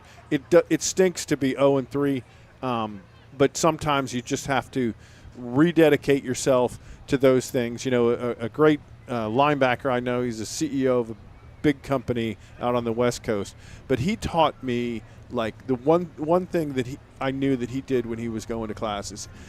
When down weeks, up weeks, he just went through all the defenses on his way to class when he was walking to class, and it's those little things that you got to do to get better. When you're laying in bed at night, think about what plays you're going to do or what great things you're going to do the next week. If you think about scoring touchdowns, you're going to score touchdowns. It's good. I love the student-athlete mind versus our mind because my mind at night is what bill do I have to pay tomorrow? Well, friends, thanks again for all of our crew. We appreciate Miss Alea there alongside TJ Garrett. Big thanks to Nathan Hight. Nathan, by the way, makes the drive in all the way from Georgetown. It's almost a 3-hour drive. We so appreciate Nathan. He's going to hang out with me tomorrow. We got 9 hours of driving tomorrow, 4.5 down to Kingsville, 4.5 back. We'll call a game, but it's going to be fun. And obviously, of course, Ed Watto, appreciate all that you do. All the folks here at New Waverly as well, Kevin Edney and so many others. Also ran across Mr. Hell earlier, the superintendent of schools. And for Coach Schaub and his staff, we appreciate all them as well. Final tonight, New Waverly goes 0-3 on this young season, still in non-district play. They fall to a very tough and talented Anahuac Panthers team, 40-14. We'll be back at it next week, so make sure to join us. You can follow SHN Sports, hit that subscribe and like button. Friends, as I end every broadcast, I want to remind you tonight that we're not strong enough alone to make it on our own. We truly need each other. Provide a word of encouragement, lend a hand of support. Somebody out there needs you. One final time tonight, good night, and God bless from New Waverly, Texas. We'll see you back at it next Friday. So long. New Waverly Bulldogs football on SHN Sports is presented by Sam Houston Memorial Funeral Home, the hometown experts in celebrating life. This broadcast is also sponsored in part by 3 Spoons Yogurt, Nelson Amaya's Collision Center, HITTSS Solutions, McGilberry Mechanical Heating and Cooling, Charlie's Used Cars, Rodeo Mexican Restaurant, the Oak Ridge Disciple House, Vicki McKenzie, the McKenzie Group, First Baptist Church New Waverly, Rally Point Advisors, the Greind, Texas Signature Roofing, and by DoubleDave's Pizzaworks.